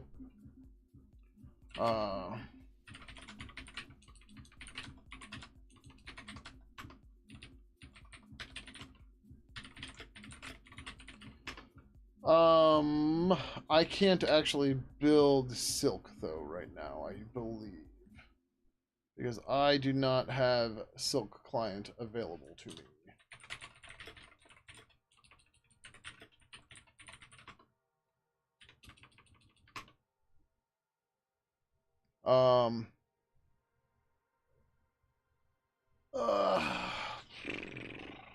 Where do we get this from again?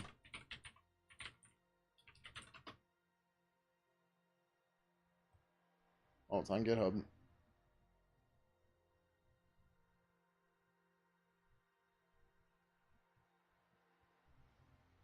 $2014. Sure.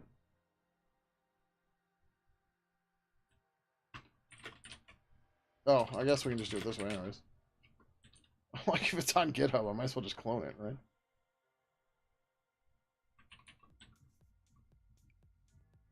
Like, if I have to compile it, install it anyways.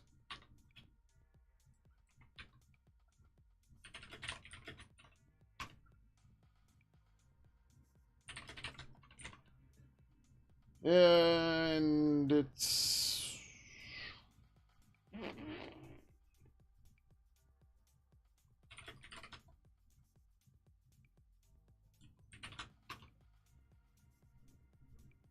Dark from the tree. Prepare the source for making official releases read. To enable the prayer tree. Auto dist. What the fuck is auto dist?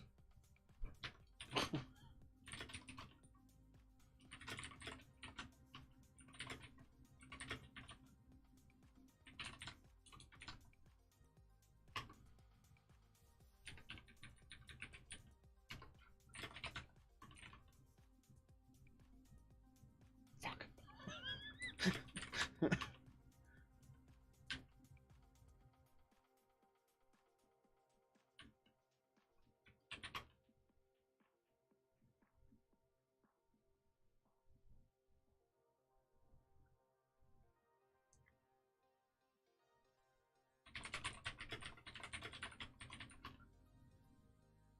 QLogic, did you build this?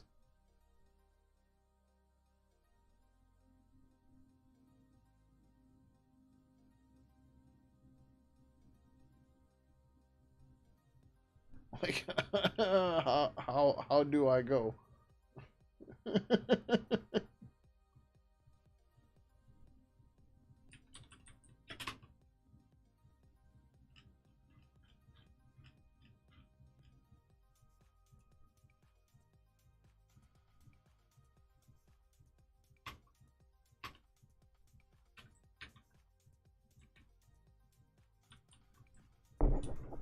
All right, well.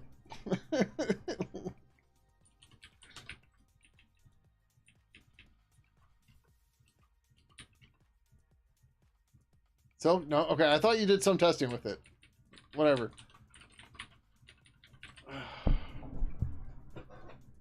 Like, I don't even know how to build it. Well, I know FreeBSD builds this.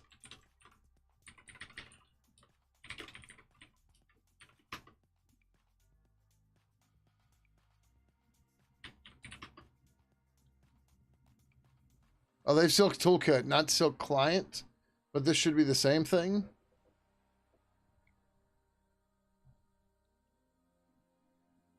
Somehow they're using configure. They're using 1.1.12, and I was just looking at 1.1.11.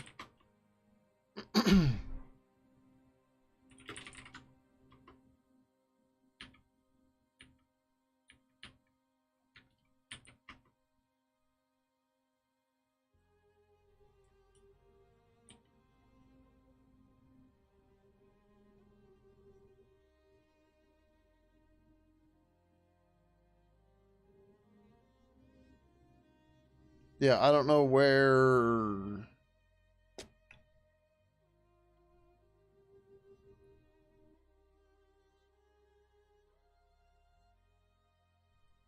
All right, well, I'm going to do a best effort, and we'll go from there. But I see you just did another pull request, too.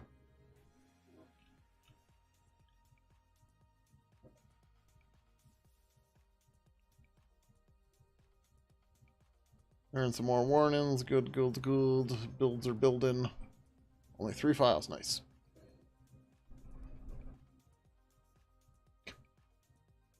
The more GCs I see go away, the better. Okay, yeah, we don't know what they are, so, yep. Just commented out. That's fine. The if zero is effectively a comment, for anybody that doesn't know.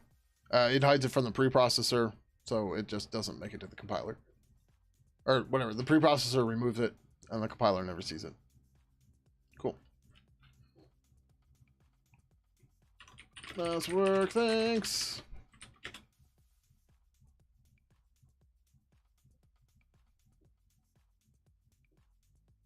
Code QL, always taking time.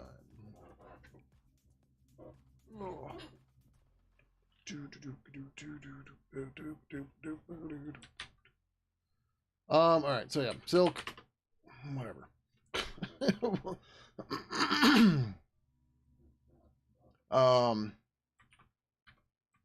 Okay, so we got the disabler.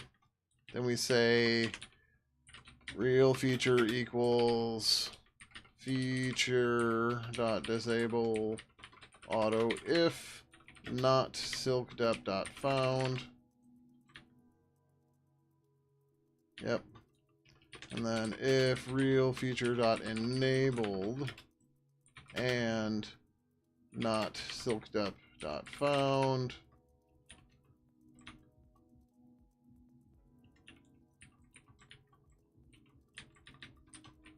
Silk was explicitly enabled, but its silk client dependency was not found. And if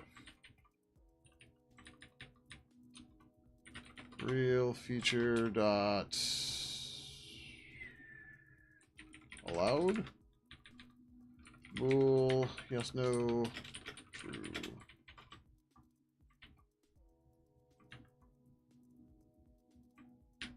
Okay, same thing for silk 10. We can probably copy the whole thing actually.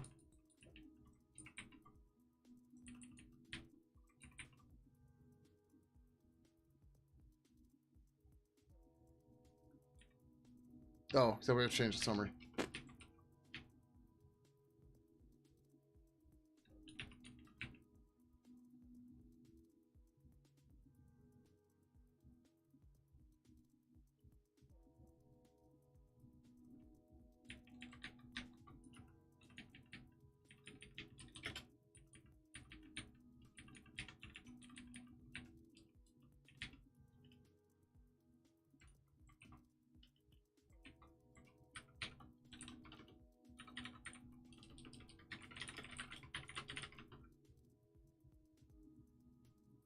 Okay, cool. Yay, it reflects reality.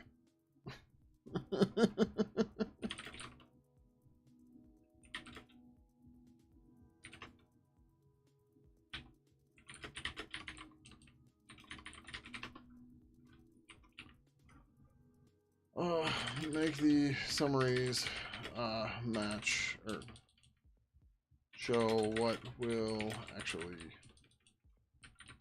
build. Will also now error out if something is explicitly enabled, but its dependencies couldn't be found.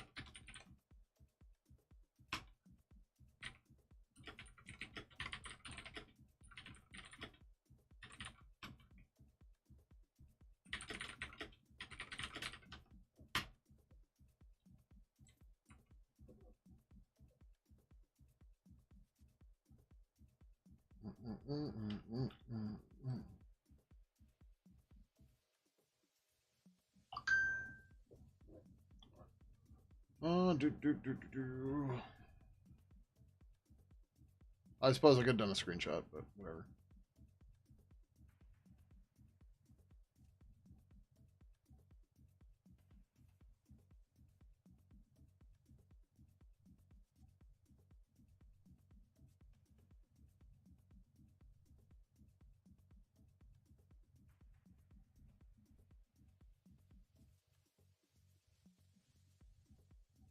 Oh, you know what? I guess we could have checked feature here instead of real feature, but that's okay. This is fine. Which actually we don't really need to do real feature then, do we? Like we're not using feature again. The point of using real feature was to avoid that. All right. So hold on. Let's fix that.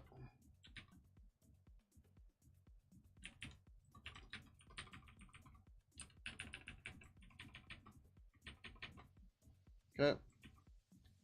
Same thing in silk. And same time.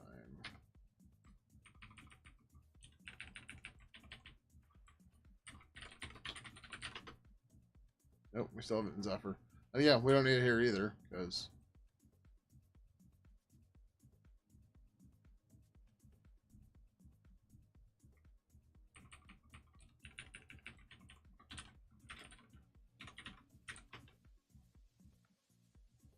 Okay.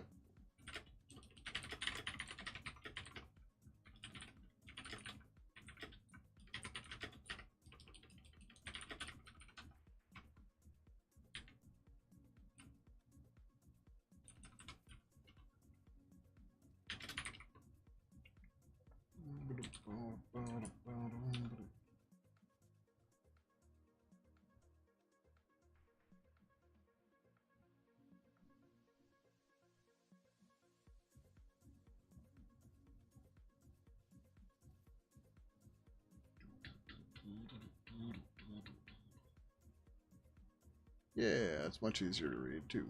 Awesome.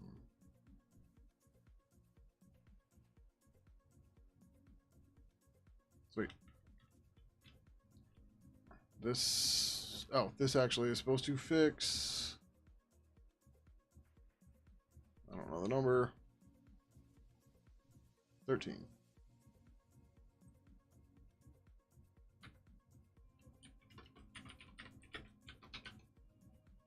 I guess I could have done that way too.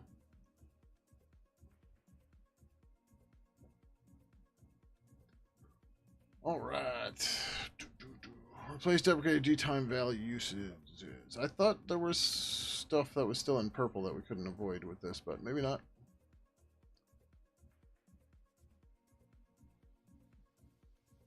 Oh. Nice. That's the only one? Nice.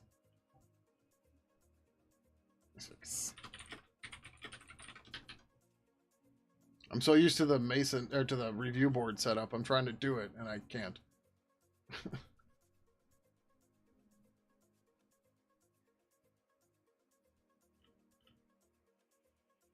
Okay.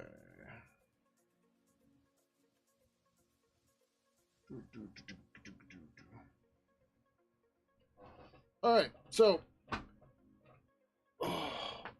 don't know that we're gonna do make Trepia compile before this, before we get all this stuff released, but we're making good progress.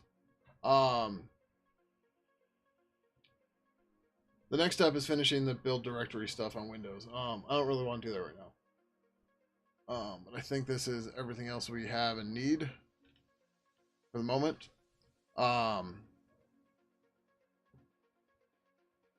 Oh, what do we want to put as a default version?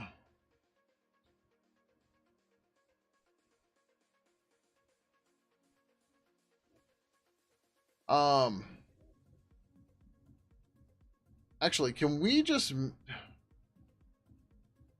Does this make sense? Q-Logic, this is a question for you if you're around.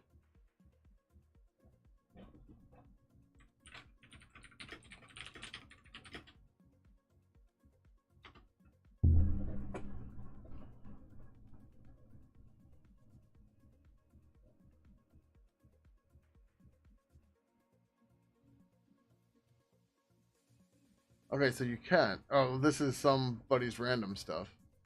Um, but do we just want to add to our actions to update the version automatically?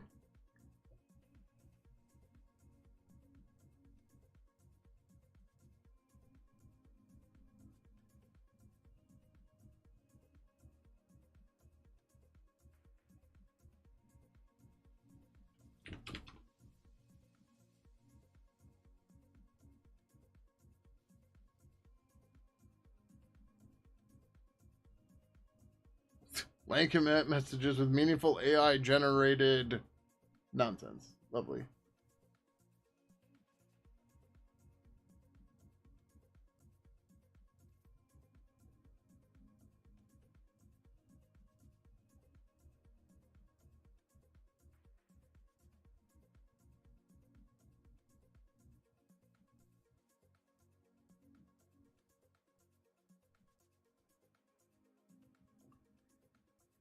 All added, copy, modified, deleted, renamed, type, changed, unmerged, unknown files.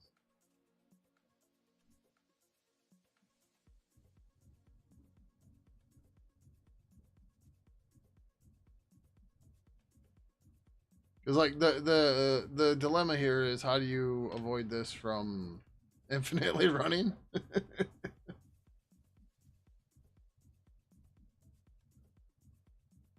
Oh. GitHub action to detect change files during a workflow run and to commit and push them back to the GitHub repository. By default, commit is made in the name of GitHub Actions and co-authored by the user that made the last commit. I'll learn more how this action works on the hood. Check this article on Michael Heap. And Git to workflow, take a couple lines of code, set the contents permission on the default GitHub token to true. Required to push new commits to the repository. Add the following step at the end of your job to other steps that might add or change files.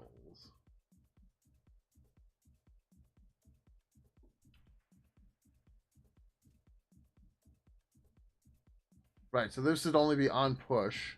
Yeah, okay, hold on.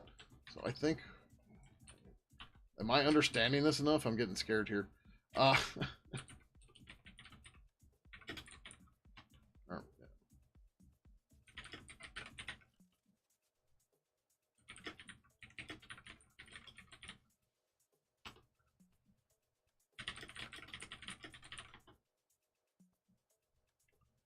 um,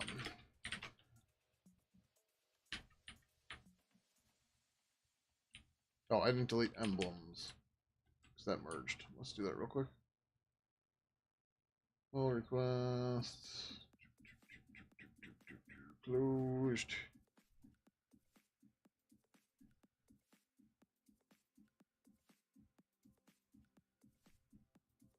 Delete branch.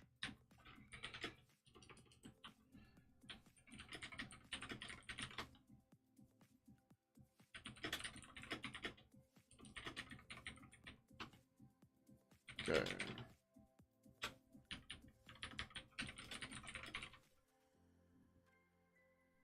Trepia branch is way far behind now too. All right. So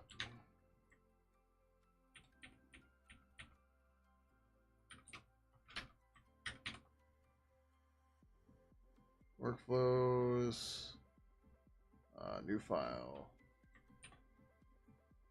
update version.yaml.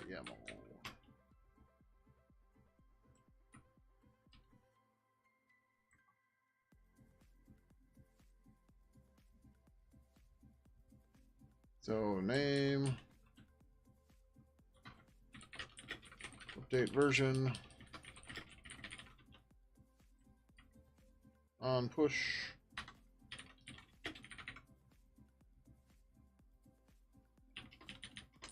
Morning, Temporis. How are you?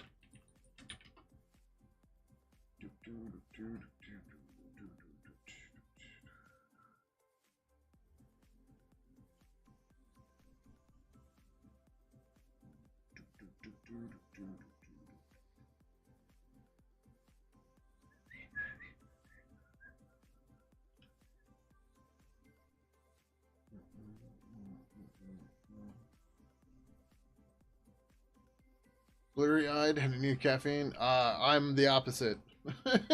I'm more awake than I should be, and I need to be going to bed soon.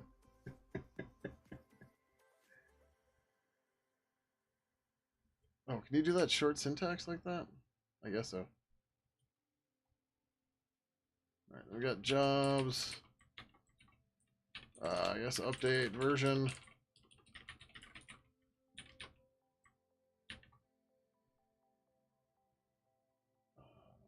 Uh,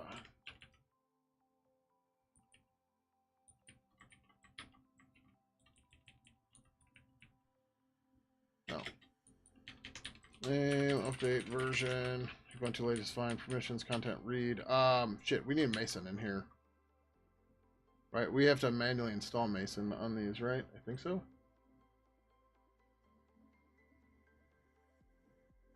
Yeah.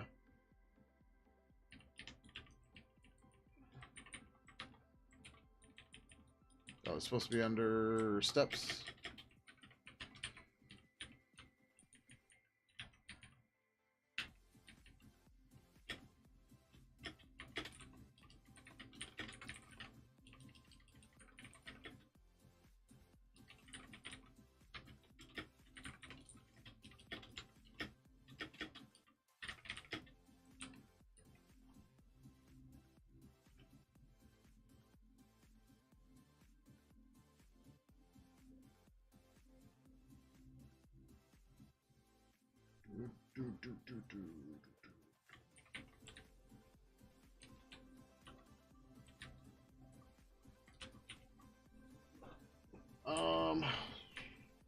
What is the GitHub Actions environment variables?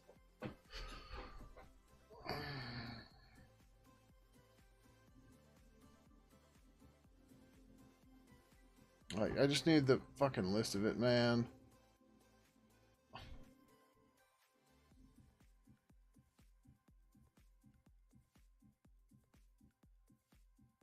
Whatever. I don't know why GitHub didn't come up first, unless maybe this is it for actions, but this seems weird. Oh, yep, that is it. Default environment variables.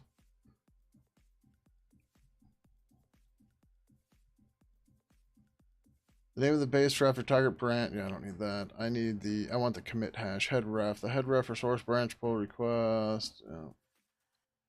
Output path. The fully formed ref. Ref name.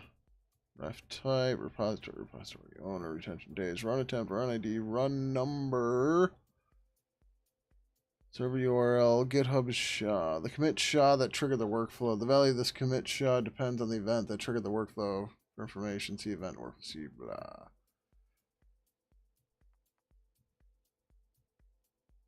I think that's what I want. That's for the workflow file, not for the commit that triggered it. So the commit SHA that triggered the workflow. The value of this commit SHA depends on the event triggered the workflow. Events that trigger the workflow, for example, blah. Okay, so we want this.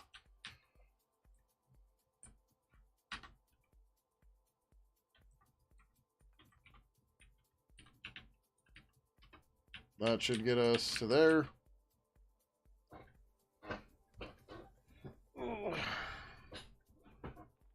Okay.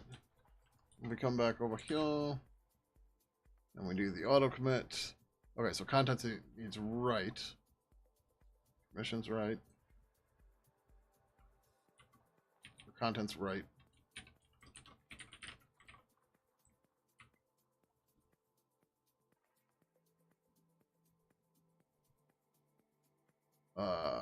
What? Oh, that's their checkout. Okay, yeah. The has to be used in a job that runs on a user-like system, Ubuntu latest. The following is an extended example with all available options.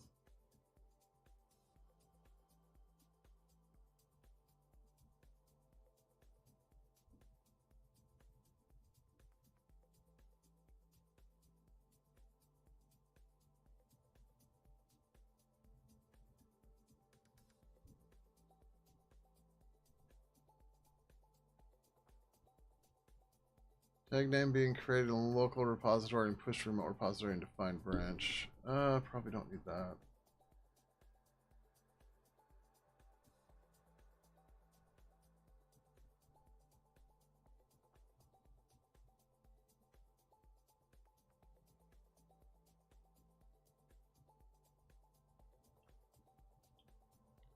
Alright, so I know I have to get the actual commit hash for this. Keylogical, make sure I've got that right, I'm sure.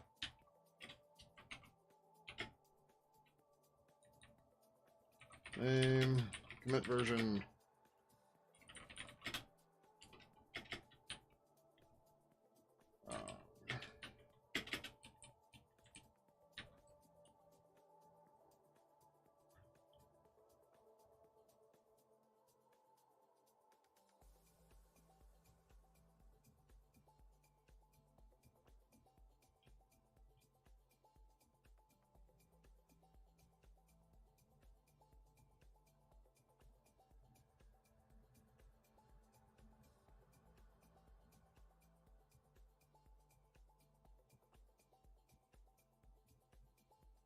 I wanted to copy, but okay, that works too.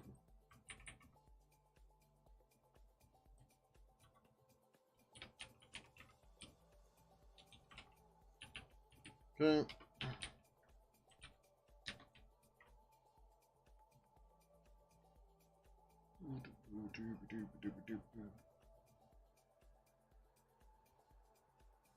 Then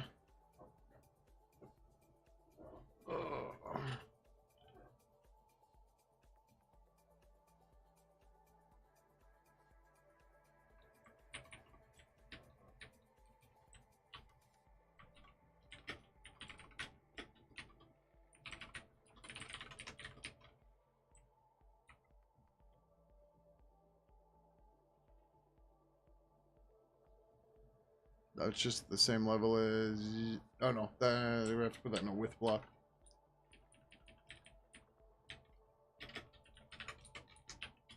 Nope, my bad.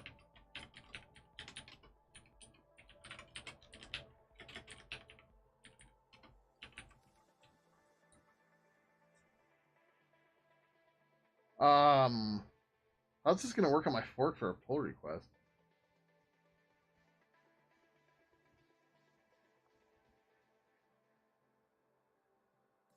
Has anybody done anything like this before?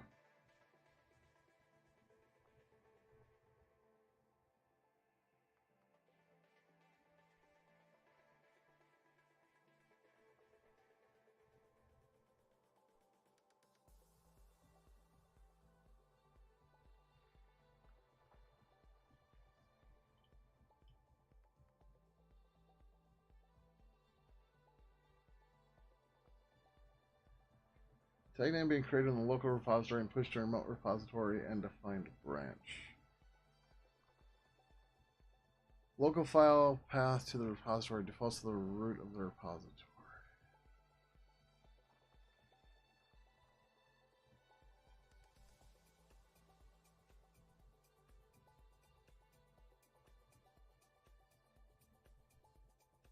Local and remote branch name or commit. So I'm trying to use. I don't know if this is even a good one to use or not, but what I want to do is whenever we land a pull request,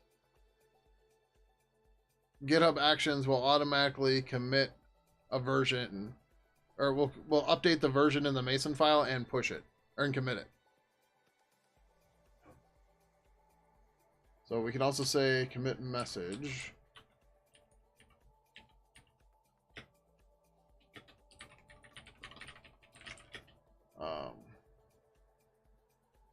Automatic version update. Right, so our version numbers are going to be year, month, date, and then the SHA of the commit. That's the idea. No, all right, I don't know. Let's see how this works.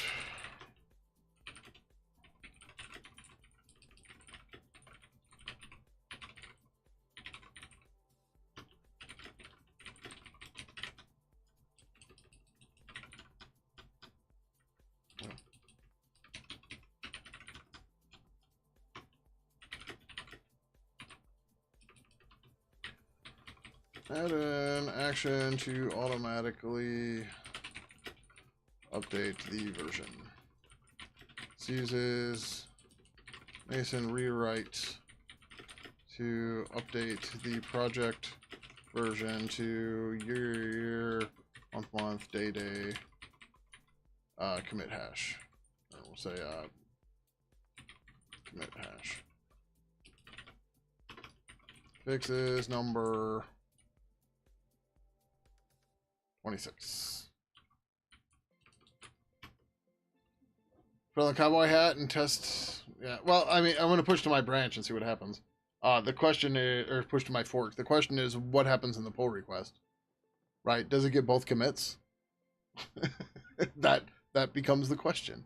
And I don't know if there's a way for me to deal with that, but we'll see.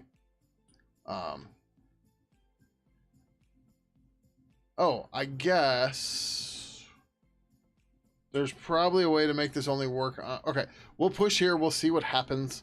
If it works right, what we'll do is we'll add a condition to check if it is the main branch, which I should be able to do via the GitHub action stuff. And then we'll go from there.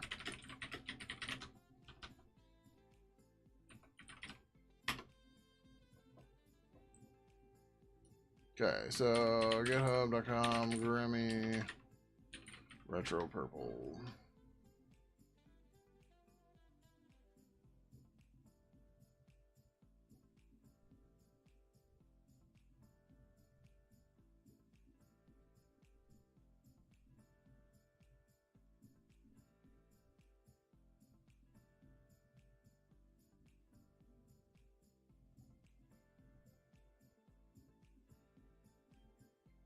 Oh, I didn't check out the code. that's gonna be a problem. How's it going, Terminator? But yeah, I can't do any of this because I didn't check out the code. Whoops.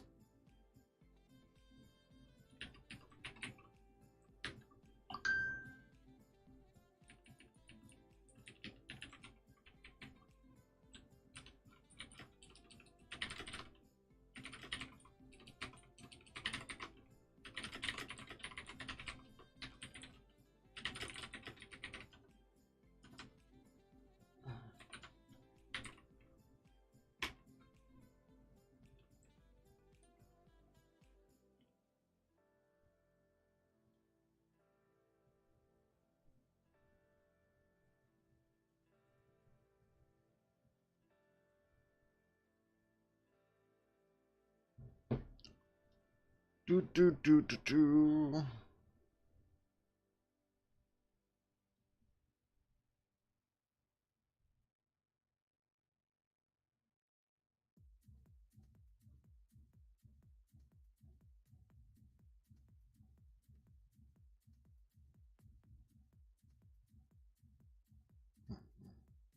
It's 130, 148 rather. Oh, come on.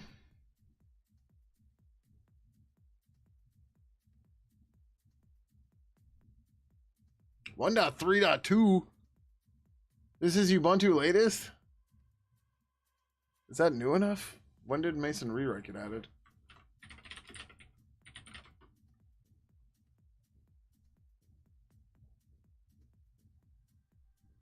Oh, 0.5.0. Jesus.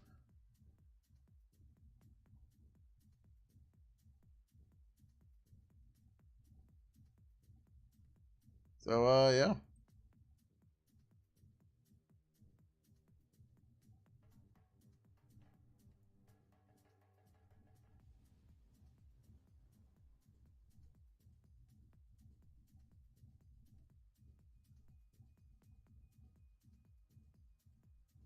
How did I get better summaries in there?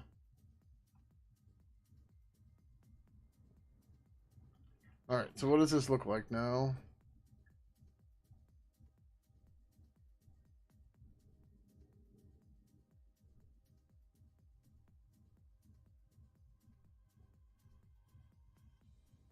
What the? Oh, better summaries is still open. Okay. Um.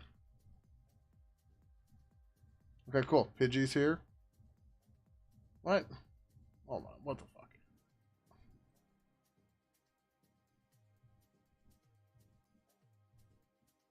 Oh, Pidgey authored and GitHub actions committed. Great. So we'll have to fix that. But sweet. I wonder, is there a shorter hash we can use?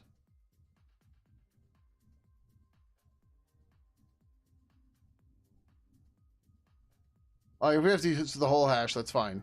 Just a short one would be cool, but looks like it's fine.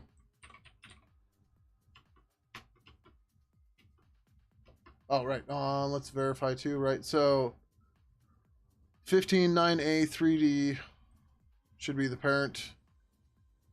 159A 3D. Cool. Awesome. But we need to fix the commit author stuff.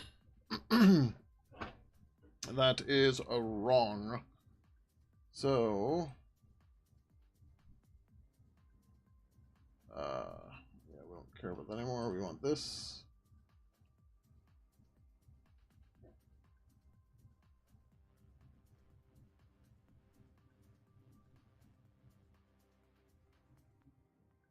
Commit message. Commit author.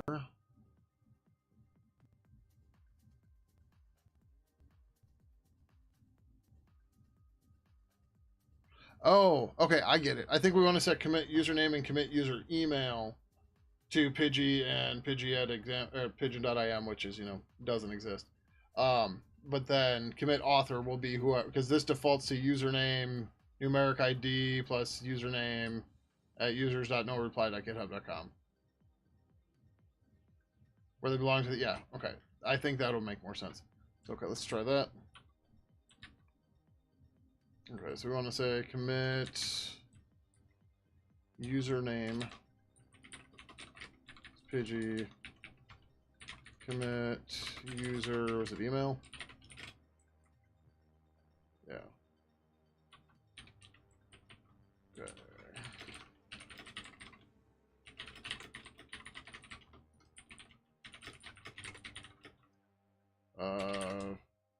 Automatic version. It's gonna fail. We fast forward, or not fast forward, we force it.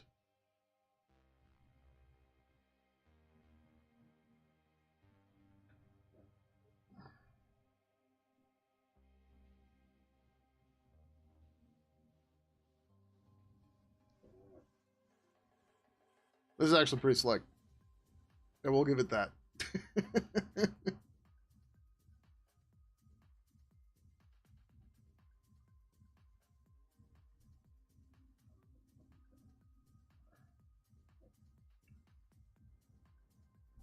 Oh, okay, that's done.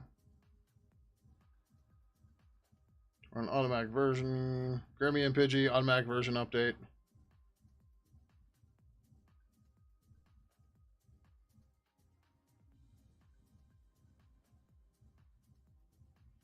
That's there. I wish they would like show me the normal commit stuff.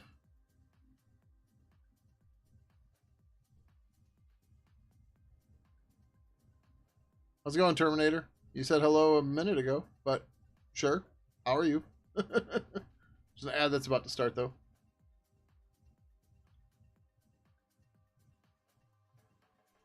You forgot? Yeah, no worries. No worries. I was like, did you think it didn't send? I don't know.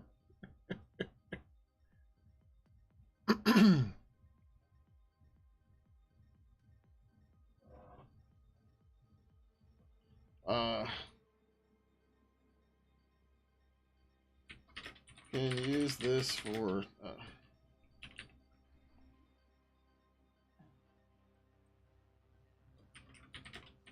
seems to work just fine and solves our... Why is it not here?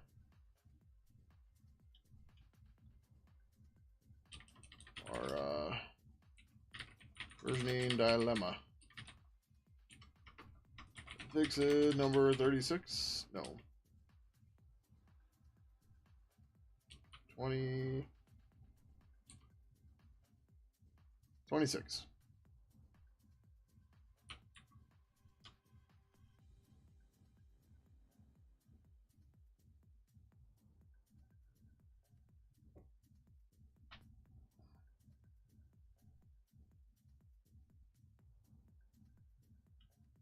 Cool.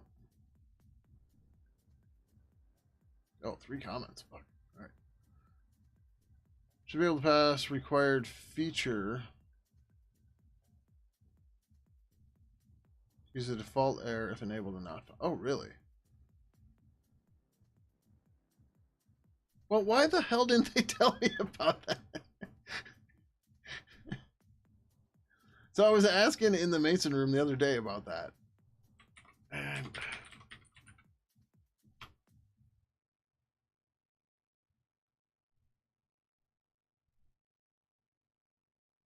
so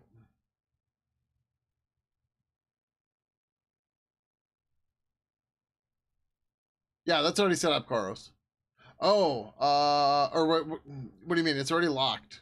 Like, I'm not sure. Somebody watch someone stream for an hour or so, and I feel like typing something, but I can't remember if I said hello or not. Yeah, it happens. No worries. What did he say?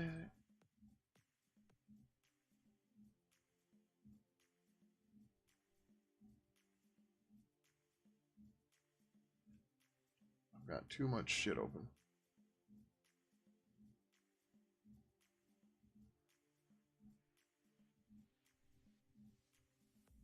Okay, dependency should have required.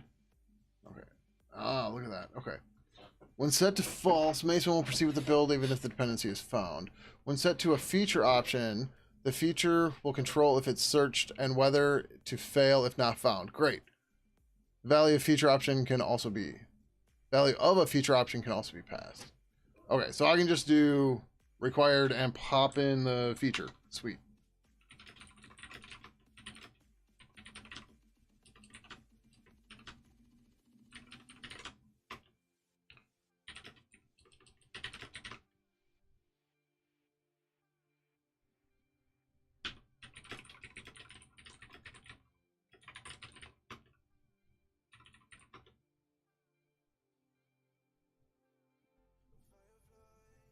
Misleading indentation. Interesting.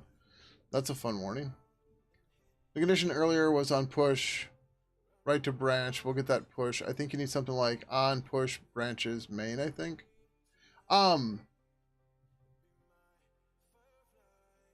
Right, we probably want to do that just so it doesn't work on so that everybody when they commit to and push to their forks, it doesn't happen. So yeah, hold on, let me fix this, then we'll come back and look at that.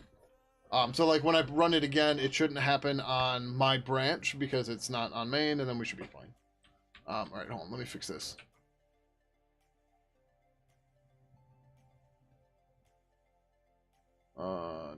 Same time. I gotta do some testing with this, and I just want to get this done here. So, required equals feature, and then we just shouldn't need any of this. Thank you, Mason. And then same deal with silk. Like I said, I can't test silk, so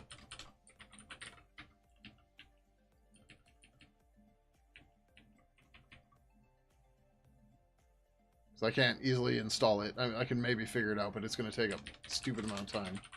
So we can plop that in, and then do that, and then all right.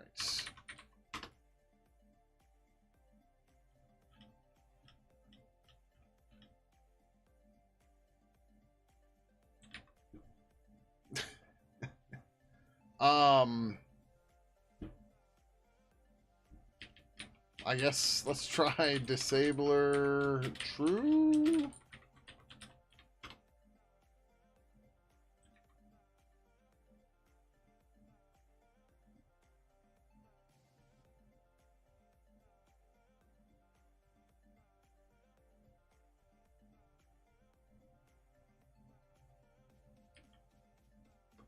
Okay, I guess we want to say feature equals feature No, it said it's supposed to disable this.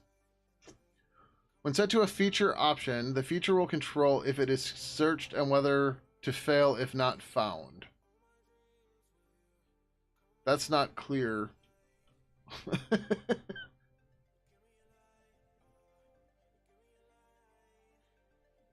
And what I mean by that is it wasn't found, it was set to auto. Alright, I guess we still need to do the disable auto if.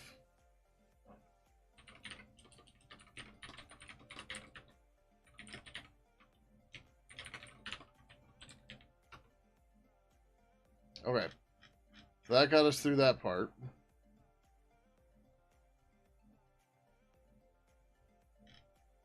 But it didn't fail.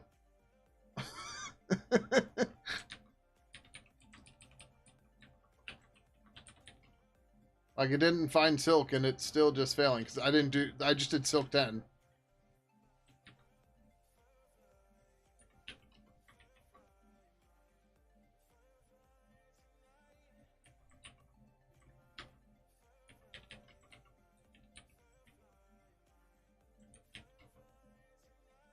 But okay, that's better.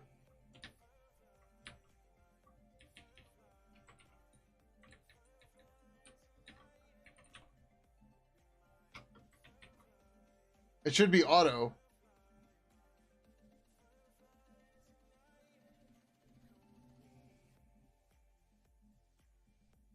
So, for it to be auto and for this to represent what it's actually going to try to build, like, I'm trying to make this list what it's trying to build based off of the features.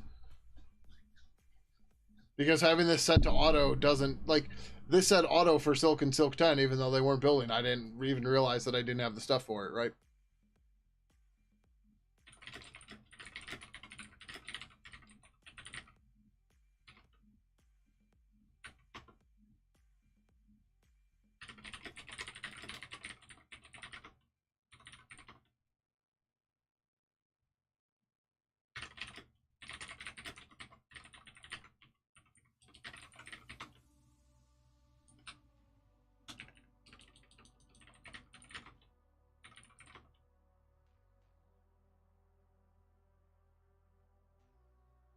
Okay, but this effectively did what we needed before.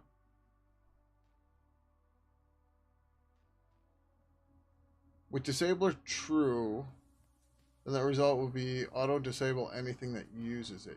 Right, but that doesn't help me get the summary right. Right? Auto disabling is cool and all, but I want the summary to reflect what's actually going to happen. And that doesn't work with disabler true.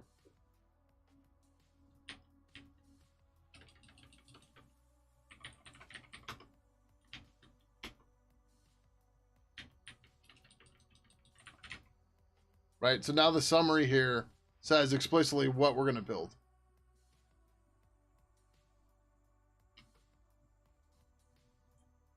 Use it where?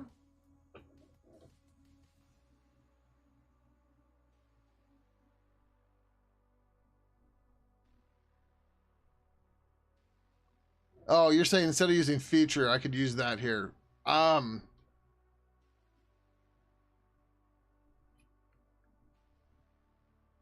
But then here, this would check that too. I mean, I guess we can do that. I don't know that it buys us anything. Right, so this becomes this.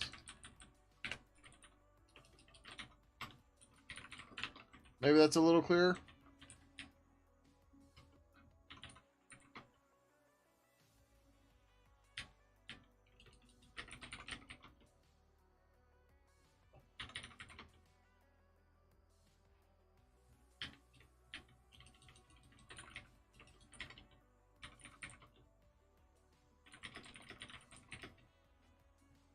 I just said to auto. Okay.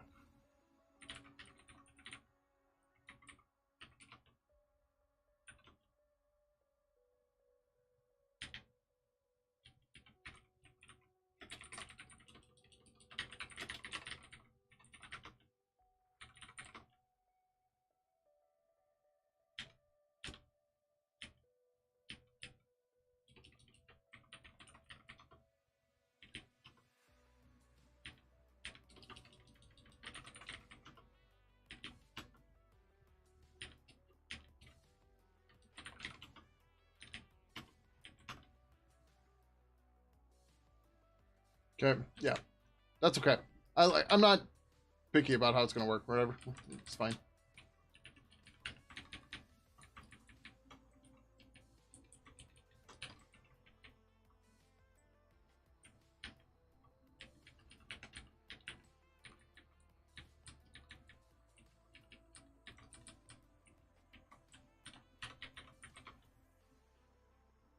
Cool.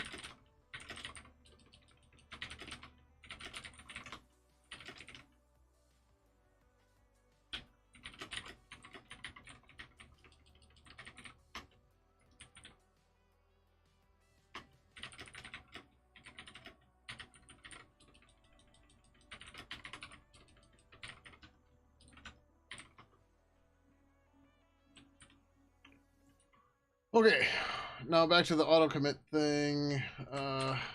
GitHub actions specific branch.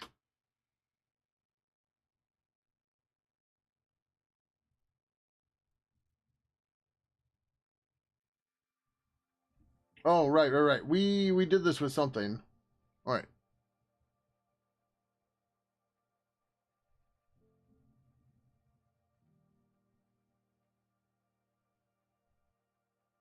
Okay.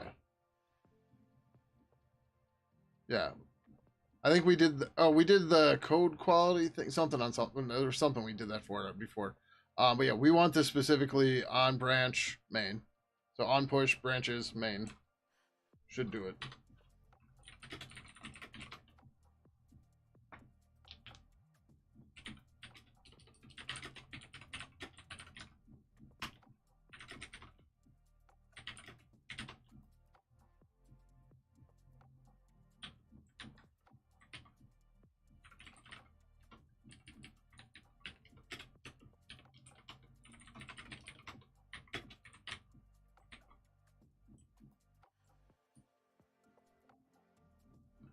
That looks okay.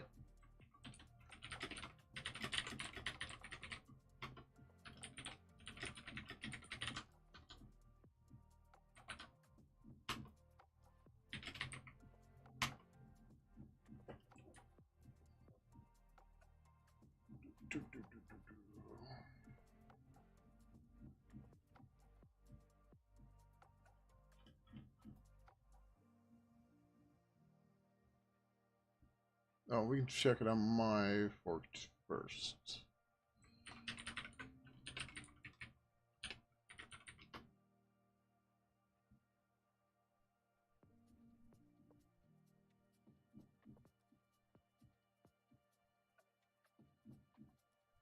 All right. Yeah. So it's not here because it's not on the main branch. Best meanwhile dip directly without bullets. Ah, shit. You couldn't have, no. Couldn't have thought of that a second ago.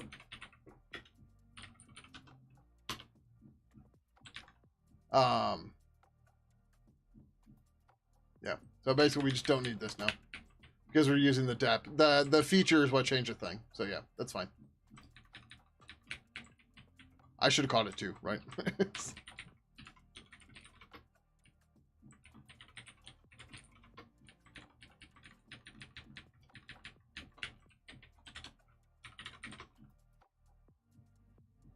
Oh.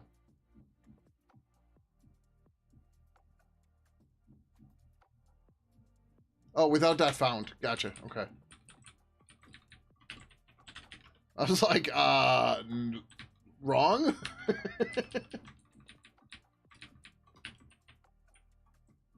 Like, disagree. Which one did I miss? Same time.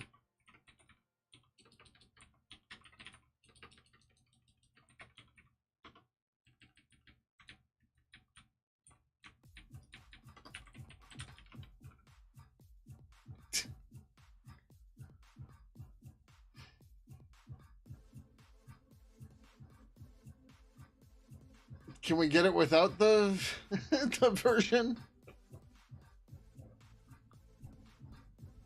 Because the same thing will happen for Silk.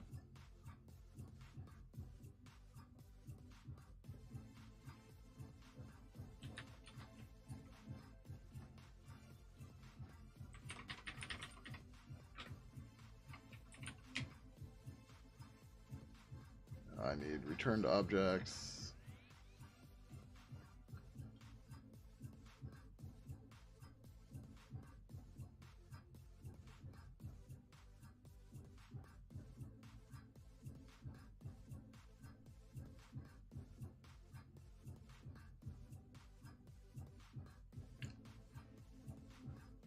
But like, we're not.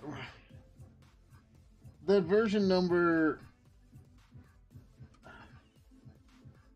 is weird in this case. Quantum Apprentice with the raid. Welcome, welcome. How are you? How was your stream tonight? What were you up to?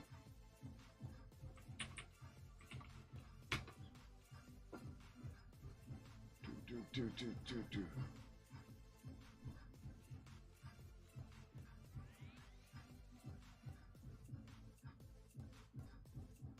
Can't do bitwise operators on float? Yeah, that's not going to work. I mean, you can cast them and then do stuff and then put it back, but it's not going to work the way you think it does. Turn the 90s Fallout 2 van and dropped here. Call Jack Bauer and CTU? I don't know what that means. Then spend an hour arguing with Chad about the rule that being silly. Yeah, but that's not how floats work.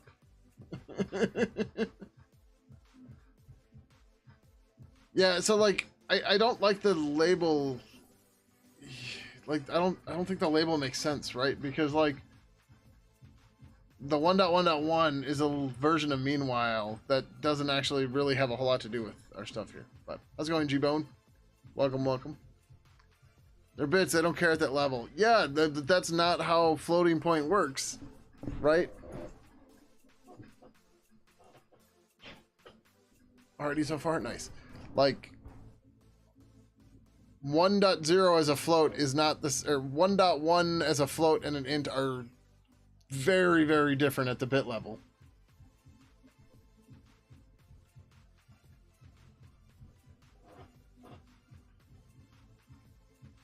Like very, very different.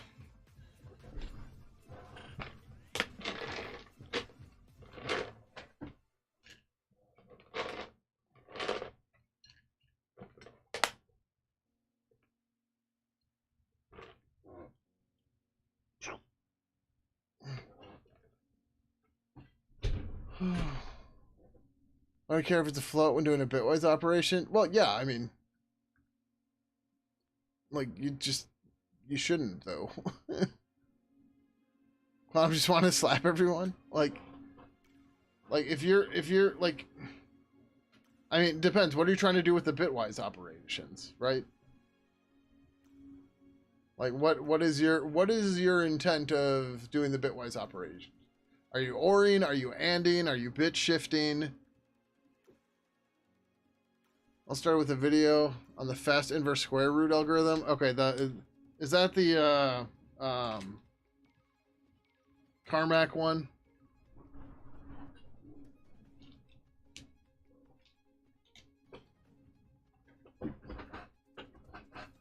Yeah, okay, the Carmack one, yeah.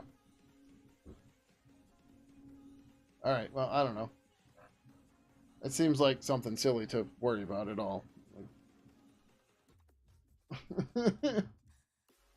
So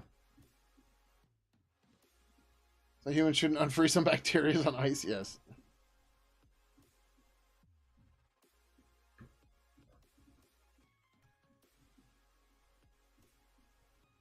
But are you mixing up John Carmack and John Carpenter? Because it sounds like that's what you're doing. Kurt Russell will not come to save you. And it was the dog the entire time. You didn't even catch that yet.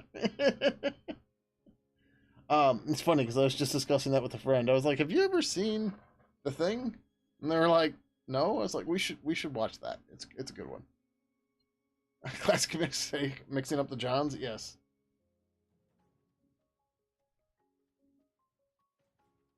The people and the toilets.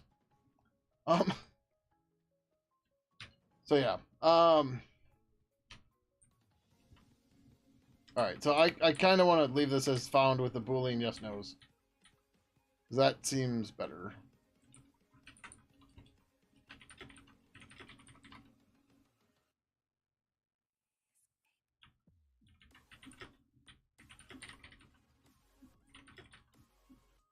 Oh,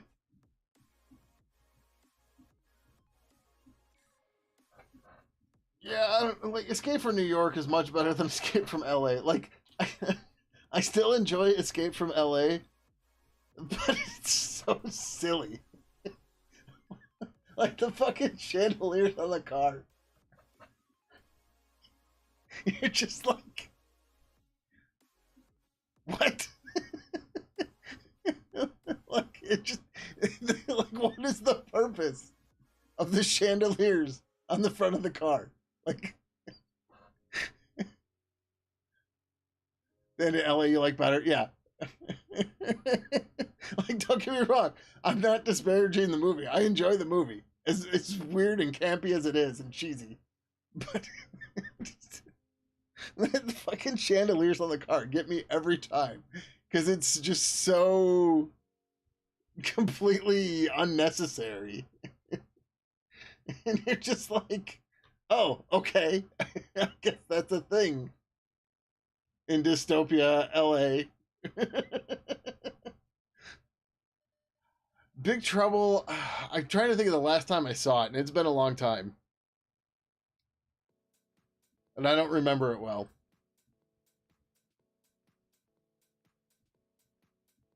Oh, no, sorry. I'm thinking you're talking about the Tim Allen movie. You're talking about the John Carpenter movie. Because you only said Big Trouble, that's where you lost me. But Big Trouble in Little China, absolutely amazing movie. I've been a fan of that movie since I was a kid.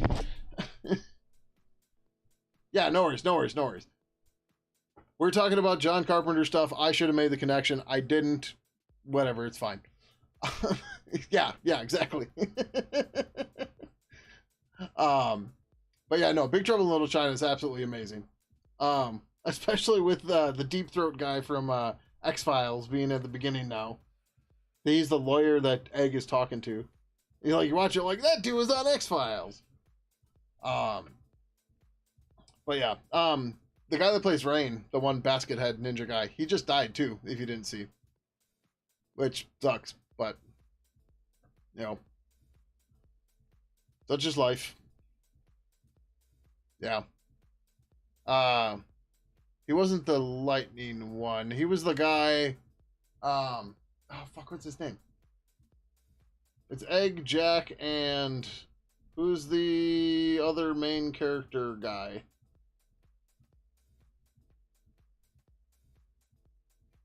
God, I can't think of his name. That's what they called you in college? Oh boy. um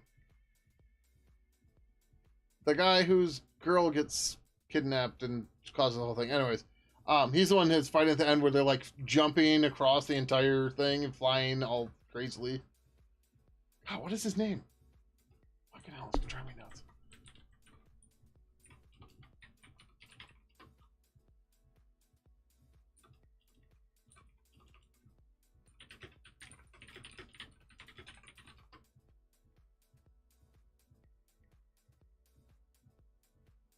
What is his character's name?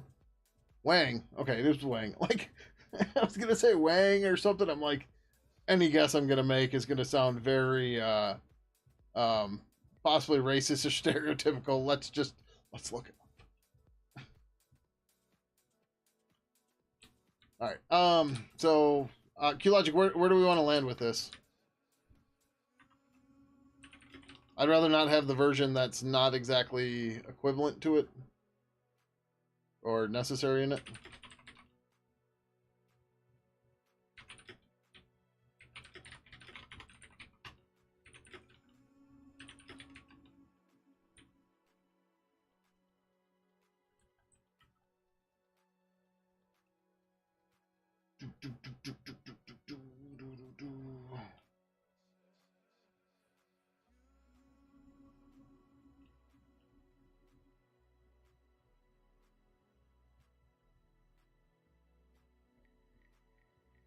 All right, we're getting close to getting this thing finished.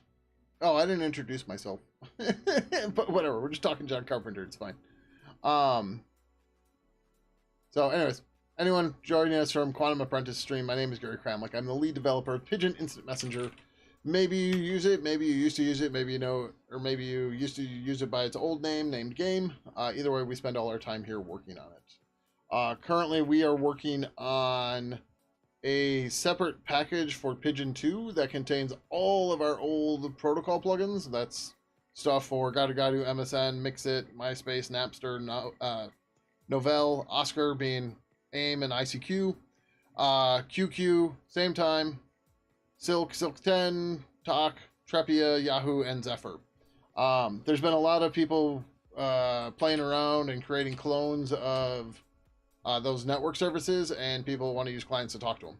So we are, regardless, having to support users that are trying to use Pidgin with custom protocol plugins or something like that. And instead of us having to figure out which one they're using and all that, we're just basically bringing all ours back from the dead and letting them install it in a separate way that we can control and maintain. So that, you know, these are the de facto ways that you should be accessing it. And then we can actually support it in a decent fashion without having to play whack-a-mole on what version they have installed. So that's the idea. But stuff like Retro AIM Server, Escargot, and Nina are all... Retro AIM Server obviously does AIM, Escargot does a bunch, and so does Nina.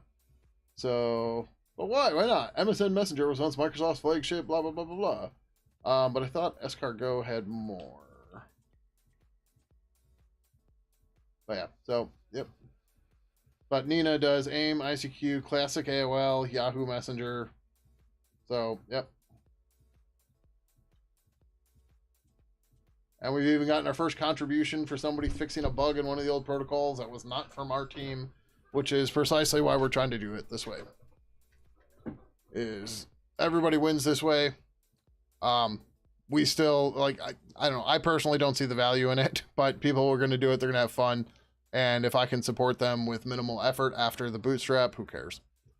Right? So, it is what it is. So, yeah. Yeah, okay, good. There's only at one commit. Cool. And we're also doing crazy stuff, like, we're trying to automate this as much as possible, so I just put a pull request in to automatically update the version that the project reports as every time a commit gets pushed to the main branch, right? So on the main branch, or on push of the main branch, it sets up the container to install Mason. We check out our code. We use Mason rewrite to change the version to 4-digit year, 2-digit month, 2-digit day, followed by the GitHub or the commit hash of the commit. And then we commit that back to the repository. And then, yeah, good to go. And then we don't have to do any versioning. And the intent is we need to figure out better installers and stuff for everything. But everything is here, so people go, holy shit. Thank you, Steve-O, for the $50 to Instant Messaging Freedom. Greatly, greatly appreciate it. So Instant Messaging Freedom has been around forever. For those of you that don't know, it is a registered nonprofit, a 501c3 in the United States of America, which is the legal entity for that covers Pidgin, Finch, libpurple, and Adium. Vulture should probably be taken out of here. We're not doing anything with that. That's been dead for a long time. But, you know, you can find us on the thing because we can't link directly to it anymore or anything. So this acts as a legal entity, all that stuff, blah, blah, blah. So, but anyways, we've been trying forever to be able to get it listed in PayPal giving so that I could set up the stream so that donations go to it. And it finally magically showed up one day, even though we've been trying for years to get it to show up. So I don't know what happened, but it did. But like every 6 months or so, I'd throw like $25 at it or something, be like, hey, did we hit the number yet? I don't know. Awesome. Well, thank you, Steve-O. Yes. Glad you appreciate the work. So, but yeah. So I am Freedom. Like I said, we're public, everything, blah, blah, blah. The meeting minutes are here. You will see all in total expenses, blah, blah, blah. Everything's all on here. We're all open. Nonprofit, blah, blah, blah. So, yeah. A lot of the money right now goes to domains and sometimes buying devices. So like the M1 build agent we have, I Am Freedom paid for it. Stuff like that. So,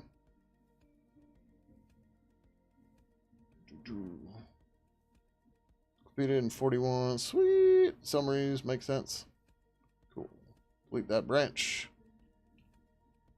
And the other pull request is still open, I think. Yep, that's fine. Version scheme. So yeah, so we're getting down to the bare bones here. Awesome. Get fetch upstream. Get switch main. Get fetch origin. I'm on main, right? Yeah. Get pull upstream main. Get push origin main. Get branch minus V.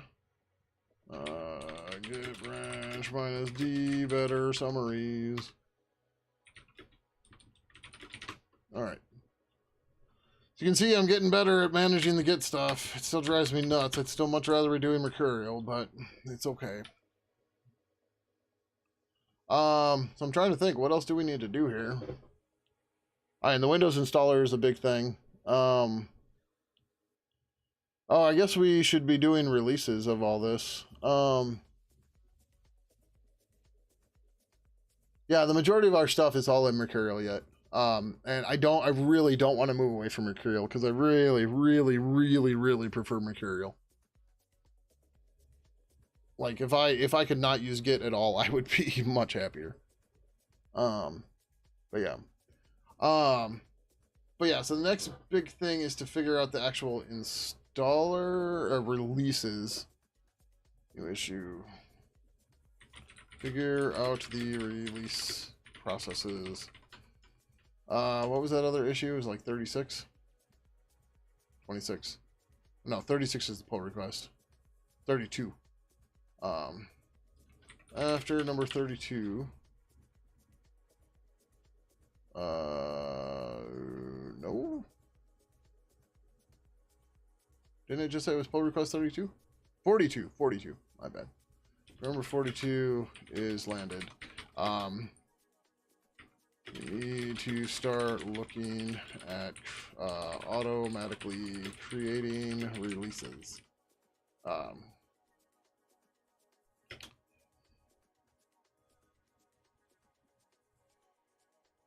The Linux and Mac stuff should be pretty straightforward.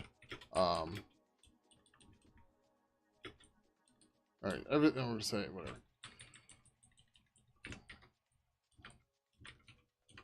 Everything should be pretty straightforward, but we will still want to add a Windows installer when we're ready for it. Sure.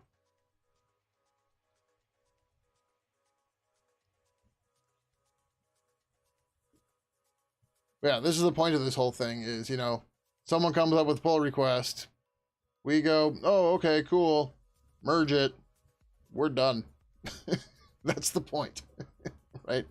So we've put a lot of time into this. You can tell we're already up to 42 things counting issues and pull requests since we've created this thing. You know, we're almost to the point where, you know, we merge pull requests, we're done, right? And everybody's happy, everybody wins.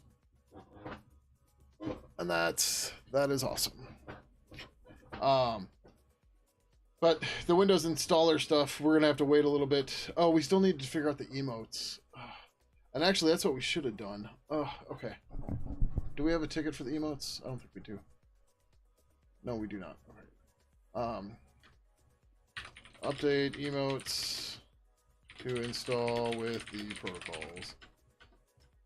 Similar to what we did with the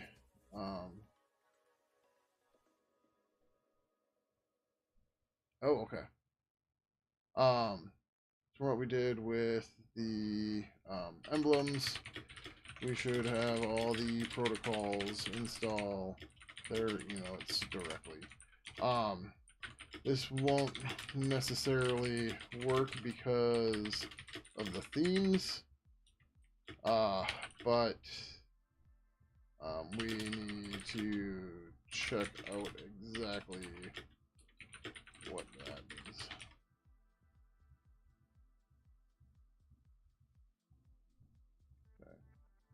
Alright, so QLogic just had a comment about it running on all forks. Yeah, I know. I wasn't sure how to make this go. This job needs... Oh, I can put that right on the job? Okay. That's cool. Like I said, I'm still GitHub noob, and I will probably be forever.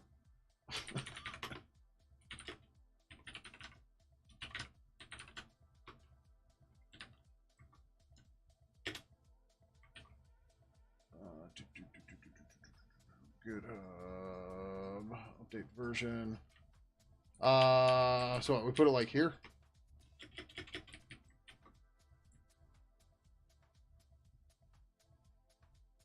That's probably okay. You too? Yeah. Like anybody who's watched me work on this repo, I'll just restart. Anybody that's watched me work on this repo over the past 2 weeks has seen how much I don't know. It's me and Git don't get along, and it's just I'm getting more practiced with it, but it's still a slog. Like I had a pull request that sat for a week because I thought I pushed my changes to it, but I didn't because of the stage. I didn't do amend -a. So I was just like, wow, it's weird that no one's reviewed this. And then I get stat and I'm like, oh, whoops. Right?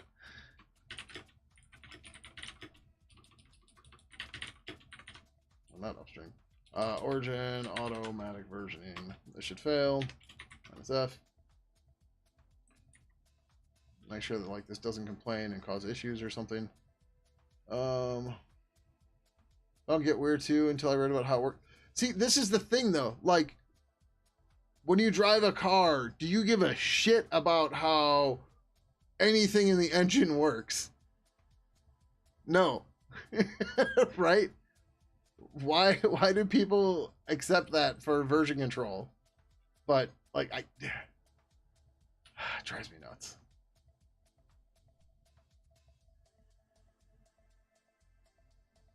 Like, yeah, I don't understand how to walk. So until I completely looked at human anatomy to see how all the tendons, bones, and muscles work together, and now I understand how to walk, right? Just that totally shouldn't be necessary. Especially when every other version control system out there, you don't need to do that, right? And at this point, it's just like, yeah, just skill issue, nub. It's just like, no, this shouldn't be this way. It's totally stupid.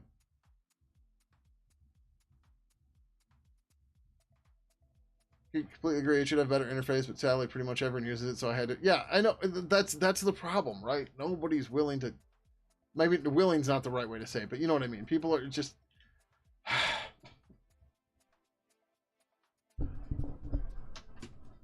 Apathy is the enemy of progress. People become apathetic to it, and now everyone's all Stockholm syndromed on, oh, all the other things, I don't want to have to learn them because it's going to be so hard. And it's like, you don't have to learn. It's not the same thing. Like, you don't care because you don't have to care about what the fuck a ref log is. Like a long time ago, I had somebody debate with me that like, it gets better because internally it uses an object store, and that's really the best way to store data. Therefore, it's the best version control system. I was like, what the fuck are you even talking about? Like, when I get in a car, I don't really give a shit if it's an internal combustion engine, an electric engine, or fucking the hydrogen or steam power. I don't give a shit. I get in the car to drive. Right? Like, it's just like,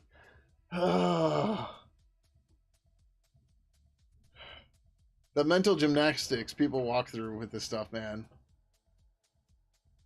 just, whew.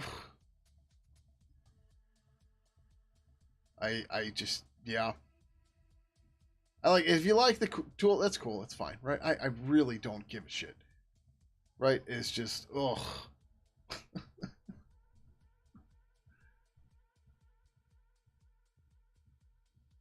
Just the double think and stuff that people go through for this stuff drives, I don't know. Like operating systems, the fact that you have to think about your operating system means they already failed the purpose. Exactly, exactly. The sole purpose of an OS is to let you run your programs on your computer. That's it. Yes, exactly. Like, if someone's like, you should use Linux because then you can write your own bootloader to initialize your processor from 16-bit mode to 32-bit mode to then let the Linux kernel take over at 32-bit mode and then turn the processor over to 64-bit mode to load the rest of the operating system. That's the most effective way to bootstrap a CPU. Like, what? Like, get the fuck out of here. And actually, the bootloader doesn't do that. The bootloaders typically run in real mode, I think, which for most purposes is still 16-bit. Maybe it's 30. No, I think Eufy's all 32-bit now. But, or is Eufy all 64-bit? Well, yeah, I think Eufy's all 64. I'm not sure. It's been a long time. The big problem is there's no modern hosting for other version control tools in that set. Yeah, so even Mercurial, there's Heptapod. But Heptapod is just GitLab using HGGit. So, like, you use Mercurial to talk to Heptapod, who is talking to Git repositories via HGGit. It's just like... SourceHut has Mercurial hosting, and that's pretty much it, as far as I know. And Canonical is killing off Bazaar on Launchpad, so another one bites the dust. Firefox is moving to GitHub, and we are back to the world we were when everybody left Monotone. Which Monotone never had any hosting providers; you had to run it yourself. But yeah, it sucks. Why should the NSA have to learn your shit? What if all the cloud ran on the same shit the NSA can spy on? Wouldn't that make their life easier? Everyone use RSA. It's the best. Yeah. Yeah. RSA and 3 DES. Let's go. Or screw it, just DES. Which problem, bro?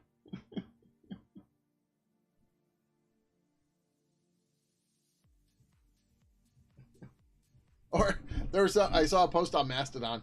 Someone's like, wow, Windows really does not like RC4, the RC4 hashing algorithm. Like, they had a Python file that just does the RC4 algorithm. That's all it does.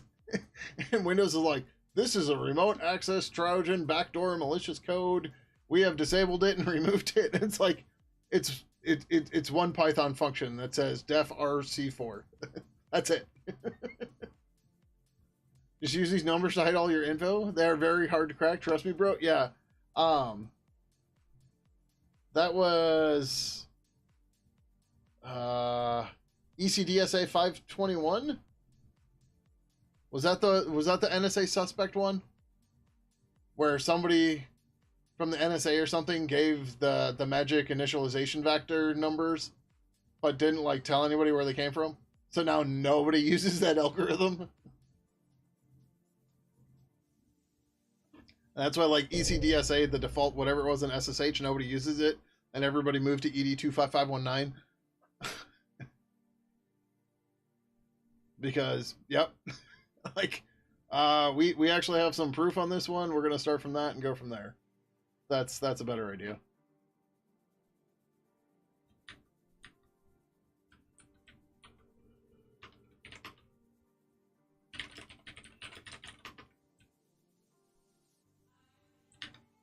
Or not, I don't know. I don't remember.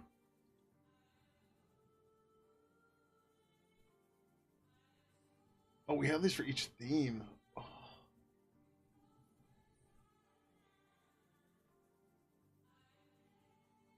So this is the problem. The themes are kind of silly here on the way that they work.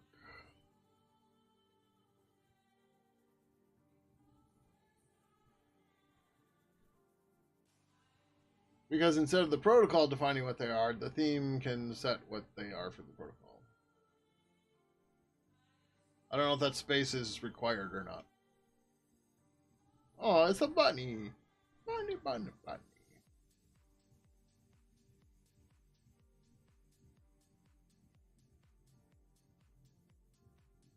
Wait, I thought the hidden was the exclamation point.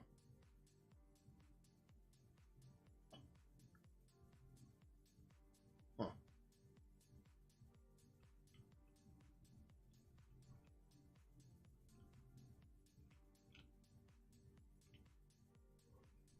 So, anyways, the problem is the theme in general here. If we're gonna try to make the emotes lumped together with each thing, it's gonna get weird.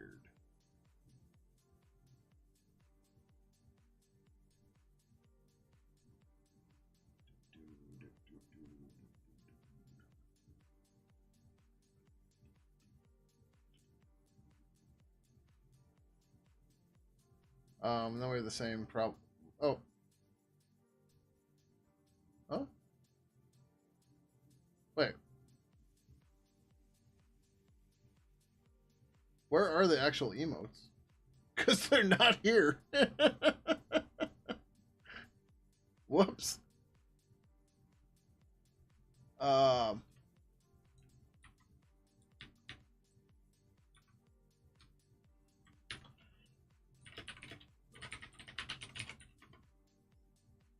We seem to have missed them in the conversion.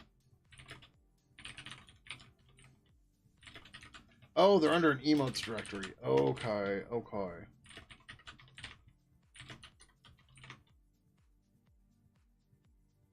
Well, we don't have the history on them. That's my bad.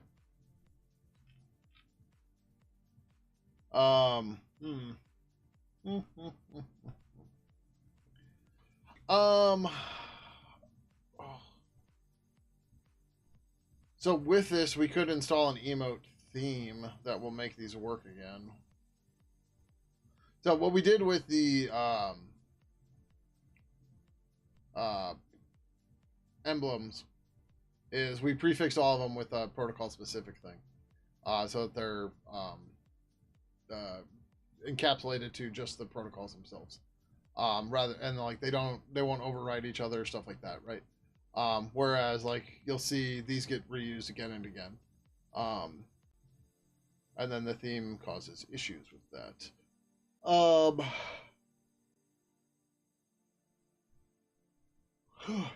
It's funny that we missed the emotes entirely, but whatever. Um, yeah, I guess we can just delete that. Like, none of this fucking matters. That's just a total whoops.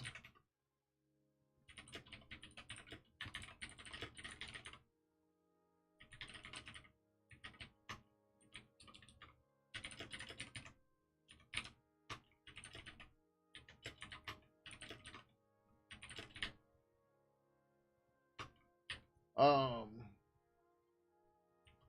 somehow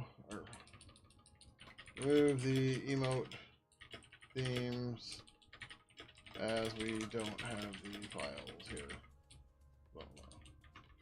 Somehow we overlooked that we only saved the history for the emote themes and had the emotes themselves.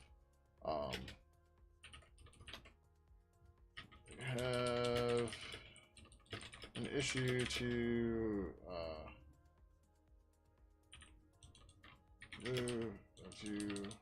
have the protocols install their own emotes, but this creates a problem with themes that we need to look at separately.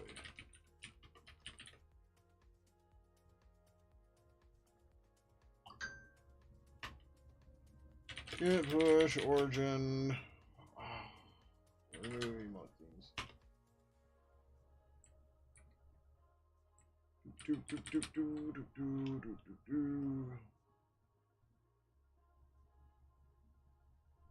Oh shit! Hold on. I should probably build because we might fail. Oh, we don't fail. Okay, we don't have anything going into that directory. I thought we might have one here, and we do not. Good. Okay.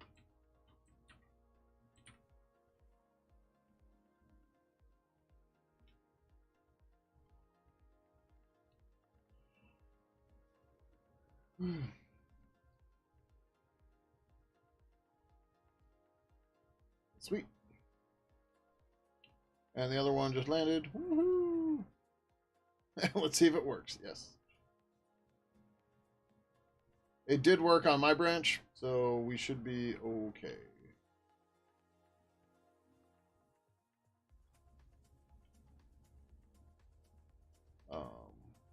We need to go here.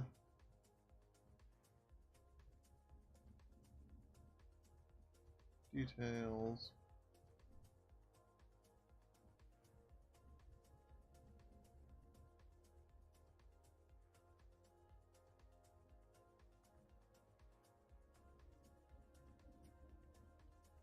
Just stumbled upon my stream. Hope you have discussed. Awesome. Thank you, Sunhouse. So I do stream on Twitch, so you'll hear me talk between both. So Twitch right now, I'm talking to somebody on YouTube. Um, so YouTube, as you can see, is a lot less traffic than Twitch, but it's okay. Not a big deal.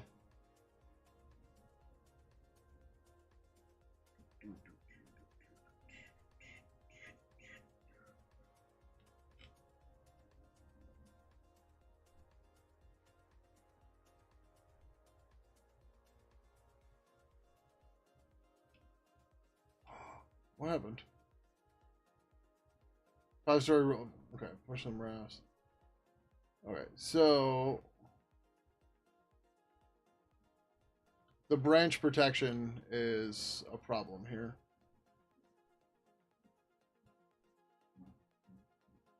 Is this rules? Rule sets. PRs only.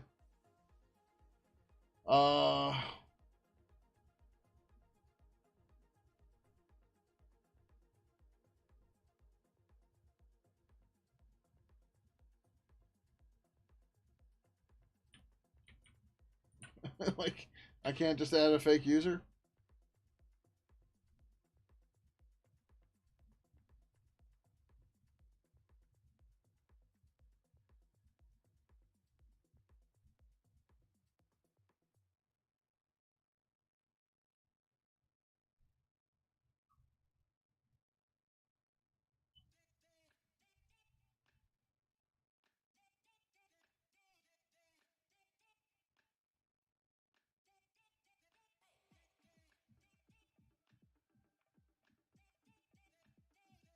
Alright, so I'm gonna have to add a bypass, I guess.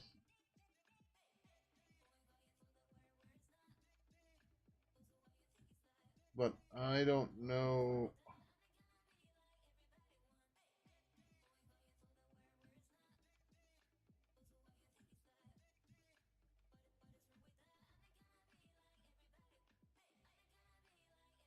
This action might have a way to do this.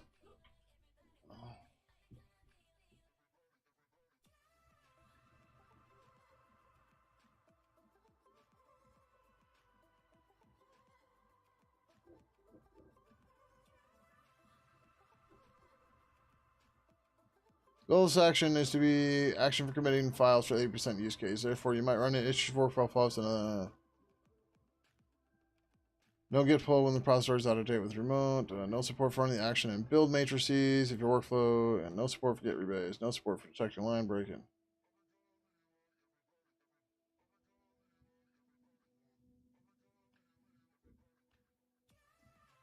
Resulting commit will not trigger another GitHub action workflow. This is due to limitations set by GitHub. Good. If you create a personal access token, apply the repo. Prevent infinite loop when using personal access token. Change to files not target events. Multi-line commit messages. Signing commits. Use forks.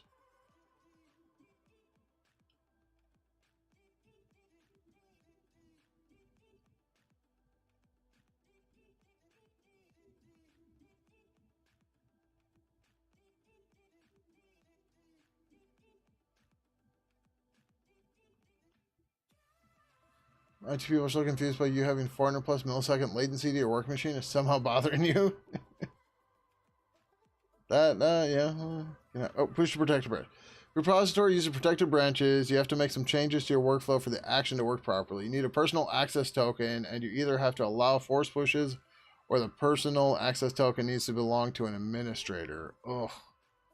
First, you have to create a new personal access token, store the token as a secret in your repository, and pass the new token to the actions checkout action step. If you create a personal access token classic, apply the repo and workflow scopes. If you create a fine-grained personal access token, apply the contents permission. You don't want to create a PAT from a personal account. We recommend using a bot account for such tokens. If you go to the force push route, you have to enable force pushes to a protected branch and update your workflow to use force pushes like this. But we don't want to allow force pushes. That's one of the reasons we have this whole thing set up. So, no new workflows are triggered by the commit of the center. That's what I read. So I guess we have to set up a personal access token. We don't have any bots right now, so I guess this is gonna be me. Unless QLogic, do you know how to do any of this? Are you willing to do this?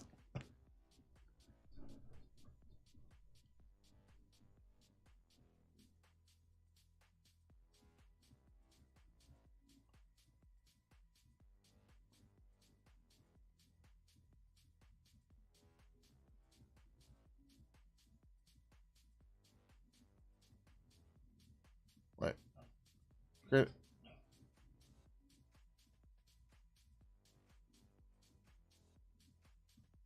Your personal access token, you either have to allow force pushes, or the personal access token needs to belong to administrator.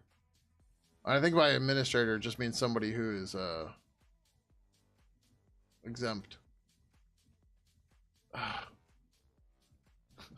Like, I keep fearing that I'm going to force push over everything, and that's another reason to have it being protected. Um,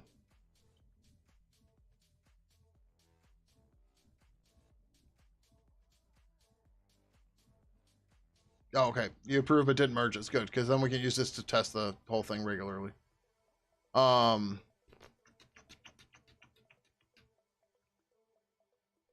I deleted my branch here, right? Yeah. All right. So, oh fuck, it's almost 3. We gotta get this going because I gotta go sleep. Secrets and variables. Actions.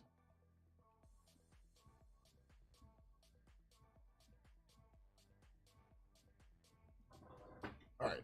We can fix this token later to be not tied to my account. We pass the pad secret to the checkout action.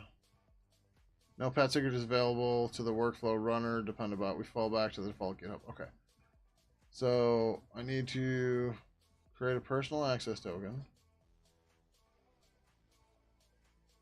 And I've got a 2FA. Yeah, you guys can't see any of this because secrets. We've got all the secrets. Shit, how long ago did I say I have to pee? Because, wow, I just realized how bad I have to pee. 411948. Okay. What is this token for? Retro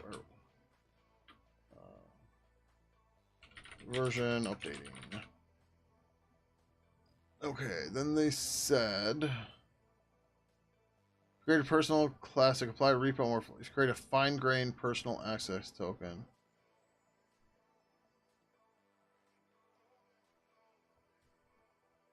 Can be used instead of password. It can be used. How do I? Oh, fine-grained here. Generate new token. Token name. Automatic. Oh. Oh. Yeah, okay. Resource owner. Oh, we can make this belong to Pidgin. Okay, cool.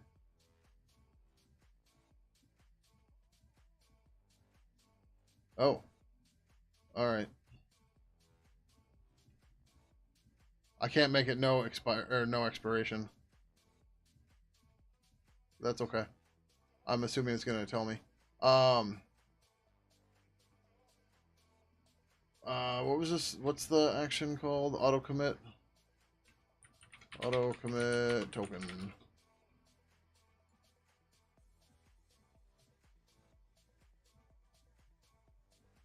Description. Token used for the auto commit action. Only select repositories. Retro purple. What do I have to do here? Contents permissions.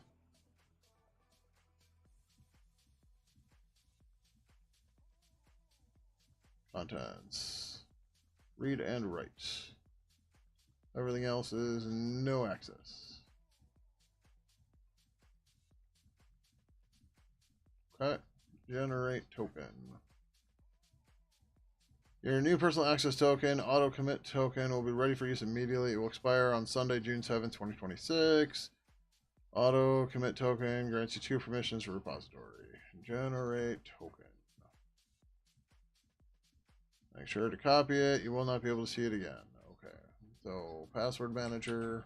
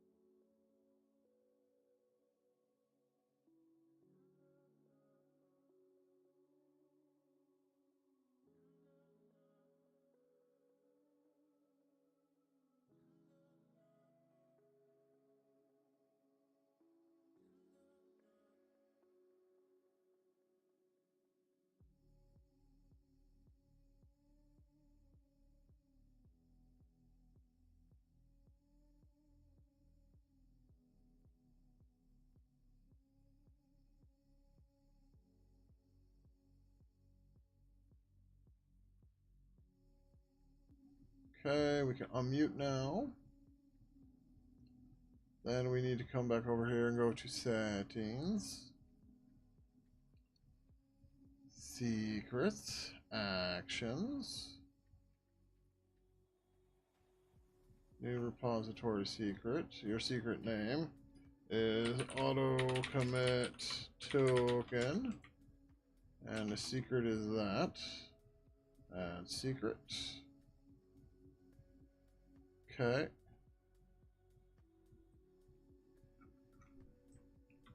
I think we're just about ready here, but just to make sure.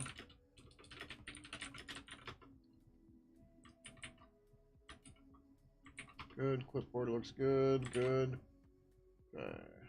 Before I jump over, make sure we're back over here. Secrets are not visible. Awesome. Come back to pull requests. Go back to 5. Go here. Flip. Come here. That we don't care about. Oh, I have to pull.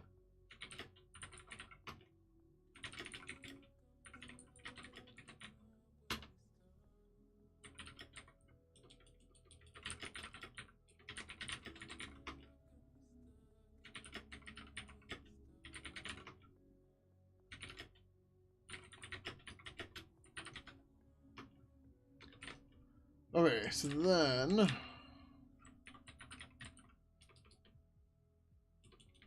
update version. So then we needed to on checkout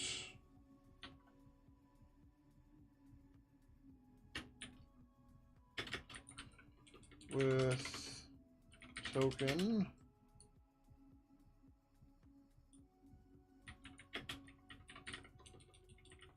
secrets dot auto commit token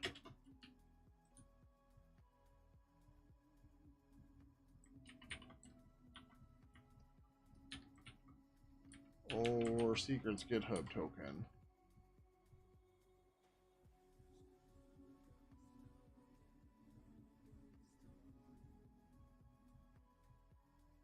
All right. Yes, we try it.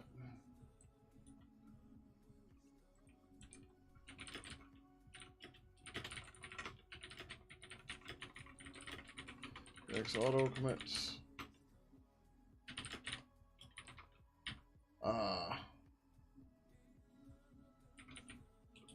This should fix the version update on the protected branch.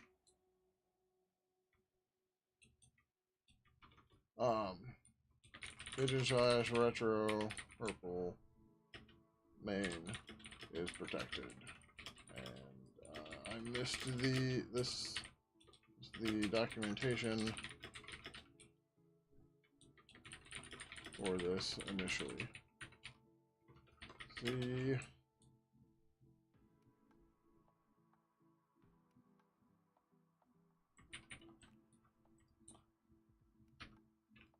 For more information.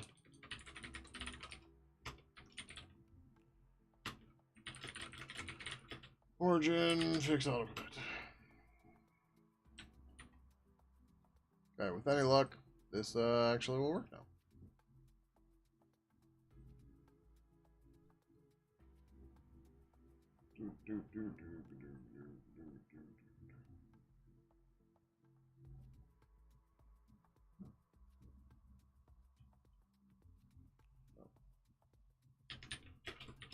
I created a fine-grained access token in the Pidgin org, and then added it to this repository. It expires in 366 days.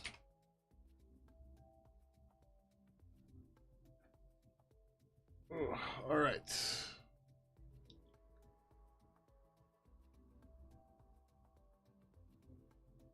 Let's hope it does its thing.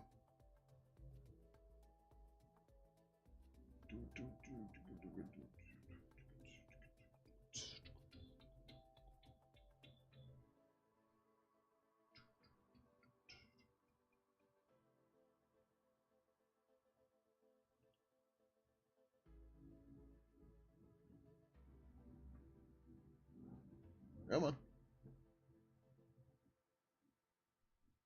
All right. What else do we have for issues here? Trying to think, what else could there even be here? Sounds were all controlled by Pidgin itself. Sounds weren't specific to the protocols. I don't think.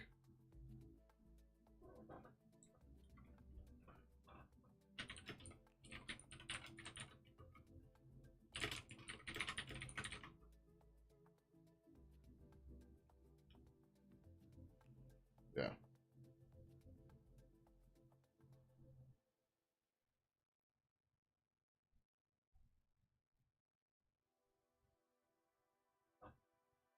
Nobody's calling the sound API, so that's good. What else could be here that we'd have to worry about? I can't even think of anything else.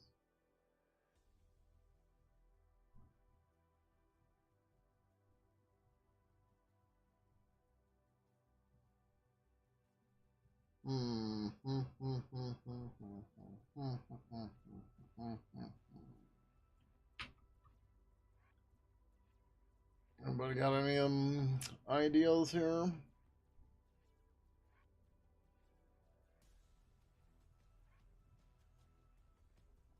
I really didn't want to do this all night, but it's okay. So this is more or less pretty much ready to go, minus the emotes. It's silly, but like I said, the problem with the emotes are the themes, right? Because Pidgin by default.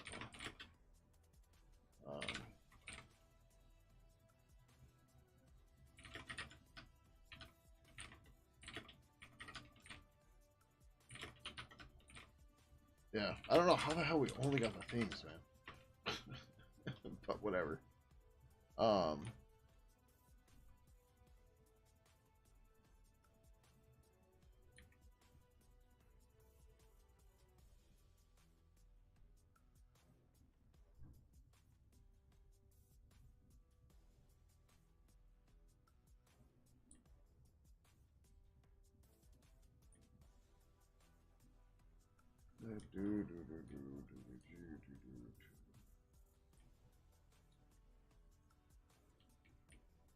yeah, so like there's the silly, maybe the emotes aren't a big I don't know.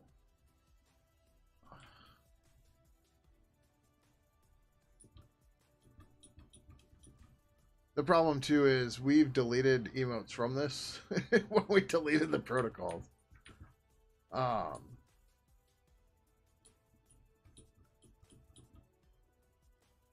let's go back to that ticket.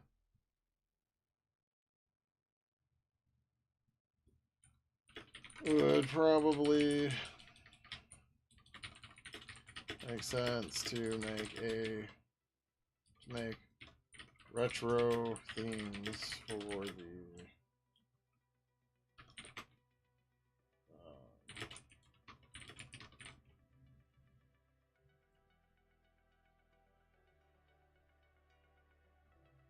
I think small is 16. Yeah.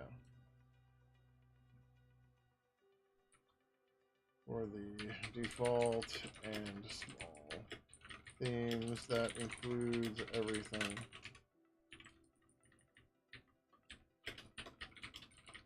To go back in history and rebuild the theme files, though, as they've had protocols removed in the past.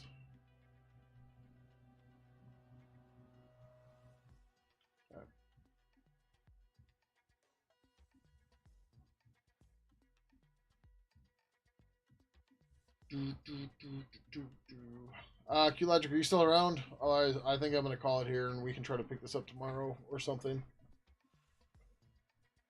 But if you're around and we're willing to get this tried, let's try to get it done.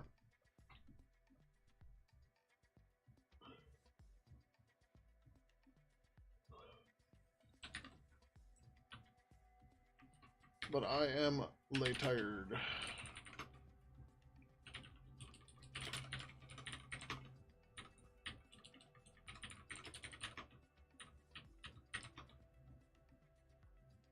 Oh, I was going to fix that. Sure, let's do that. Libby message dot C 4929. Oh, sweet. Okay, thank you.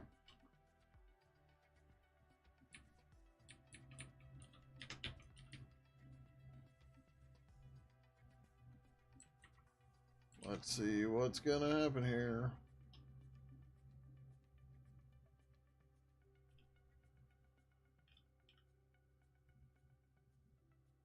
I gotta go from here, right?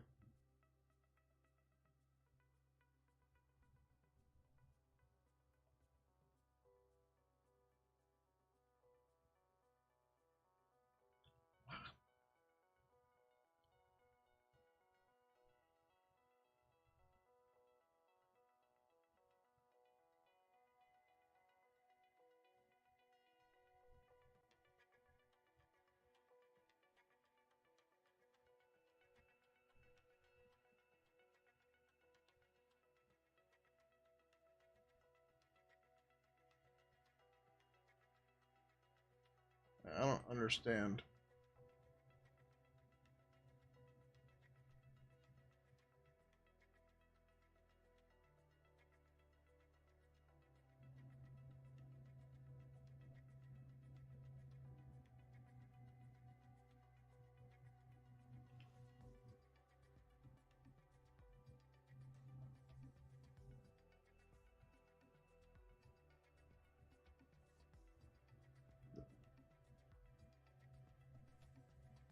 Where's the freaking edit for this?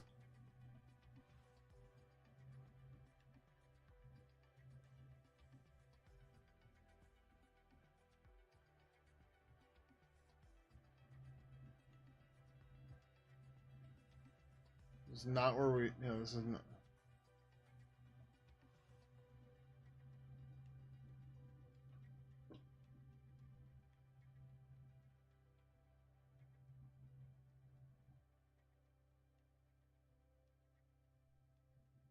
Like, I don't understand what I did wrong.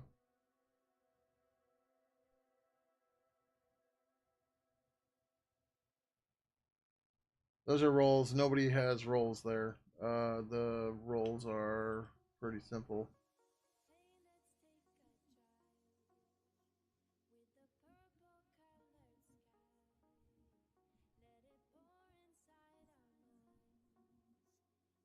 We're all such a role of maintainer. Although maybe I should have done organization access. That might have been better, but whatever. Um,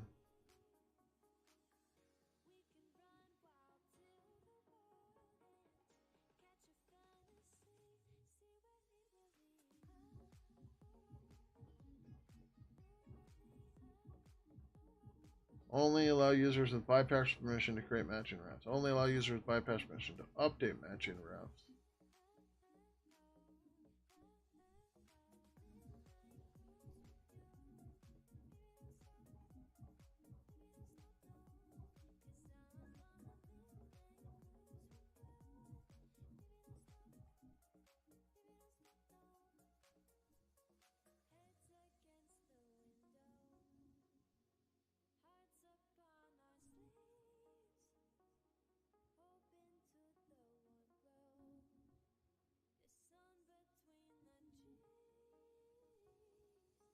This has got to be the one that's doing it, right?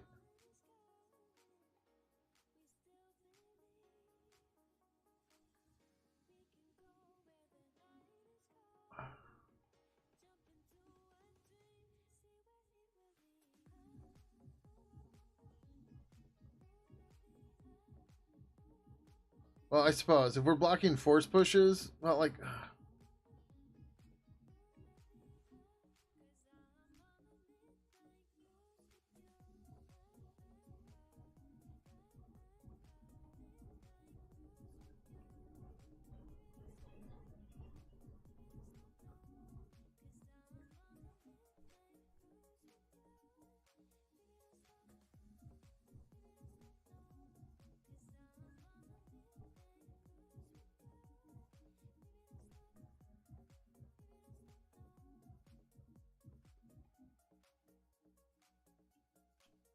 all right, I don't know. I'm too tired to keep messing with this, though. That's all I know.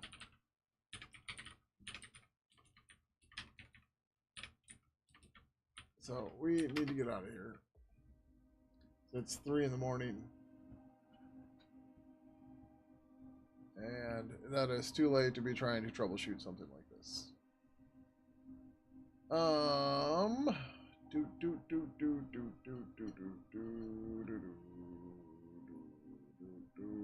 Sure. We are gonna go say hi to Toggle. We're gonna Toggle hello. So thank you everybody for coming by tonight. If you don't want to join the raid, you can go ahead and cancel up above chat. YouTube, I don't know Toggle's YouTube, so there's a link to his Twitch, and you can find it out from there. In the meantime, thank you everybody for coming by tonight. Be sure to follow on Twitch and subscribe on YouTube, and hit the notification bell for your desired level of notification. In the meantime, you can find links to all my social media right over here. I do post on my Mastodon when I'm going to go live, so if that's your jam, you can do that right there. Otherwise, you can join us on the official and unofficial Pidgin Discord as well, which you can find right over here. So, thank you everybody for coming by tonight, and until next time, adios.